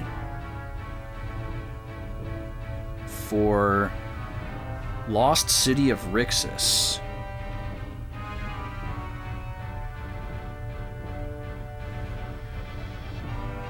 And that is where the moon crystal is. Okay. Oh, we got another toilet head here. This is gonna be my new prop. Lord DeLoco, there's a ship approaching from the aft. It matches the description of those air pirates. Vice is here! He's the kid that escaped from the Grand Fortress and defeated Baleza. Perfect! Perfect! He's just in time to feel the heat from my flame cannon. I wonder how Vice likes his food. Medium? Or perhaps, well done! I hope he doesn't die too fast. This guy's great. Like, I like him because he's not the main villain. If he was the main villain and he was that one-dimensional, he would suck. But the fact that he's just like a supporting villain is great. The forest! This is horrible! What kind of twisted psycho would do this? Whoever it is, he'll have to deal with me.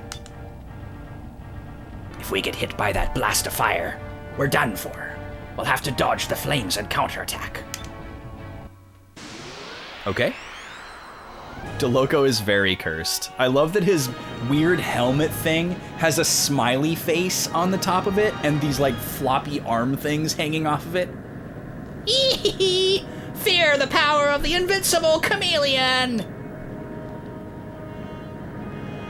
Okay, we get a setup turn. This is great. We've made some upgrades to our vehicle as well, so hopefully this is better than the last fight. I've got high hopes. So let's get an Incrum out. Vice will be the first one to attack. We've also got a new gun to use, this 3-inch blaster. And we can also apparently use magic as the ship now. So let's do this. Let's do this on our advantage turn. Ica, why don't you go ahead and do... Actually, let's take a look at the magic we've got here. We can lower the enemy ship's attributes for 2 turns. So this is a debuff. Maybe we should try to do Incrum and this to get, like, max damage. We've got enough. Might as well try it. So we're going to do an Incrum first, and then Fina can do Drilln. And then what do we want Drachma to do? Do we want him to just attack as well? Oh, he won't be able to because we're out of SP. So he would either focus or guard. Let's have him focus. We've got full health.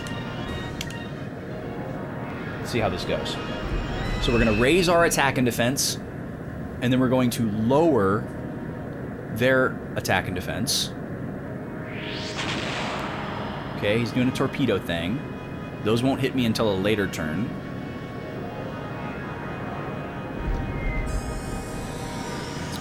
Okay, there goes Drilln. I wonder how the 2-turn attack is affected by that. Like, does he get regular damage because he shot them before I lowered his stats? Or is the damage just calculated when it hits me, based off his current stats?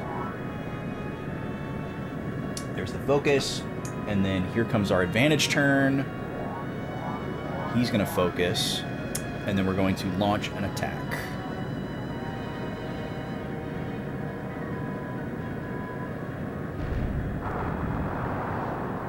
Oof.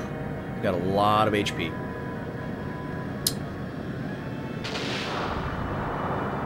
Okay, but that's a very manageable amount of damage for us to have received in return. So that bodes well. Damn you, Vice! You dare even scratch my precious chameleon! You will pay for your insolence!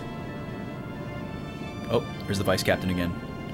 Lord DeLoco, we must repair the damage to the ship as soon as... Silence! It may be damaged, but a perfect machine will never break down! Just you watch. I'll make sure to give you a taste of each and every one of my cannons. Okay, we've got 2 advantage turns here that we want to take advantage of. We're still boosted and they're still lowered. Those things last for 2 turns, so this is great. We should use all of our SP for attacks. So we'll use the 3-inch blaster. And then we will use the 3-inch cannon. Actually, we'll do that with Drachma. What do we want Ica to do? We could try an attack magic and see how it goes. Blue magic. Yellow magic. Interesting. Yeah, sure, why not? We'll try. We'll try Wevley. Fina. You can try... Crystales. And then Drachma... Oh, wait, no.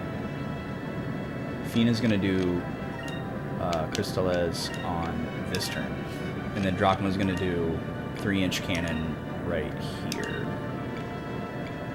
Oh, what does that mean? Wait, what? Hold on. What is this?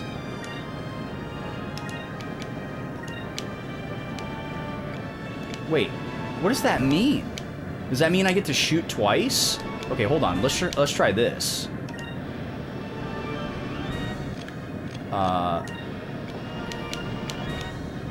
Webley.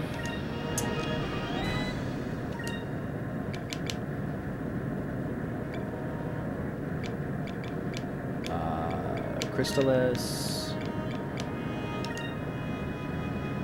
And then 3-inch cannon.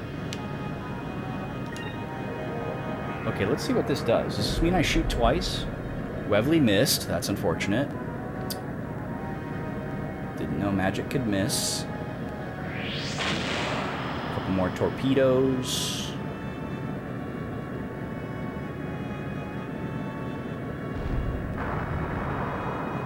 Yo.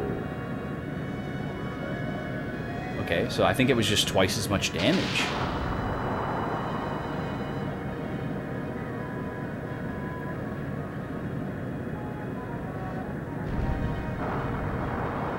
Oh, baby. Okay, that did a lot more damage as well. Oh, he lost one of his cannons.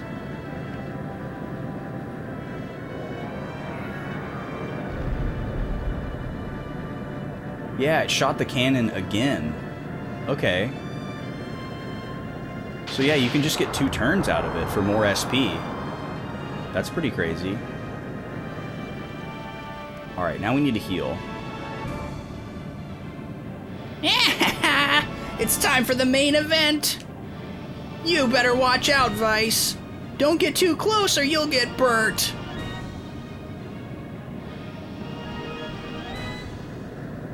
Okay, so we need to harpoon him, except we don't have enough SP, so we're screwed there, I guess.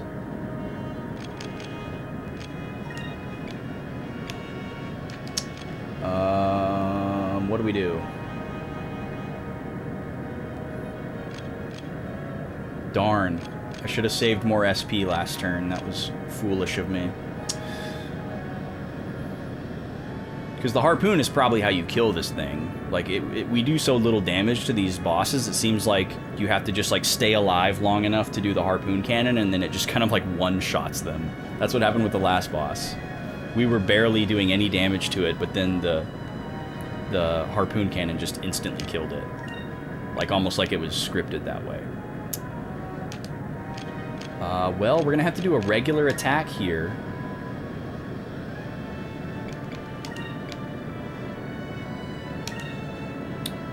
We need to heal. And let's have Fina focus. And we'll have Drachma guard on the red turn, and hopefully that helps mitigate some damage.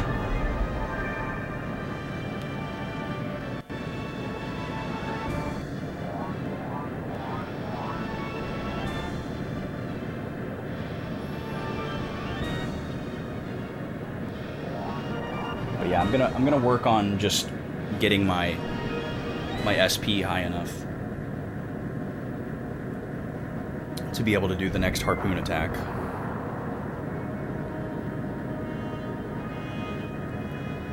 Because we could win this battle with just regular attacks, but it would take quite a while. And if he's gonna start doing like phase 2 more powerful stuff,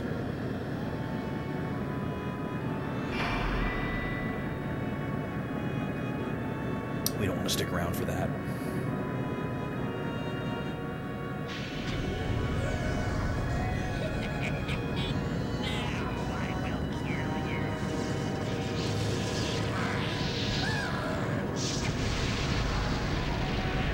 Oh boy. Oh, it does the same damage as his normal attack. It just looks menacing. How do you like that, Vice? That's what you get for scratching my ship. Damn, I didn't think that flying piece of junk could do that much damage. Listen, boy. Focus our cannon fire on the turn right before he attacks. It will knock him off balance. His ship is relatively small. If we can knock him off balance, he might not be able to use that cannon. Okay. Okay, so next turn, we have an opportunity to do a cannon attack. We need 15 SP. So we just need to end this turn with 10 or 11. So let's see here. Let's keep it real simple. Let's keep it real simple. Why don't we just... You know what? Why don't we just have everybody focus? Screw it.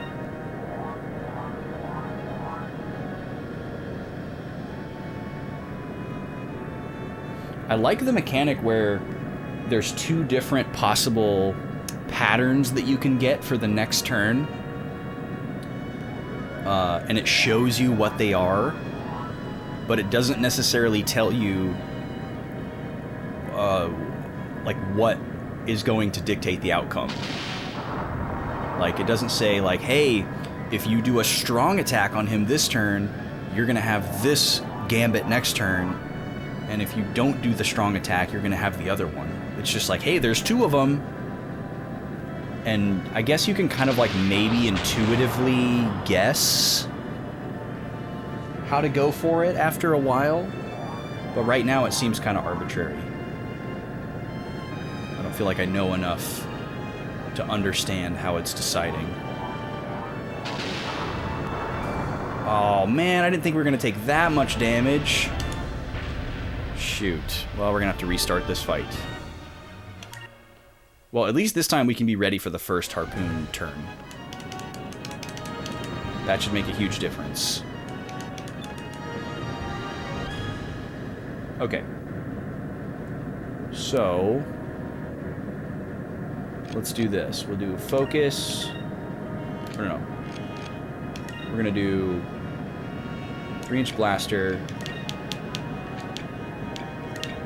2-turn variety. Everyone else focus.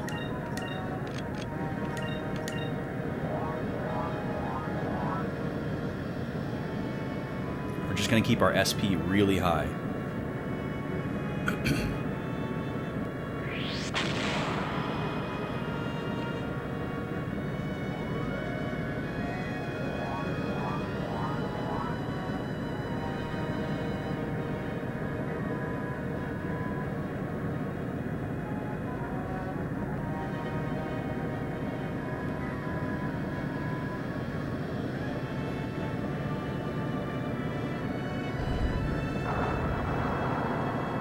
Oof, that was really rough.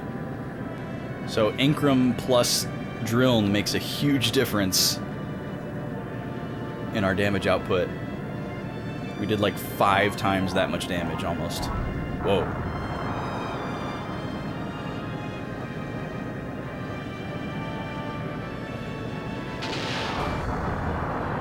Okay. Now we have really high SP, and we should just need to maintain.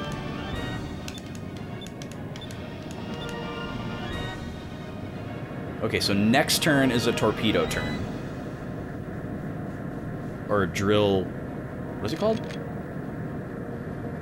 Harpoon cannon. So we just got to make sure we don't use too much SP this turn.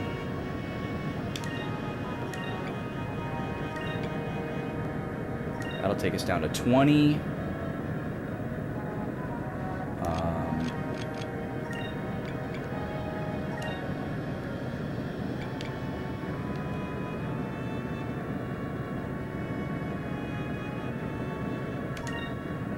Throw out a repair kit.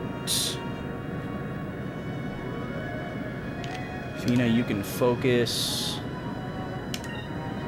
And Drachma, you can attack. There. Now we'll definitely have enough at the end of the next turn. Or at the end of this turn. Start of next turn. Whatever. I don't know what I'm trying to say. We're gonna harpoon him next turn. Ooh, I just remembered my fruit snacks. Finish these off. My Frutella. These are so good. I am a fan. Just a couple of them left here. These are so good. It's like fruit leather, but in the shape and form of a gummy.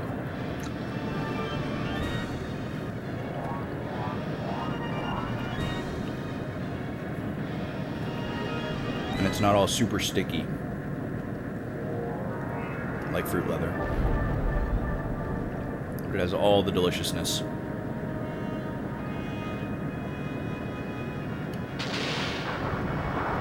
Oof, big attack.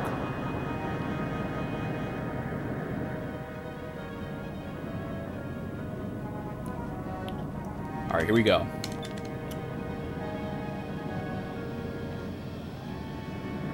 So, we're gonna do this on this turn. Aika, you can do a little bit of healing. Let's see, we have 12,000 max, right? So that's a little bit overkill. So we'll do a regular Sacri. Fina. We haven't had any success with magic, so just do a...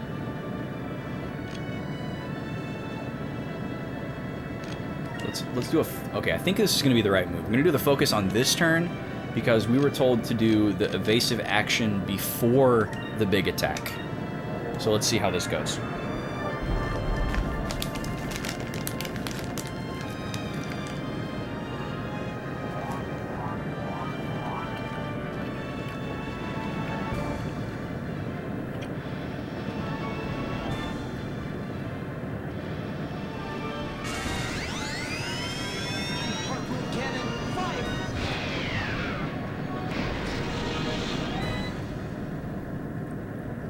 Nice.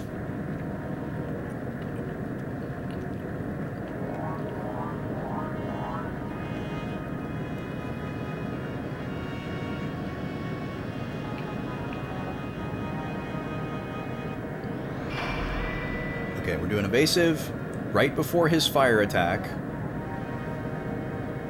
Hopefully this gives us the effect we want.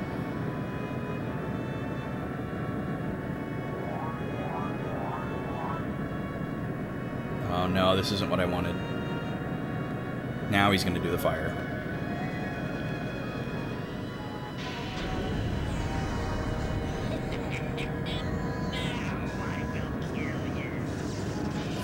He just says, "Now I will kill you." So awkwardly quiet. Alright, now we need to do a big heal.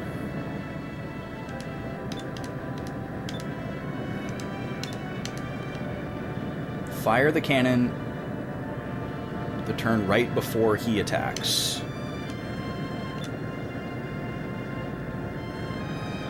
Okay. Alright, so we got to make sure we have enough for the harpoon next turn.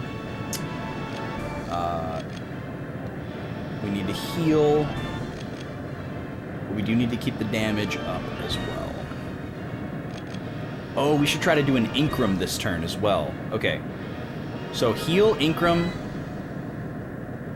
and then maybe just 2 focuses to keep the SP up. I'm saying FP a lot as well because that's what it was in Wild Arms 3. Okay. Let's see here. Incrum.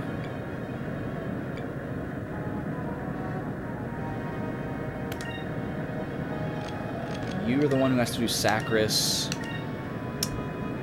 And then focus.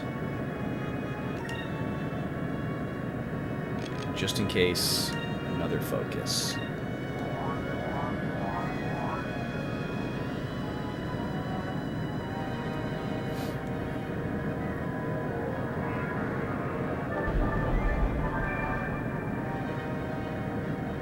Okay, full health. He's not going to do his fire thing this turn.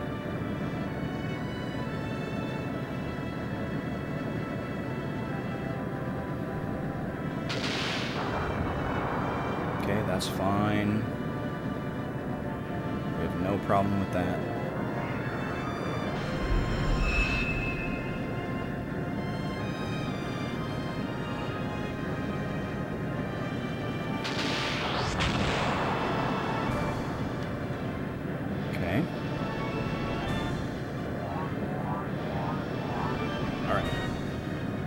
We got plenty of SP.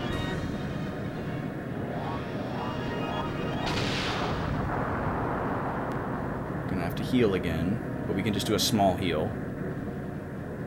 Alright, here we go. So, cannon. Plenty of SP left. We'll have Fina do the heal just to spread out the MP a little bit. And we were told to attack him before he does his big attack. So let's do this. Let's do this. You're gonna do... Oh, you know the big Sacris as well. Okay. Maybe we should just do the full heal. Yeah, let's not risk it. And then you are going to do this right here. Or just in case he actually meant cannon, we'll do a cannon. Let's see how this goes. Full heal. We're going to do our harpoon attack. We're going to shoot him with our cannon the turn before his big attack, like he told us to. And then we're going to try to guard on the turn that he does the big attack.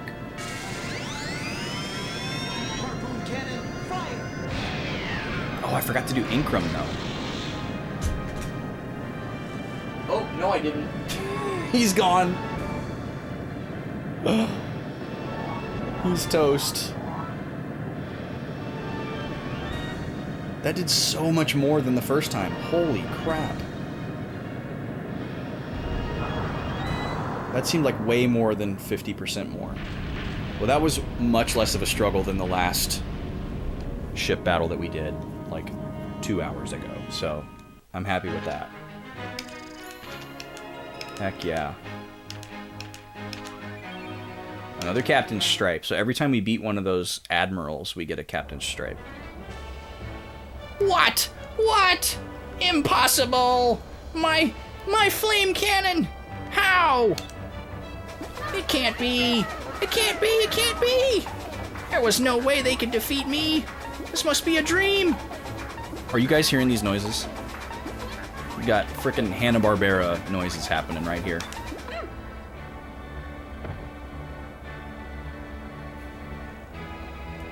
Sir, sir! Get a hold of yourself! We must retreat! Head back to Moonstone Mountain!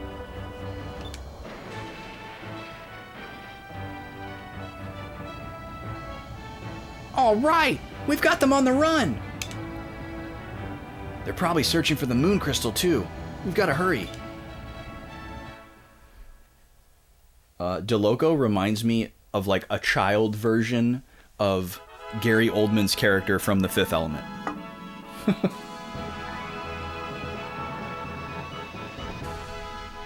So what? We're just done with them. They're just gone. We're not worried about them anymore. Okay. Go into the king's hideout. Sure. I like how even though this is his hideout, he's still in like a fully decked out tree house with a throne. So, you are the people that have come from the eastern skies. The high priests informed me of your arrival. Blue hair. They also told me that you drove off the fire-breathing ship that was destroying our land. I thank you on behalf of my people, the forests, and the Quetya. It was nothing, really. We were just doing what we thought was the right thing to do. I was driven from my land and forced to live in this hut. I am sorry, but I am not in the position to compensate you for your bravery. However, I will do anything that is within my power as king to reward you. Is there anything I can do for you? Actually, Your Majesty, we did have something to ask of you. We're looking for the green moon crystal. Yeah, we just want to take that one little thing that's the most precious to your entire realm. Oh my god, those things are attached to his head. I thought they were part of the chair behind him. What is it? At least they're not his eyebrows, but like, is that just his hat? The green moon crystal. Perhaps you speak of the legendary sacred green stone. The men from Valua came looking for the same thing. but I don't know where it is. However, if the stone did exist, it would probably be located in the lost city of Rixus. Lost City? Rixus. I believe that was the name of the capital of Ixataka in the Old World.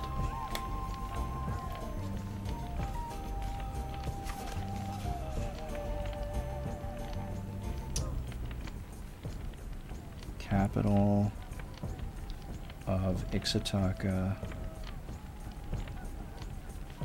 in Old World.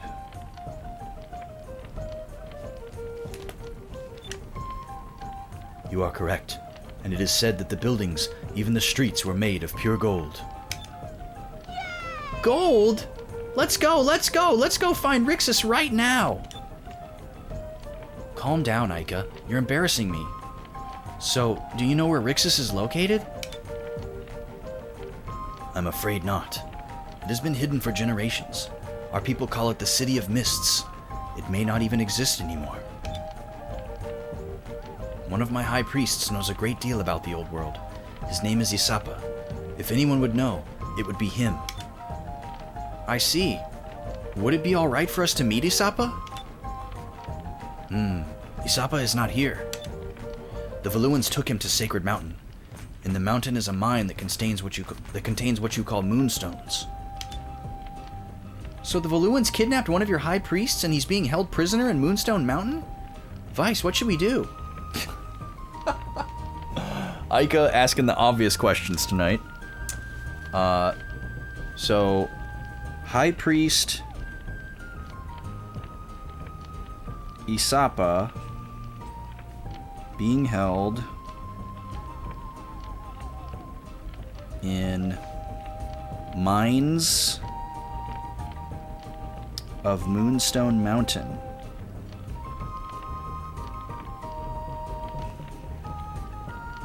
By Valuans.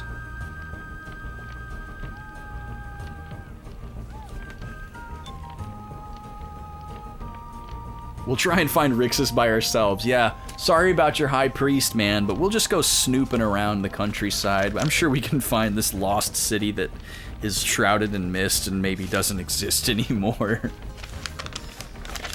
Now, we're gonna break into the Moonstone Mines.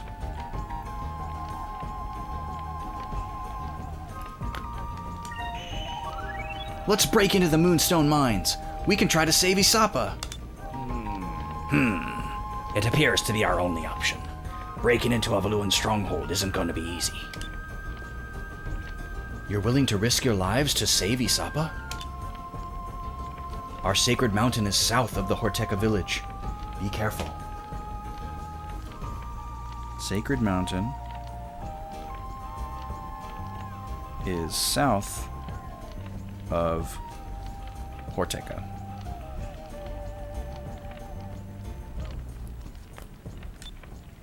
Leave it to us. Onward to Moonstone Mountain.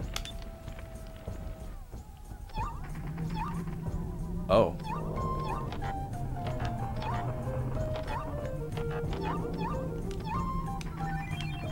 Got a cham. Wasn't expecting to find one here.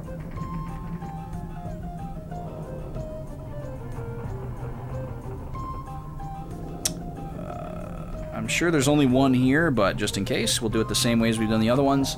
This is the King's Hideout.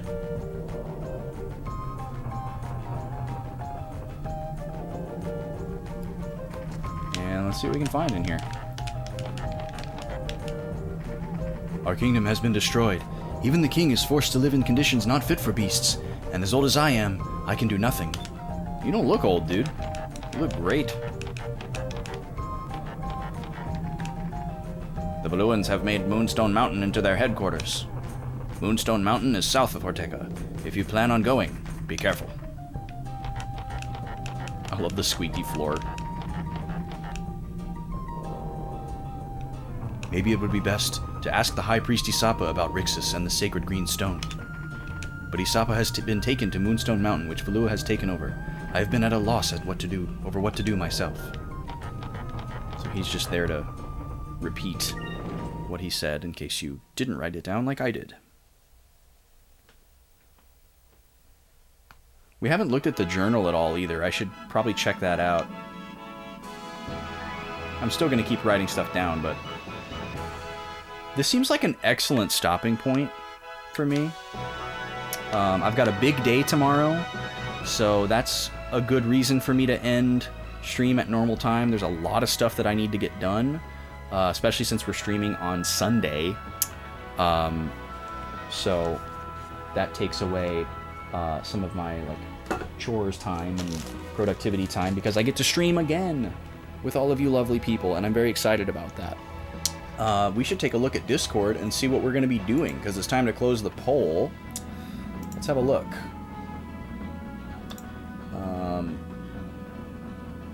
Pull up the polls channel here. Alright, surprising no one, it looks like we're going to be doing a Zelda Ocarina of Time randomizer speedrun. 5 dungeon rule set. Awesome. Love doing a Zooter Seed. So that's what you can expect on Sunday, around 12 p.m. Central. I will go live, and I'll go live until I beat the seed, probably. If for some reason it's awful, I won't stream past 4 p.m., but I should be able to get a 5 dungeon seed done easily between 3 and 3.5 hours. And maybe we'll do something with the extra time if I feel like it. We'll see what's going on. But yeah, thank you guys so much for the support throughout these weeks and these many months and years of this time on Twitch, leading to these bonus streams. I really appreciate it. Thank you for the support tonight specifically, and just hanging out and vibing. Thank you to Tay for the raid. Please go follow Games and Broadcast Tay, our good buddy. I'm going to call it a night here and go get some shut-eye. Thank you all for being here. We're going to raid somebody, though, so I'd love for you to stick around for that. And I had somebody in mind earlier. Oh, I don't have my phone. Okay, that's okay. We can do this. We can do this. Watch me work. Boom. All right. Let's see. Let's find a target. Who do we want to go say hi to? There's a lot of people on, hanging out. Oh my goodness. Well, we're going to make it easy tonight. We're going to go raid B. B hasn't been streaming on a consistent schedule because her life has been really exciting, and she's got lots of stuff going on. And we should be very excited for her. Wow, I'm typing in raid into my raid target. But yeah, I don't get to watch B stream very often, so that's where I'm going to be tonight, so I might as well just raid into the stream that I'm going to be in for the rest of the night. She's doing her Final Fantasy Shuffler. If you haven't seen this before, it's quite amazing. She has Final Fantasy 1 through 9, except for 3, running in an emulator simultaneously, and the emulator will shuffle her from one game to the other randomly, anywhere from like a minute to like 20 minutes or something like that. She messes around with it, and her goal is to beat all of the games in this way. So it's really wild, but it's also like really cozy because you don't get stuck on one thing for too long, and you get like a little bit of everything. It's really fun. So that's where I'll be for the rest of the night. We want to go say hi to her. What should the raid message be? I don't know. I can't think of anything good. Let's just say hello B. That's our raid message, hello B. But thank you so much for being here, guys. Y'all are great. I'll see you on Sunday for Ocarina of Time. I'll see you Tuesday for a brand new game. We're starting Donkey Kong Country 2. I'm really excited about that. These are exciting times here for these Backlog boys. And another one of these on Friday. So, yeah. Y'all have a good night. Let's go say hi to B. Check out some Final Fantasy. And I'll see you in the next thing. Take care.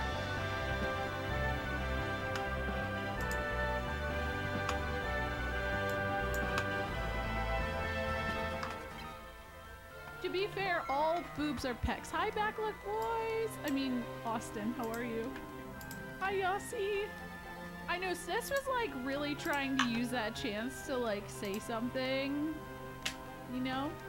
You're gonna lurk while you get ready for sleep. Okay, Breezelbit, thank you for the raid. I hope you have a wonderful, wonderful night. I'm watching you while playing Assassin's Creed 2 to keep me from absolutely rage quitting. If I help, hi Holy Gad. Ever 2 is, I really can't wait until Pixel Remasters come out on the Switch. Because I just want to go all in on them. I really do. No shout out? Come on, guys. But, you know, I'm far enough into the shuffler that I don't, you know, we're